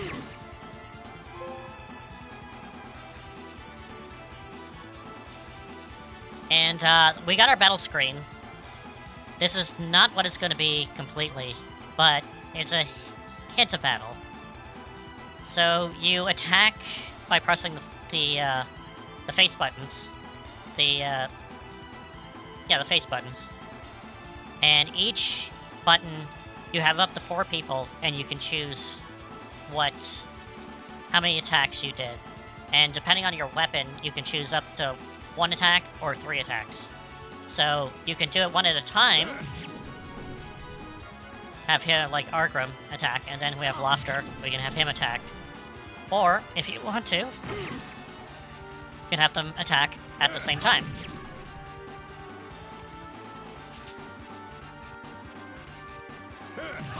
And sometimes attacking at the same time causes enemies to drop things. And I'll get into it a little later, but combat's a little fun in this. Welcome home, brother. Whoa. Are you okay? Yeah, just sit down.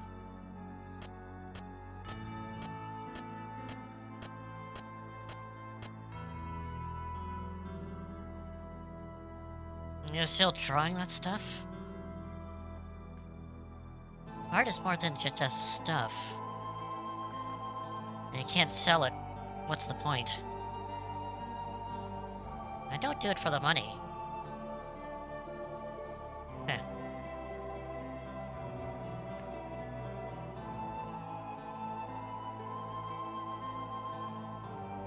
Well, exactly, that's the thing. See, that's why Persona is so interesting to me, because it made me look into... It's based on something that's real that I can look into. This was the similar thing, but before Persona. So this is why I love this game, because it made me interested in something real life, which is Norse mythology, which I got into. Like, I didn't extensively look into it, just minor details here and there, just to kind of get the broader picture of what the myth was. So, but do you need to know Norse mythology to actually play the game? Not at all. It actually tells you everything you need to know, but it just enhances the experience. That's all. Just like Persona, if you know the tarot and what it's going with, it does enhance the experience also. That's the thing. Whatever. Brother. It's different. It's different than war and just killing people. What? I don't fight for the money. I'm a mercenary because I enjoy it. Same as you, right?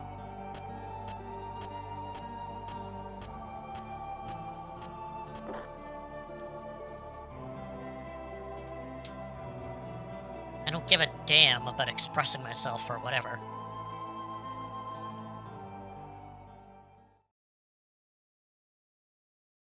And say, Roland, what is fun about making art anyway? Now, you think it's foolish, brother, because you're content with what you have.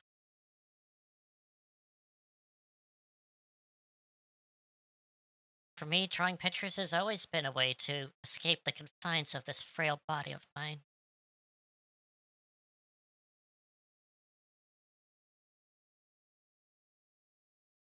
And I'm sorry, brother. I know it's a part of the reason why you're fighting to support me. I'll leave the money here. And the statue? Yeah, it's a present from His Highness. Give it to the guy who kills the most people in battle.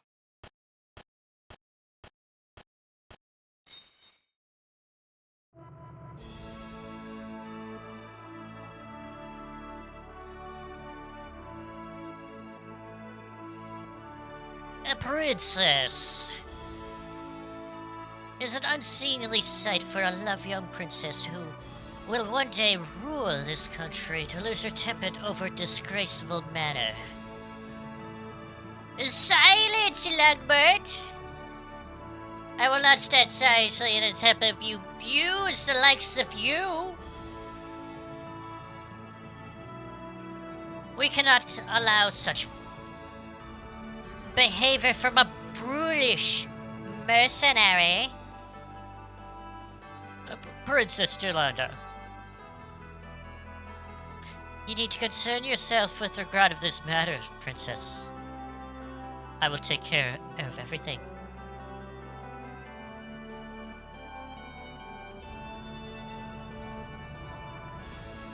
Take a minute.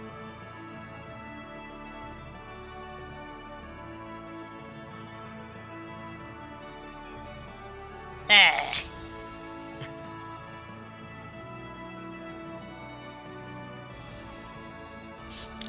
Thanks to the mysterious efforts of barbarians have been driven back. I salute you all. And among you, I believe, is the greatest warrior of all, Sir Argram.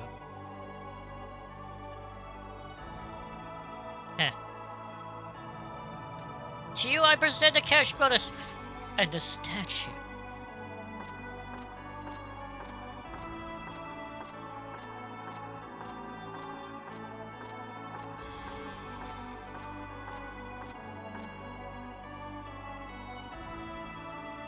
Although I'm sure her mercenary's taste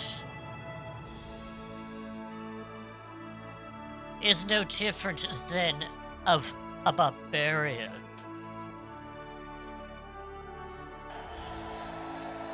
How delightful. I thank you from the bottom of my gaping voice of my soul.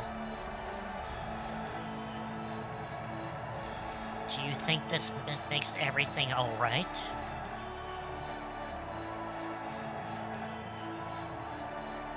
This cheap little statue is nothing but a lie.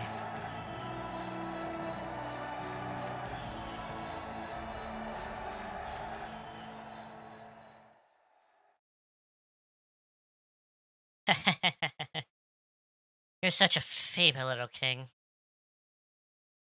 What? What are you?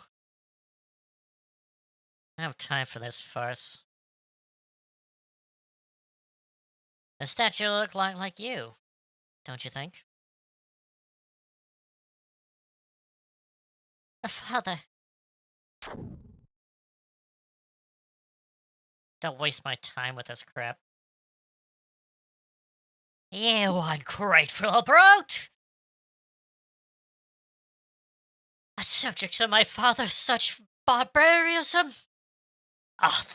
10,000 deaths are not enough for you! Sorry, I've seen this absolutely so many times. I am absolutely in love with this opening, part. It is absolutely great. That arrogant lout. There must be some way I could get him.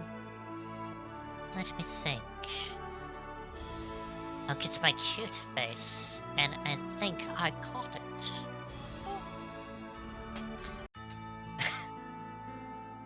Alright, so we have control.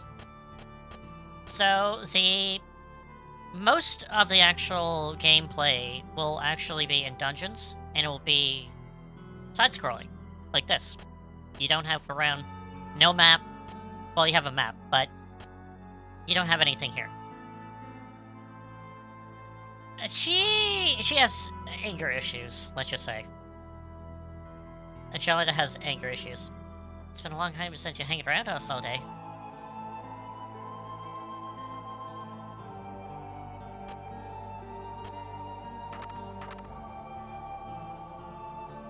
Now just sit down and relax.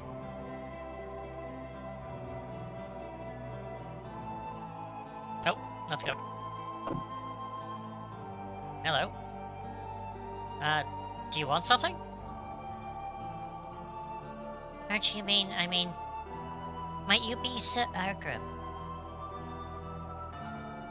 Yeah, that's right.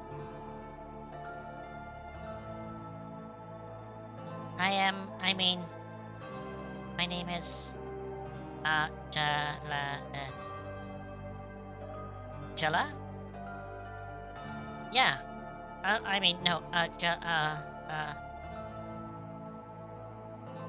my name is Angela.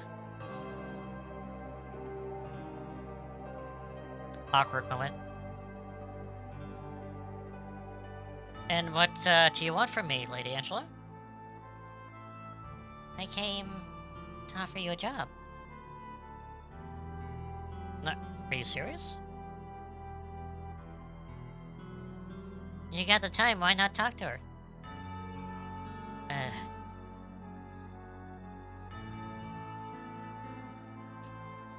So, where are we going? Let's go to one of those restaurants. Do you know any of the fine establishments? Well, there's a place over here. It's as fine as you can get in Notoria.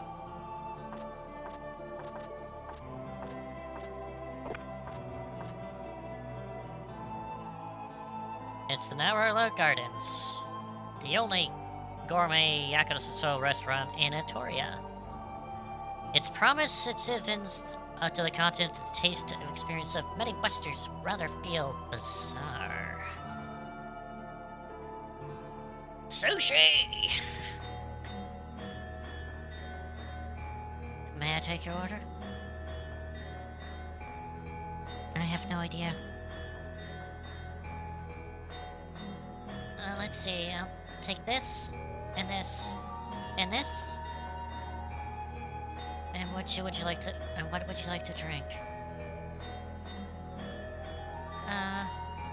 I'll take this and one of these. Hey, are you really gonna eat all that? Why would I? I just eat what I want and leave the rest.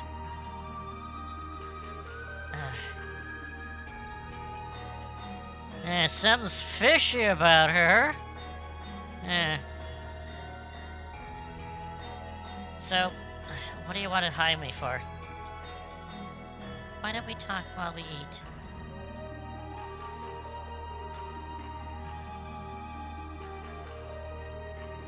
30 minutes later. Call your manager. Huh? I said call your manager.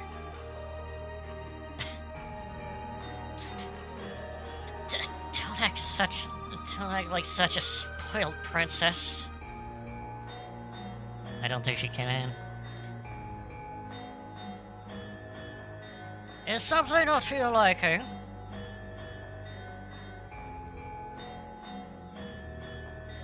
Not to your liking, you say? What is this meat? It's raw. But miss, it's called shitimi. It's a classic Japanese cuisine. And what is this cloudy soup? It smells awful. It must be rotten. Miss, it is absolutely a staple of Japanese cuisine. Miso soup. And what is this? It's a monster. You're trying to make me eat baby krakens? But miss, that's just plain octopus. You serve monsters here? I assure you, miss. I have never been insulted in all my life! And now my throat just parched. Pfft. Pfft. What kind of water is this? Are you trying to poison me? How dare you? 10,000 deaths are not good enough for you, is,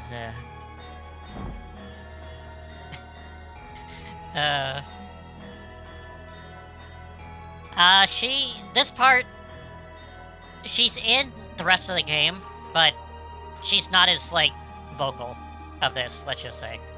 This is her part of the game, basically. Your bill, sir. Oh, God, no. I'll save my game. Yep. Nope, I didn't save. Damn it. So, before I go here, there's sections of the game where you have to get warriors. So this is for a warrior. So obviously, you kind of guess which warrior we're gonna get. And you go up, you do your spinny thing to listen to someone else in their time of death. And then you go down, you listen to their story, you go through it, you get their soul, you go back up. And then you go to dungeons to get them up in level to send them to Valhalla. That's the flow of the story. So everyone, like I said, there's little stories, and there's the bigger story, where it's like the bigger story is to get warriors to Valhalla. And the little stories is the moments that you've witnessed these people before their deaths, and so forth. So obviously, this is before whoever we're going to get here. So it's very character driven, but once you get that character, there's not really any more to do with that character, but you have them in battle. So it's type like that. So it's a hit and miss with the story. Like I love Jolanda here also, but after this part, she's not really part of the story after this, which is kind of sad. But anyway. So this happened before. Is this happened before she heard what she wanted? Yeah. Oh, she blew it. Huh? Princess. Jolanda? She blew it. What's going on? Well, I know she came here in disguise to hire me for a job.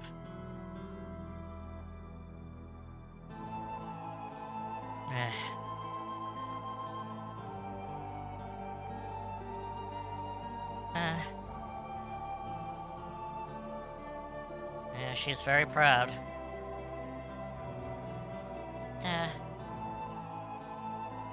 Huh? Talking in her sleep.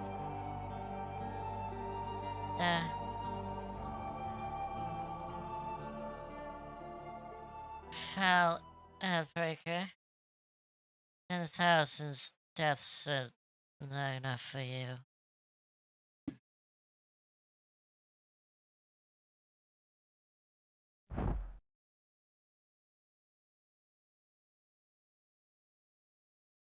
So that's it. I understand now.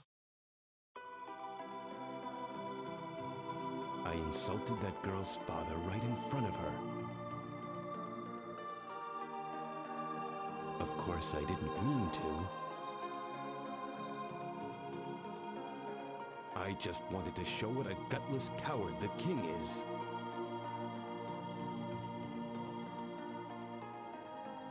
What I did wasn't wrong.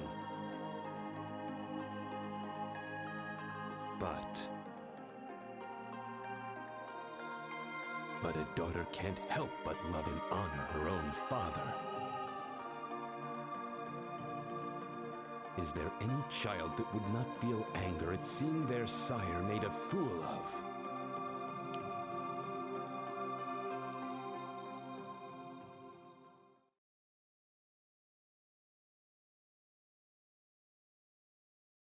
Nope, she's awake. Where am I? It's already evening. Yep, it is. I have to go. Oh. Is it okay if I come back tomorrow for the offer? Yeah, sure.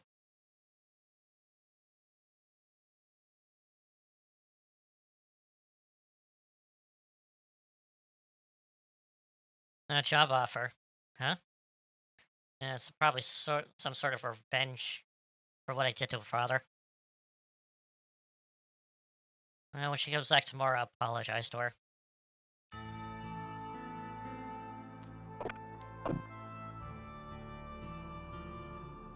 You're late.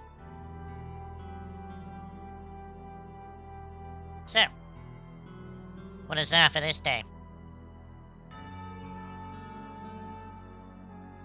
It's short notice, but we need you to help another man deliver. Eh? What? Give me a break. You wasting your time with that? Now come on, the pay is top price. Will you take it? Dangerous cargo, eh? Eh, I'll take it. I want 5,000. Price is doubled. Fine, what's the deal? You serious? Yeah, if you say so. By the way, who's the other guy you gotta team up with? You'll meet soon enough. Huh.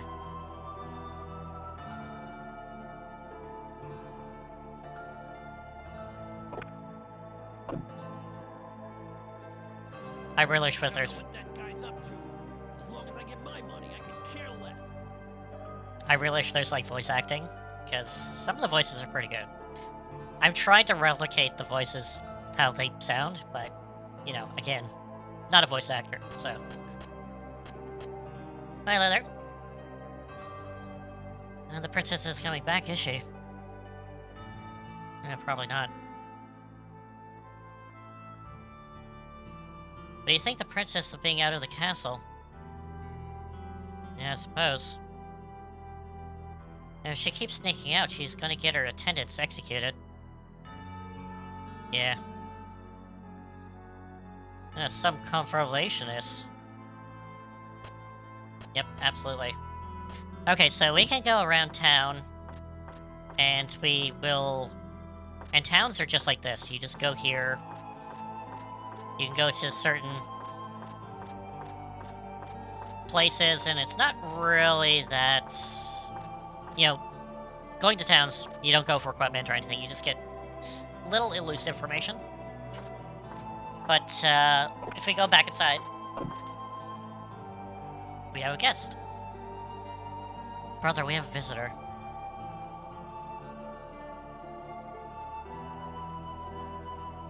I need to speak with you.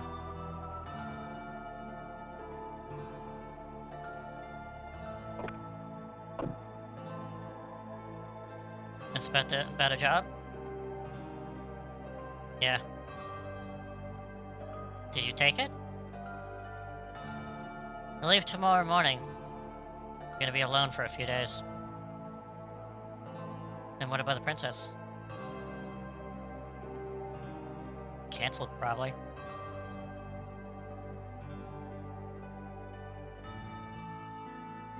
It's a surprise. Mine's gonna be you, eh?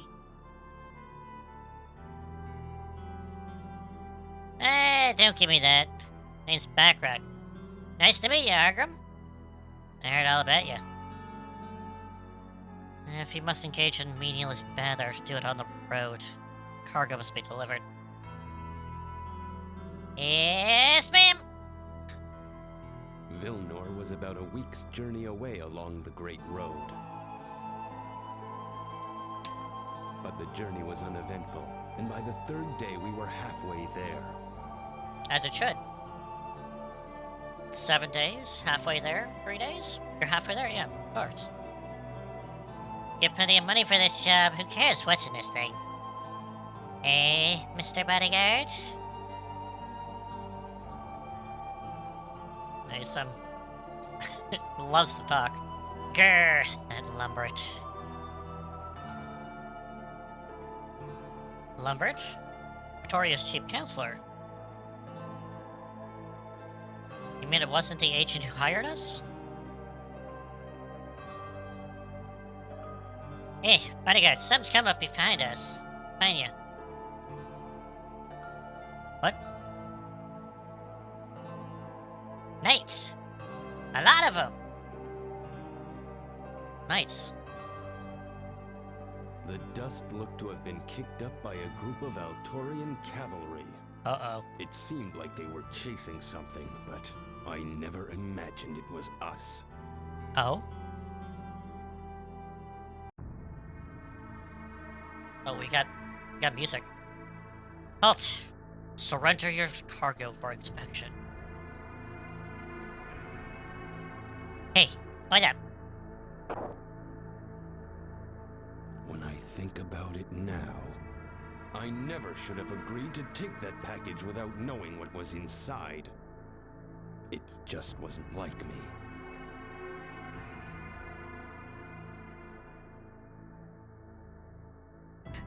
These are the ones. Let's get out of here. Hey, hold up a second.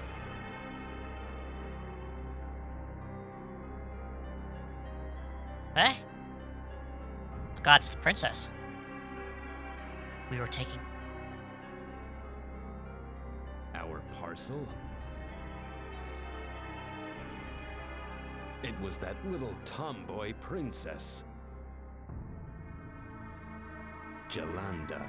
Oh.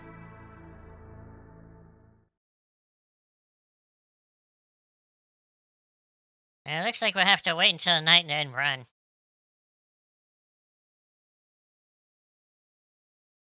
That damn lumber.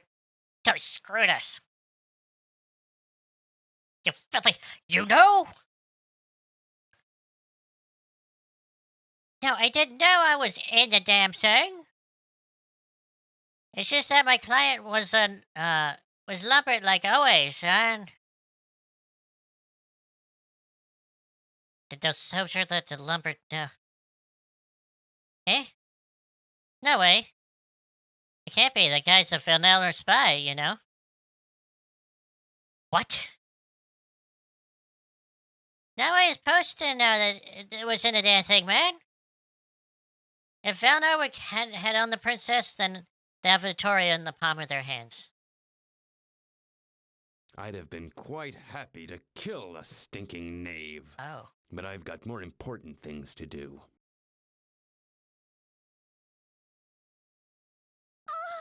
Arngrim! It hurts! Help me! Save me! Oh? Oh?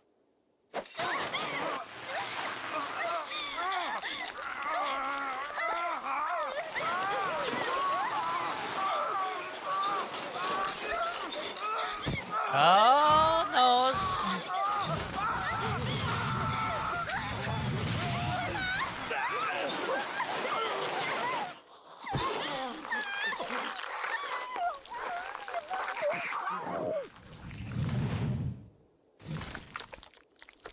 No.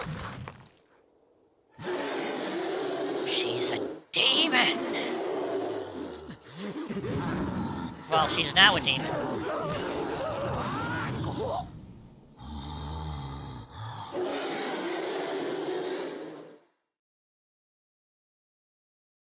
Yay!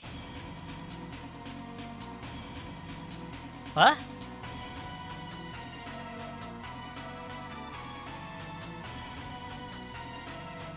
Hey, what the hell is that?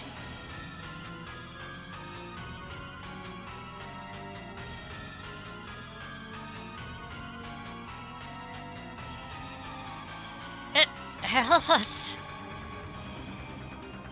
Hey, what's going on? Jolanda? Because the princess was unconscious, the captain told us to give her this medicine we got from Lumbert. Isn't that the princess? Lumbert was playing two hands. He knew the abduction would be discovered, so he sent some medicine along with the search party. Oh? If we made it all the way to Vilnor, no problem. But if we were discovered, the cavalry would use the medicine. Oh? We knew the princess would be unconscious if she was found. The medicine's effect was as you've seen. Oh? The princess became a monster, and afterwards all were dead. Except for us. Perhaps even the princess. I think she's kind of not herself. That's exactly what happens when someone drinks ghoul powder. Ghoul powder?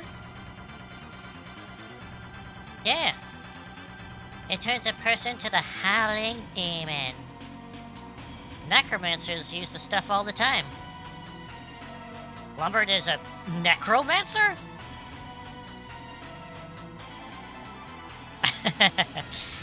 Yeah, Cholanda's a character, let's just say.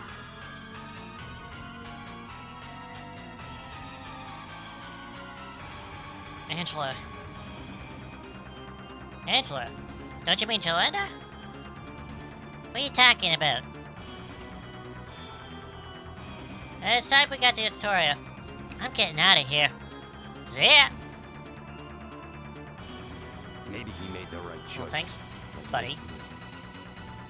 But I wasn't going to run.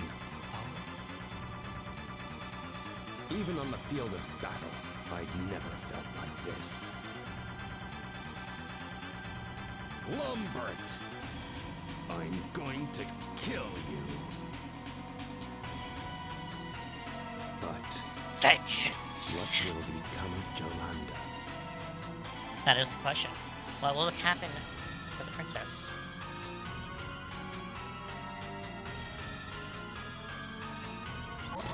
Nope. Stop. That's... Human life is not something to be thrown away. If you're a true warrior, you'll find the path in the maelstrom of battle. The battle making Valkyrie. Who hadn't heard the tales of the endless war the gods wage with the creatures of darkness?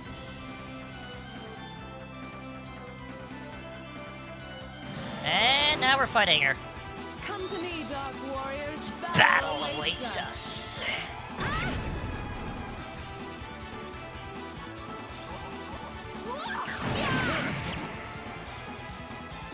So now I have 3 people, so I have 3 commands to do. And depending on what kind of things, like Freya's doesn't hit immediately, so I gotta do her there and then time it so all 3 of them hit at the same time.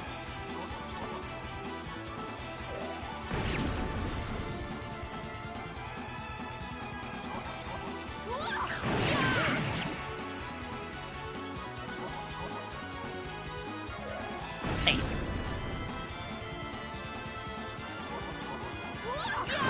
And done.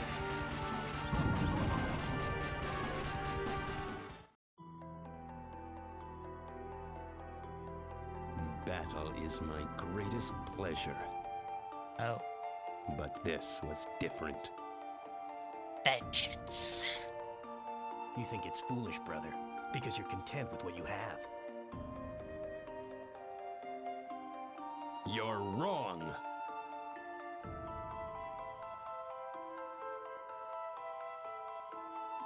It was through others' misfortune that I felt myself to be strong. That's right. I, who was myself without morals. Who was I to judge others? Who was I to look down on them? Injustice. I began to realize that the king and I were very much the same.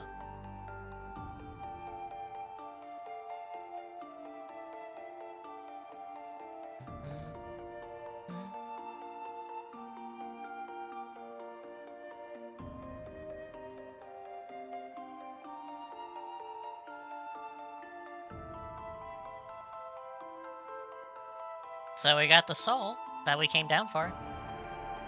It wasn't Argram. It was Jolanda that we came down for. Ah, so I thought you might you would show up sooner or later. You really should have just ran away. There's no veil of nothing to cause disturbance here, young man. No, maybe not. But in hell of hell, I'll smash your face in. I see. Argram, you may be the genius on the battlefield, but when it comes to the higher arts, you know very little.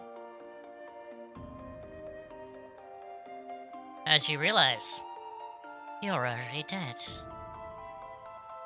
What? Magic, Argram. Let me show you. There.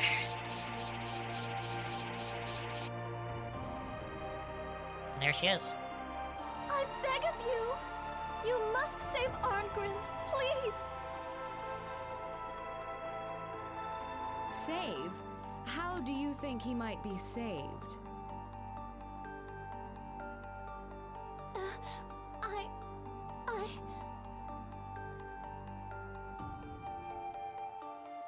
By being allowed to continue to live, or by being chosen by me?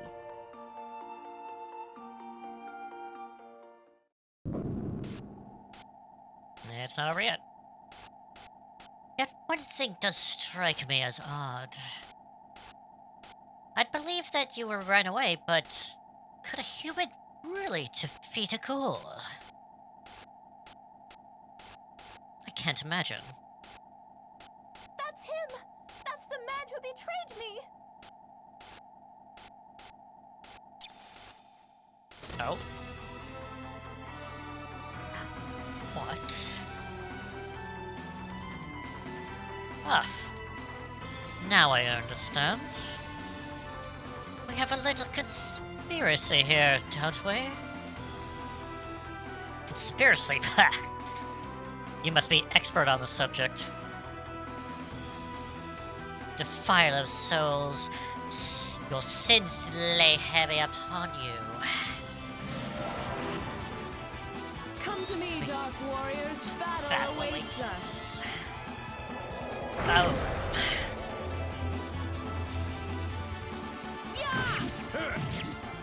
Okay, so we don't have Jolanda with us right now.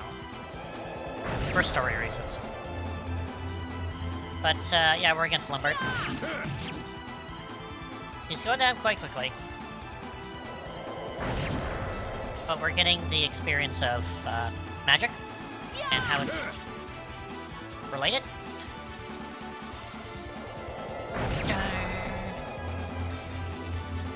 Okay. That should kill him. There we go. He's done! So we saved Argram. But at what cost? Prepare yourself, rebel scum! Will these slip-old soldiers think of calling me rebel scum?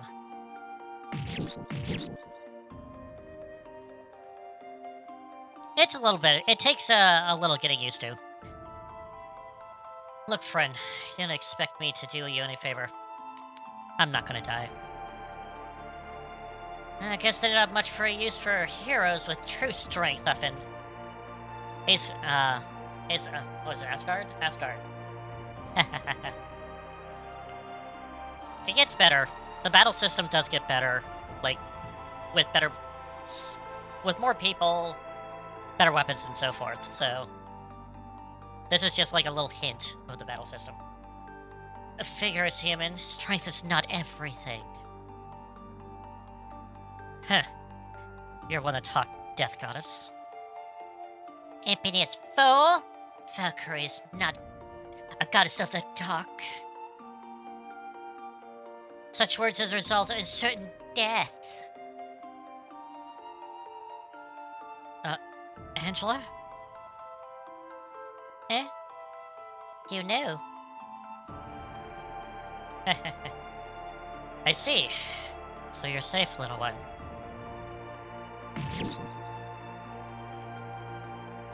I just have one question.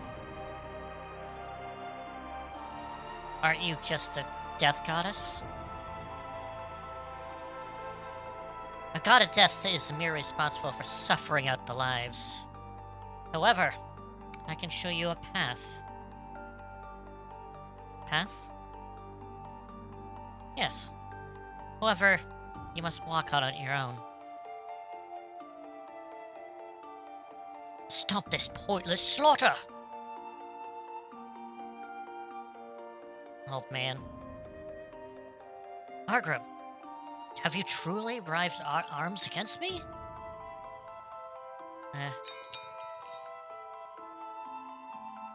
Do I have any regrets?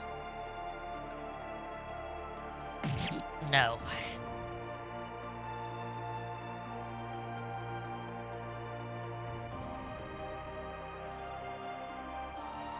Why did you save me? Consider it a gift. It seems we'll be spending quite a bit of time together.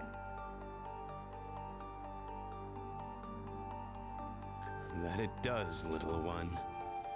Quite a bit indeed. So we didn't pick up one soul, but 2 souls. Fate can be a cruel mistress. What is it? Nothing. Let's take our leave here. Next? Yes. Even the strongest steel must be tempered first, yes?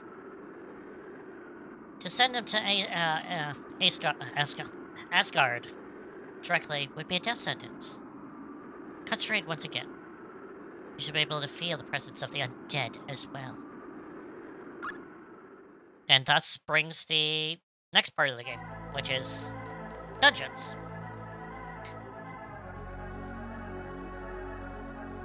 And this will get into where we get into the battle system. So I'll do a little bit of this. This dungeon's not quite too long, so I might just hang out and do it to show, like, a good portion of what the game is. Yes, I can feel them. They're nearby. Let us go and see. And thus, we have access to the whole map world. Also, I'm gonna stay quiet because this is one of the best overworld themes I've ever heard.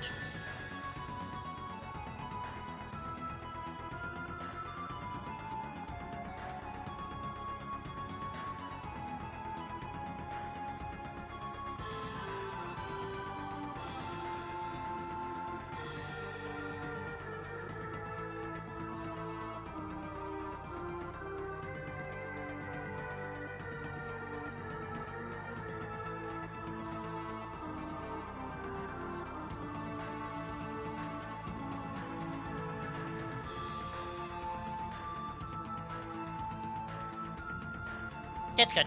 Okay, we have the ruins, the Atoria Mountain Ruins. Let's go in there. This is our first dungeon. Tutorial dungeon, of course. I sense the enemy.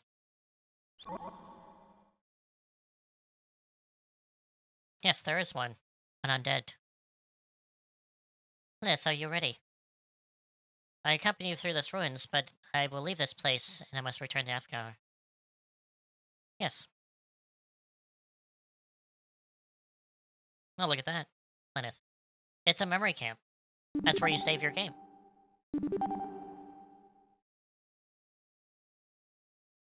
I think you understand, but eating souls is a discretion of eating the dead. Having mercy on the dead is useless. Enough. Let him go. Okay. No, I won't save. Let's go! Into the first dungeon. Again, music. Good.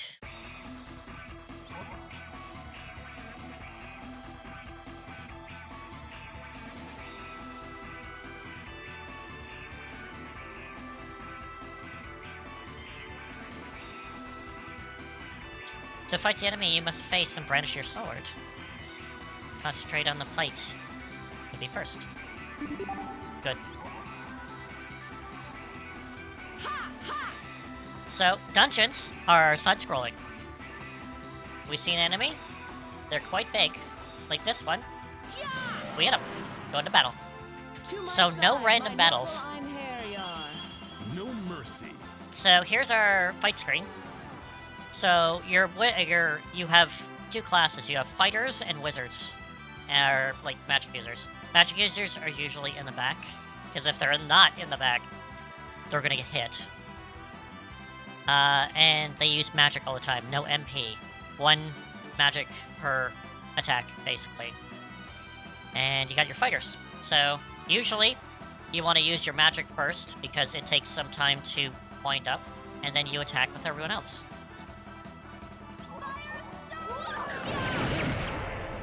And then we can overattack, and then we can do power attacks if we reach 100.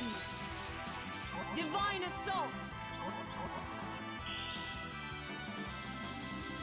And then just... Ether strike. and do absolute amounts, stupid amounts of damage. Let the worms feed on thy flesh. And then you get ridiculous quotes from everyone. That was too easy. What's next? Purification complete.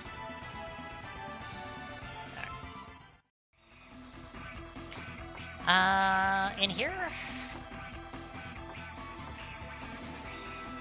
Nope, not yet. That's where we need to go.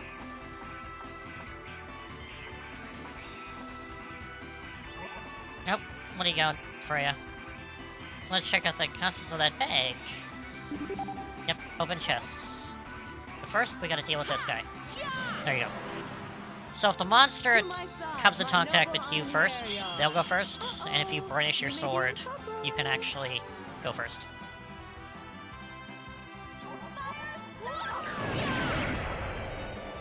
Nope, I didn't get a 100. Ouch. So, if you don't defeat every enemy, your magic user sometimes, depending on the spell, will have to have charges. And if you see at the bottom of the screen, the CT meters are charge counters. And you see Jolanda has one counter, so she has to go one more turn before she can use magic again. So she is out of commission for this next round. So magic spells They were rather annoying. have various charge times.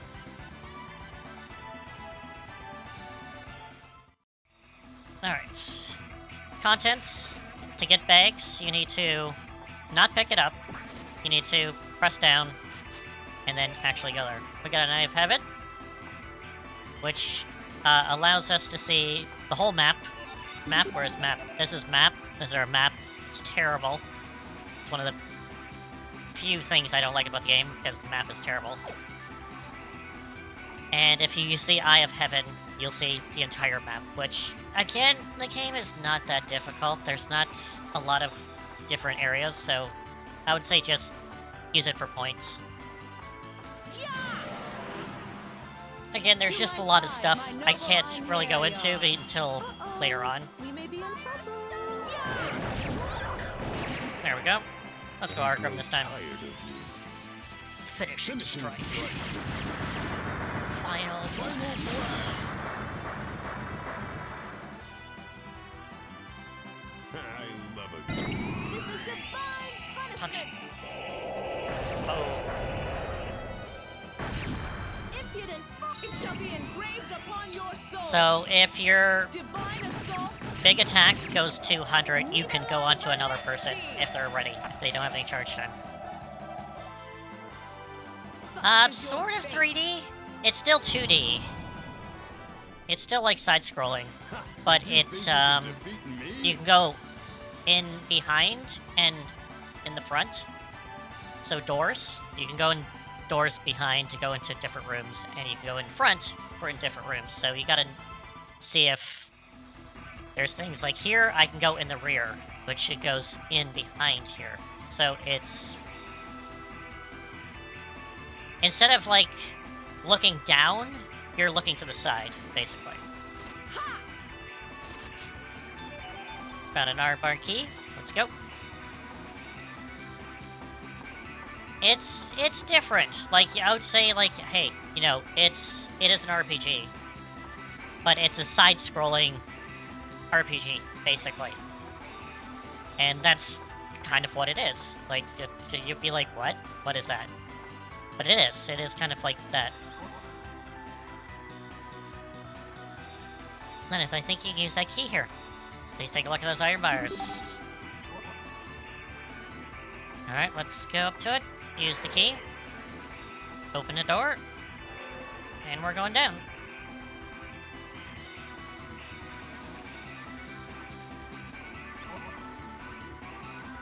Now what? When there's different levels, ladders and stairs, climb upstairs, sure. Yes, climbing upstairs. I don't know how to climb a ladder. No. How dare I not know how to climb a ladder? Oh. My noble Einherjar. No mercy.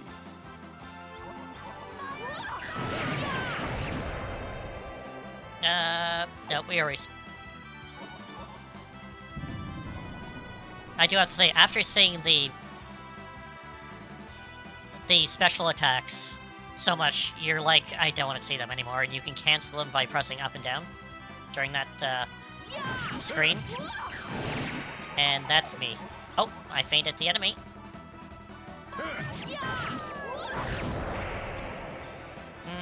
Nah.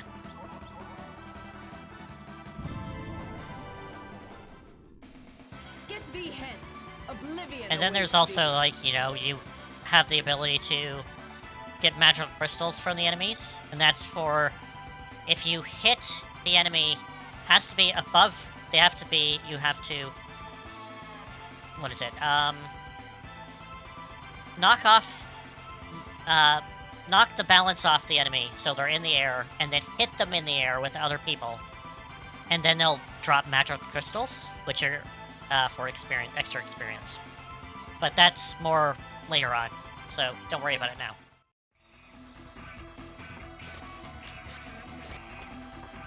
What have we got? I won't be able to get up here by jumping. I've killed some crystals onto the wall, and it'll be led to a foothold. Alright, shoot crystals. So, instead of just our weapon, which we can do here, you can also shoot crystals.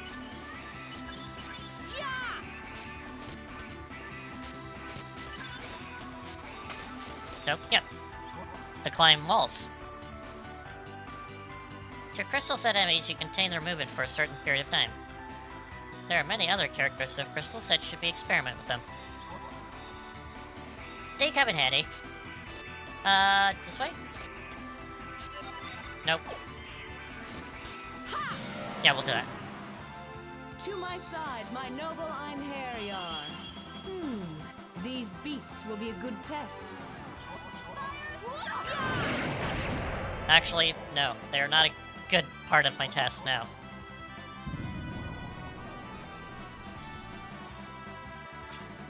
Nah.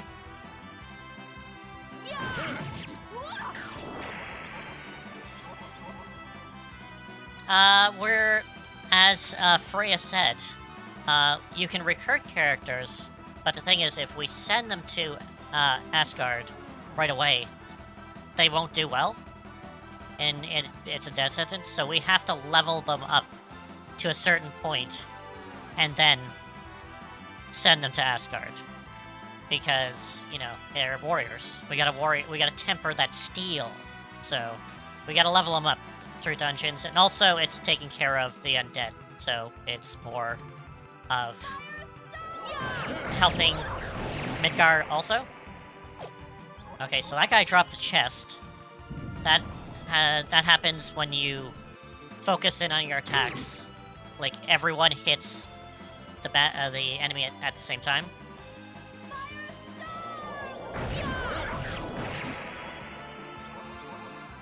Most of the time.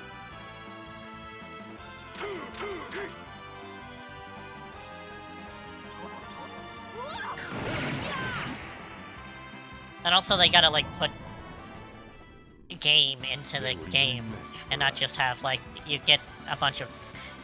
If you were just going around collecting warriors, that'd be like almost a visual novel. So they gotta throw in game elements into the actual game also, so gotta go into dungeons. It's Siege! And I can't go anywhere here. Up here? Nope. Got a vegetable seed. What do we got? Nope.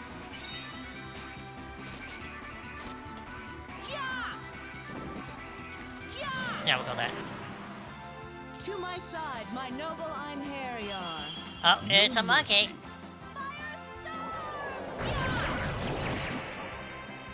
Nah. Nope.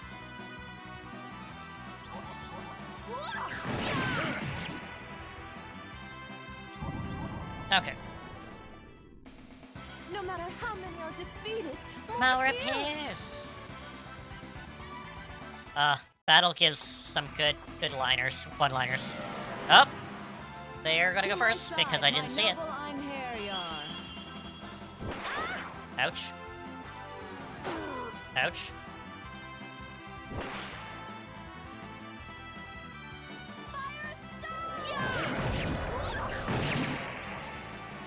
No. Mean it.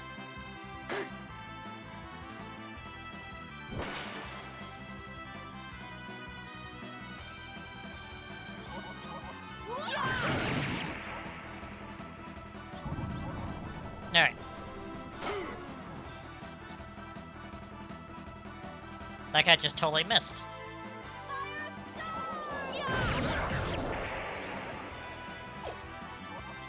Alright, got a...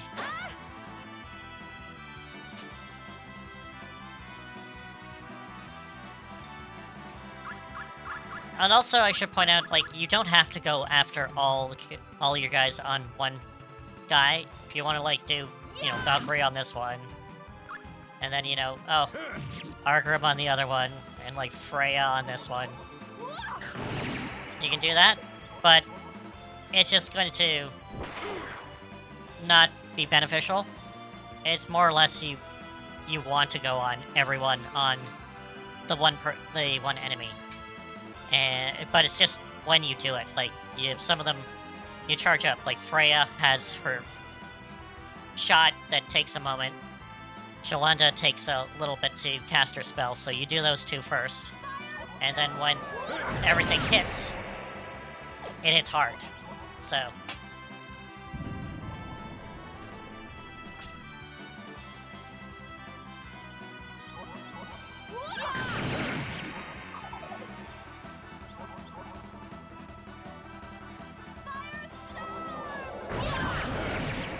Oh, I got a crystal too. Sweet. So, like, most of the time, you want to get the person who will knock the enemy off balance first. You go put them first, knock the enemy off balance, and then you literally attack them in the air to get magic crystals. And then you get experience. More experience. See, I got experience of 366. Got 2 crystals, and it's now 402. So, you get a lot of crystals.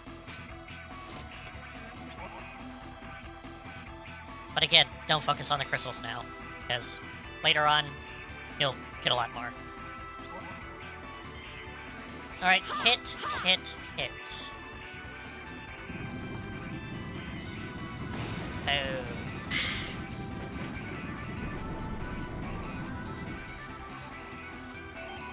Earn 500 experience. You can also get experience by action play. So yeah, you can get experience by doing certain events in the dungeon also. Alright. I think I'm just going to try to beat the dungeon. Ouch. Nope, that's not good. Because I do want to I want to call it soon. It's getting late. Hello, come on. I need that thing. I need to reset it. Damn it! To my side, my noble Einherjar. No mercy. Alright, we're fine. We're gonna do that.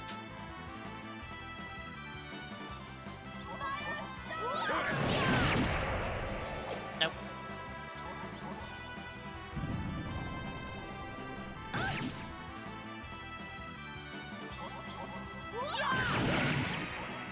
Ah, damn it. Couldn't get in.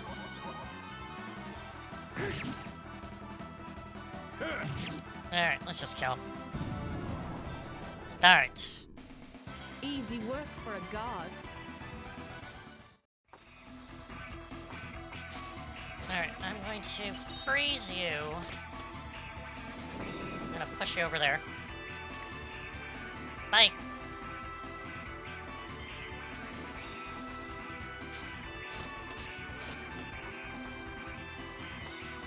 Freeze you. Move you out of the way.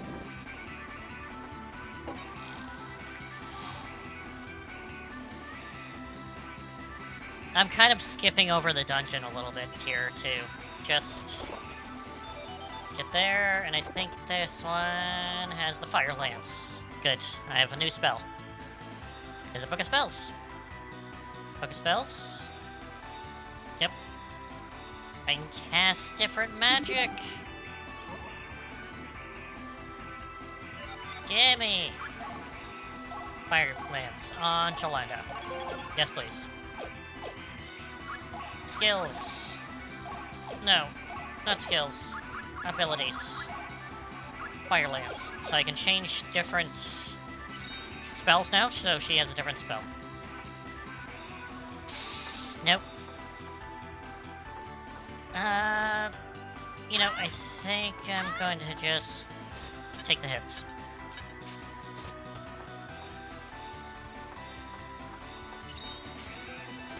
It's over here. Nope. That has, say, enemies. And over here.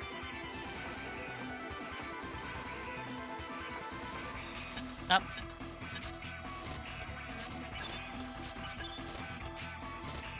Here. Here. Up here. Gotta go here. I can go up there, but I don't want to go with it.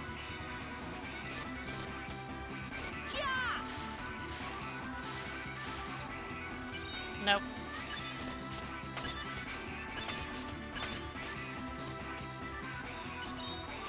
Nope.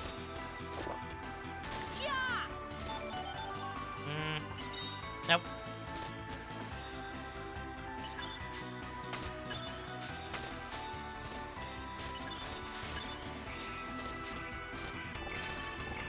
Shoot.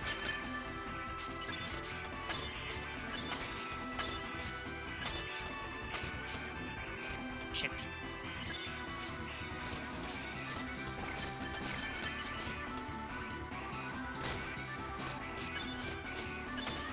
There's some platforming in this, just a little.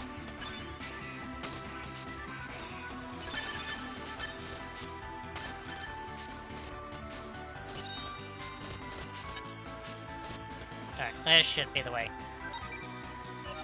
Yeah, we'll save. Just in case. Alright. It's our boss time. Here they come. Here's a vampire. Why do you disturb us? It's my task to hunt those creatures of prey on the living. Abomination, you have no place in this world. Hunt, you say? You amuse me. Very well then. Let's see if you have the strength to match those boastful words.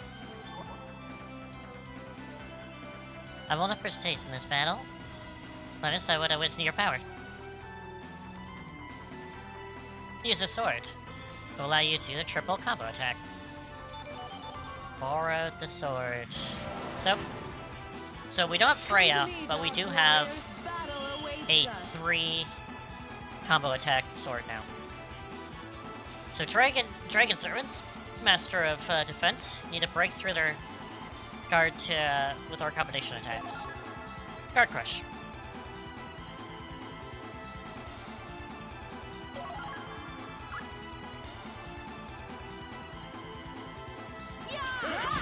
There we go. 8. Nope. Oh, Fire Lance.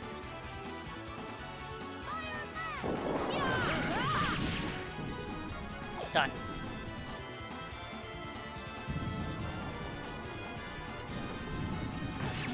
Ouch. Holy jeez, that took off a lot. There we go. Let's go full X-Ert.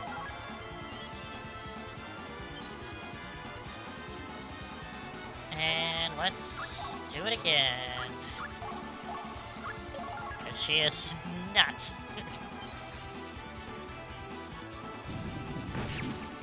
That's good, it's fine. Darkroom is fine.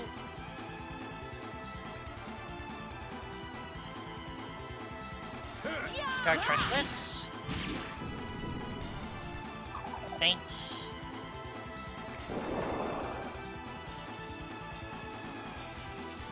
You know, Jolanda, I think you might want to use heal.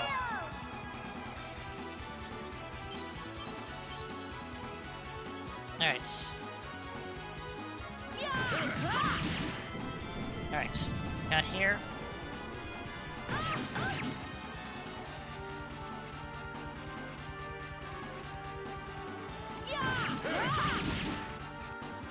He's gonna be dead pretty soon. Ouch. Oh well.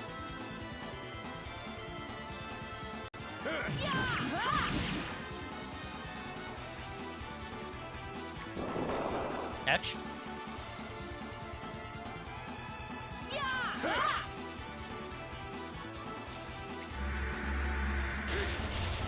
That'll be fine. Alright, one more. Yep, I couldn't get it through his thing. Alright, let's get this guy. This is divine punishment! I grow tired. Inconceivable! Finishing strike. Final blast. And then finally, we're gonna do Lenneth. Let's do it. You're next. It shall be engraved upon And your that should be soul. it. Divine assault. Boom. Boom. Boom. Back up.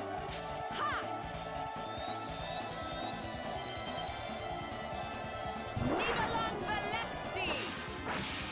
Boom. You're Is toast. it over?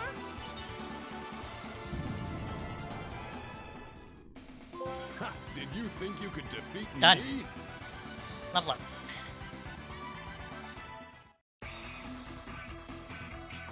And then afterwards, after boss battle, you get treasure. I've delivered the skill box. Caution! This item is an artifact. All artifacts are rightfully proper of loadout.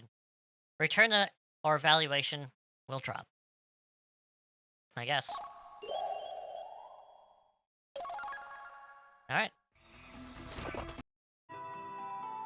We have discovered the jewel sword, Grimmeths. And then here... Yep.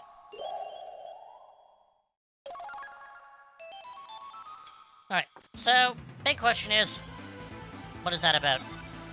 So on the bottom, you'll see a valuation of 100. If we take artifacts, a valuation will drop.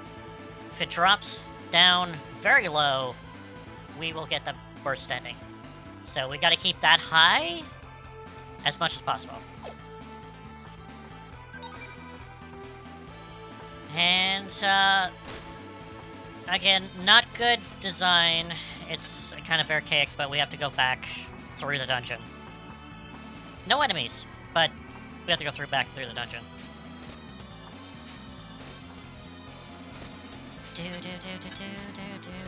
We get different music, though. Nope, that's not it.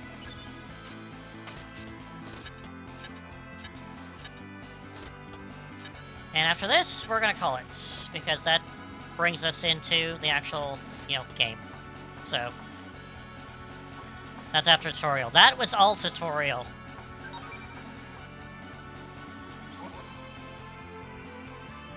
It's a hit and miss. Again, like I said, if you were going towards the true ending, you kind of want to, feel your way around a little bit. If you see a good item that might actually be good, why not take it? But if you see an item that you don't really care about, send it away. But don't do it all the time. Well, just a moment.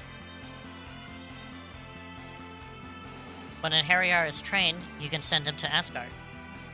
At that point, you'll be finished your first cycle of your appointed tasks. I understand. The time is life is not limited, Lenneth. Just as time passes on Earth, below, time in Asgard will also study onwards. The interviews will undertake to inform you of the events taken in Asgard. Thank you. I understand. Alright. So the game's time is sold in chapters and periods. Periods will be our time spent in towns and dungeons. Chapters over a passage of number of set periods after which you will report to Freya. The game consists of 8 chapters.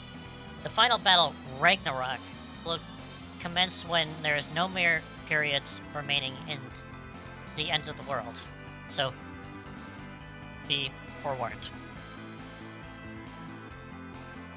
I have one more word for you. That warrior. I don't think he's suited to become a hero. Do you mean Argrim? Yes. Of course, brawn is enough, but does he have what it takes inside? The stuff is the makeup on Harrier is more than just strength alone. Now, good luck. Taking leave in air, but is a temporary measure. Oh, and Lenneth. If you don't understand, play the Harrier. Okay, so we have a tutorial person. Well then, let's meet at Ragnarok. Alrighty. And once we go out, we have begun the game. And now we have Chapter 1. We have 24 periods, and we have a total of 220 periods until the end of the world. So, we gotta get ourselves warriors, train them, send them up before the end of the world. And at the end of every chapter, we report the Freya. So after the 24 is done, it'll be chapter 2. And between 1 and 2, we have report the Freya. Freya, during chapters, will tell you what she needs for the current battles ahead, and you send suitable warriors up during that chapter. Now, don't worry about Stave. Like, I was stressing out first time.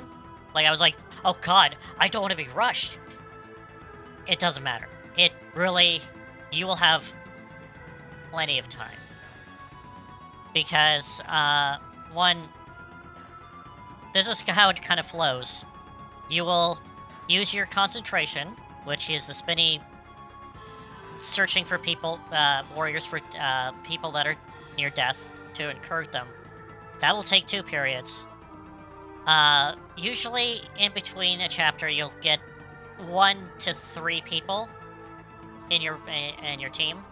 So you'll have to do that, so that's 6 periods right there, because you gotta go in town, which causes 2 periods to get them. And then you will concentrate again for dungeons, and you'll get anywhere from, I don't know, 1 to 4 dungeons per period. Sometimes 3, depending on that, and then going into that dungeon will take 2 periods also. So, and you do as much as you can in the dungeon. And trust me, if you're doing this on normal, you will have ample amount of time to do stuff. You will. Absolutely. So the time period clock is just to kind of keep you on track of how much time has passed, basically. But it's not there meant to be like, oh, we gotta hurry up and do this. It doesn't really work that. Like you said, like I'm on the screen, time's not going down at all. So you can kind of go into your menu screen and all that. It's fine. It's a very different feeling RPG, I have to say, because it's not a going around to places like, oh, you're going to this dungeon. They're kind of displayed right on the map. As you can see, there's dots on the map. These are all the towns you go to. So white dots are towns, red dots are dungeons. And dungeons you reveal by doing concentration. And then you'll see you get your whole... And the big thing is that if you... I would say save before you go in a dungeon. And kind of feel it around. Because not all the dungeons are... Most of the dungeons will be leveled for that chapter. But there's the odd random called the Cave of Oblivion, which are more difficult. And if you want to challenge yourself to actually go in there and beat it, you can. But the rewards are kind of hit and miss. So, but the enemies might be super weak to super strong compared to your chapter. So, if you do anything, I would recommend save before doing anything. And then do it. And if you don't like it, reload. Save scum that stuff. That's what you do. So, the chapters are not that difficult. But I do have to say the story in this is banging. The whole story and even the small stories are good. Like that opening story with Argrim and Jolanda is wonderful. Are they all going to be like that?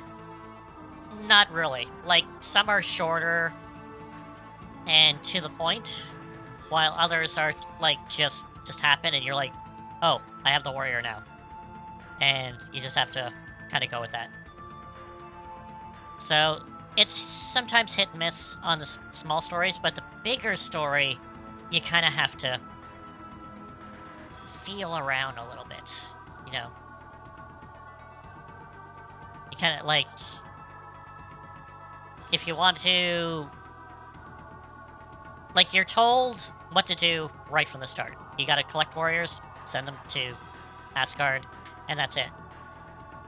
And you can do that. That's one way to play the game. And that's perfectly fine. But as you go through the game, questions will appear, and it almost feels like Lenneth here has been to this area, even though she says she's not. It feels like she has been. And why is that? And again, questions.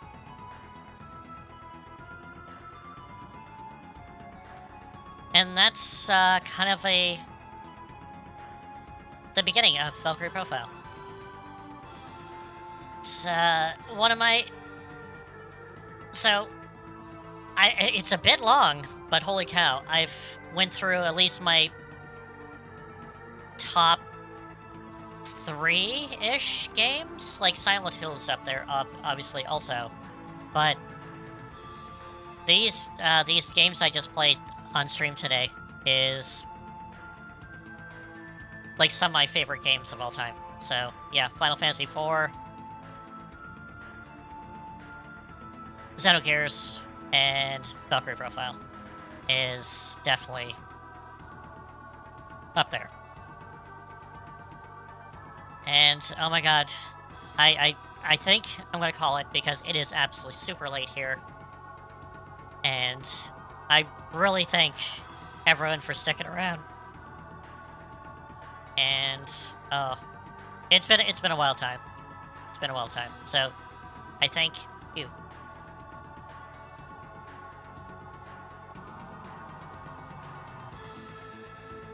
Yeah. I'm sorry, Steve. I should probably called it a lot sooner, but I wanted to get past that to kind of explain what the game is, because it is... Like, I think I'm going to play this on stream, like, probably sooner than later, because it is an actual legit, like, good game, and I kind of want to show it off. But if I do, I'm going to play the original PS1, because it's so good. I know, Steve, but, you know, I like to, you know, if people want to chat and I'm showing stuff and all that, I'd like to interact with people.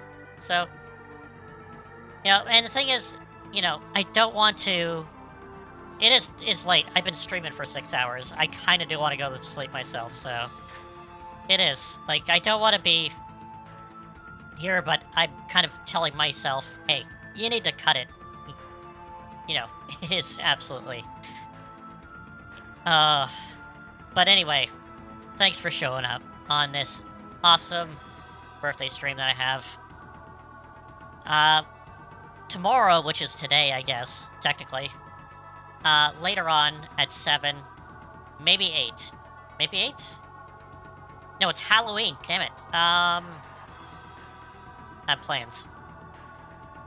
It might be a late stream, but I want to finish off Silent Hill 3 tonight sometime. So, I don't want to go with a specific time, but tonight sometime, I'll be streaming the rest of Silent Hill 3. I'm not sure when. I like to say 8, but it might be later, so I'm not sure. Actually, I probably should be here, so you can hear my guys. The music's good, but it probably is overpowering. So, yeah. And that's the thing. It's just a little peek into what shaped my taste in games, basically. Right there. Like, all those games I could just put in and play. And enjoy. Be like, done. You know, Xenogears, I'd love to play that again. I haven't played it in years. Valkyrie Profile, haven't played it, the real PS1 version, in years. And Final Fantasy IV, I just played last year in the Pixel Remasters. But anyway, again, I like to share my interests with you, talk with you about, you know, all the stuff that interests you guys also. And just go, you know, share interests, share experiences, share memories, nostalgia, all about that. Give those nice warm feelings when you play an absolute great game from your past. That's what it is. And that's the thing. I want to share the warmth, share the nice ones. But anyway, I'm rambling, and I should probably go. But I want to have a huge thanks for showing up and listen to me just ramble on about stuff I absolutely love. So you guys are awesome.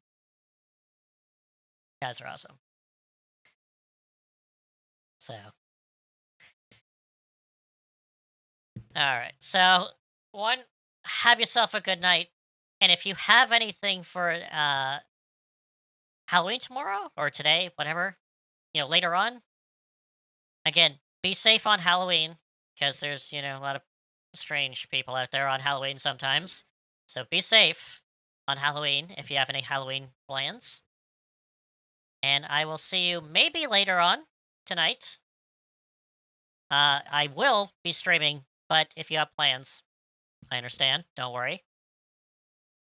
But I will be concluding Silent Hill 3 tonight sometime. Or tomorrow. Whatever you want it.